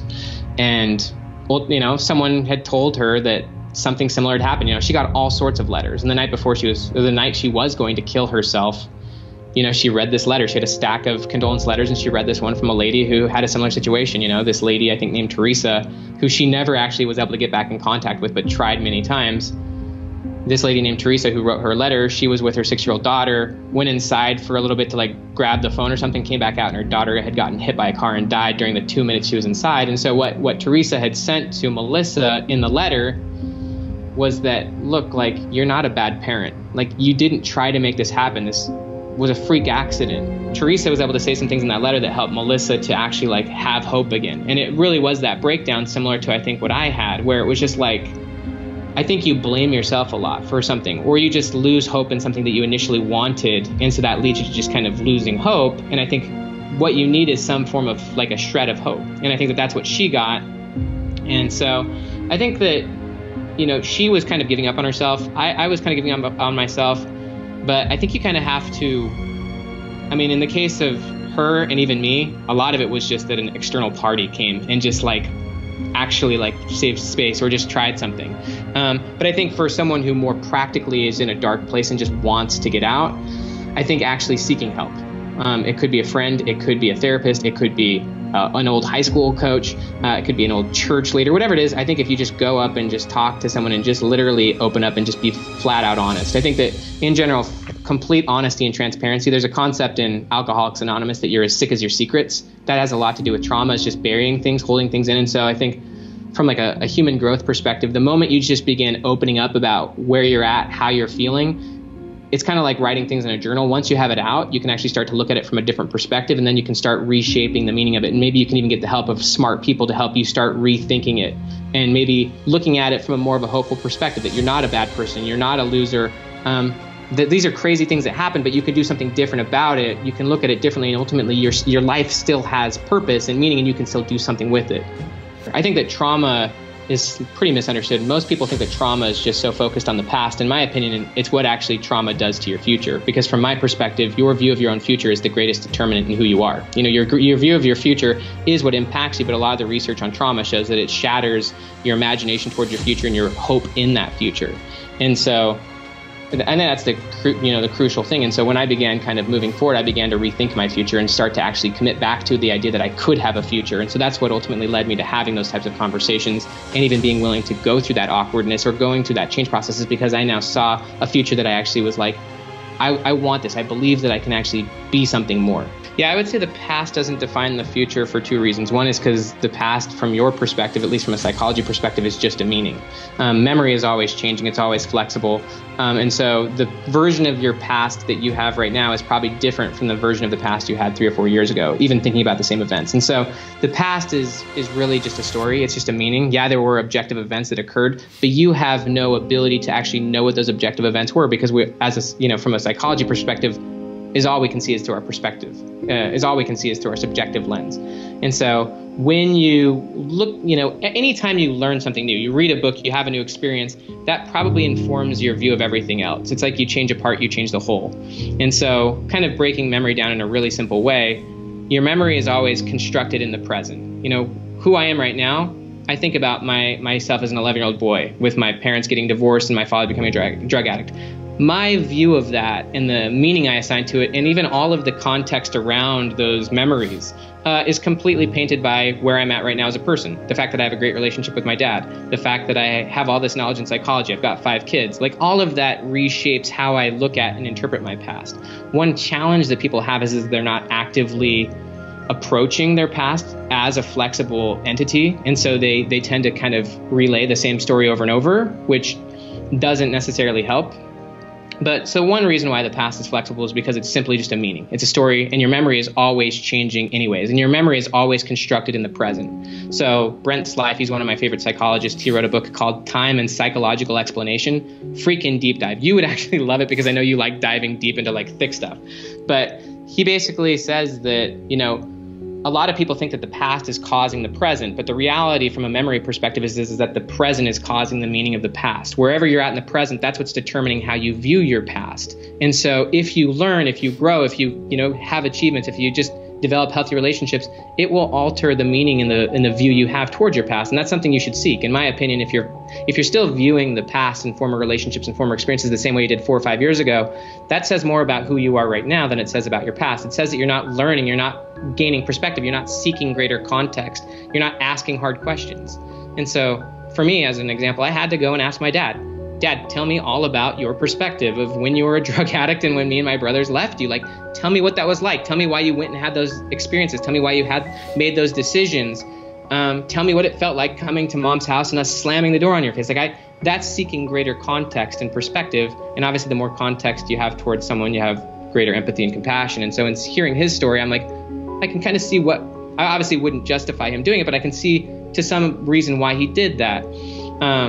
So that's one reason why the past is flexible, and we can obviously go into the mechanics of how to do that. But the second reason is because the past isn't what ultimately drives you. It is your future. So there's a quote from Dan Sullivan, one of my good buddies, and he says that the only way to make your present better is by making your future bigger, which is essentially a statement of perspection. But I think that one thing that's really important to realize is that your view of your own future is determined by your current level of awareness and understanding. You know, like what futures I imagine are different from the futures I would have imagined 3 or 4 years ago, because I now am a different person. I see the world differently. I've had a lot of experiences. I've got knowledge I didn't have. I'm in a context. And so my view, even to imagine or come up with various future scenarios, is fundamentally different than my former self. And my future self will be in the same boat. My future self will imagine different futures than my current self has, because my future self has had experiences and knowledge and awareness that I just don't have. But I think, you know, based on where you're currently at as a person, what do you value most? You know, what is a future worth having? What are things that you value that would ultimately be worth spending your time on?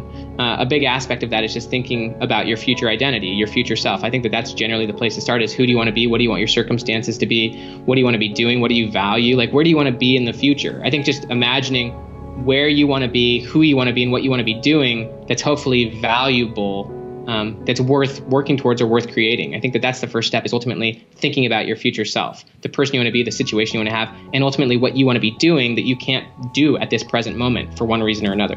And so I think thinking about what's your next step, like what's the thing you want most right now? So like if you're someone who's single that really wants to be married, like, well, what is the ultimate thing you want right now that would reflect your future self at a much higher level than you're at right now? So like for me, as an example, when I was in undergrad and I was studying psychology, like my next level future self was me as a PhD student really diving into psychology. Once I got there, like I really, really wanted to be a professional author. And so like, I think from a more practical standpoint, like, what is the next level future self that like really excites you? You know, like what's, you know, it could be getting married, or it could be starting that business, or having your business be successful, or it could be getting that book deal.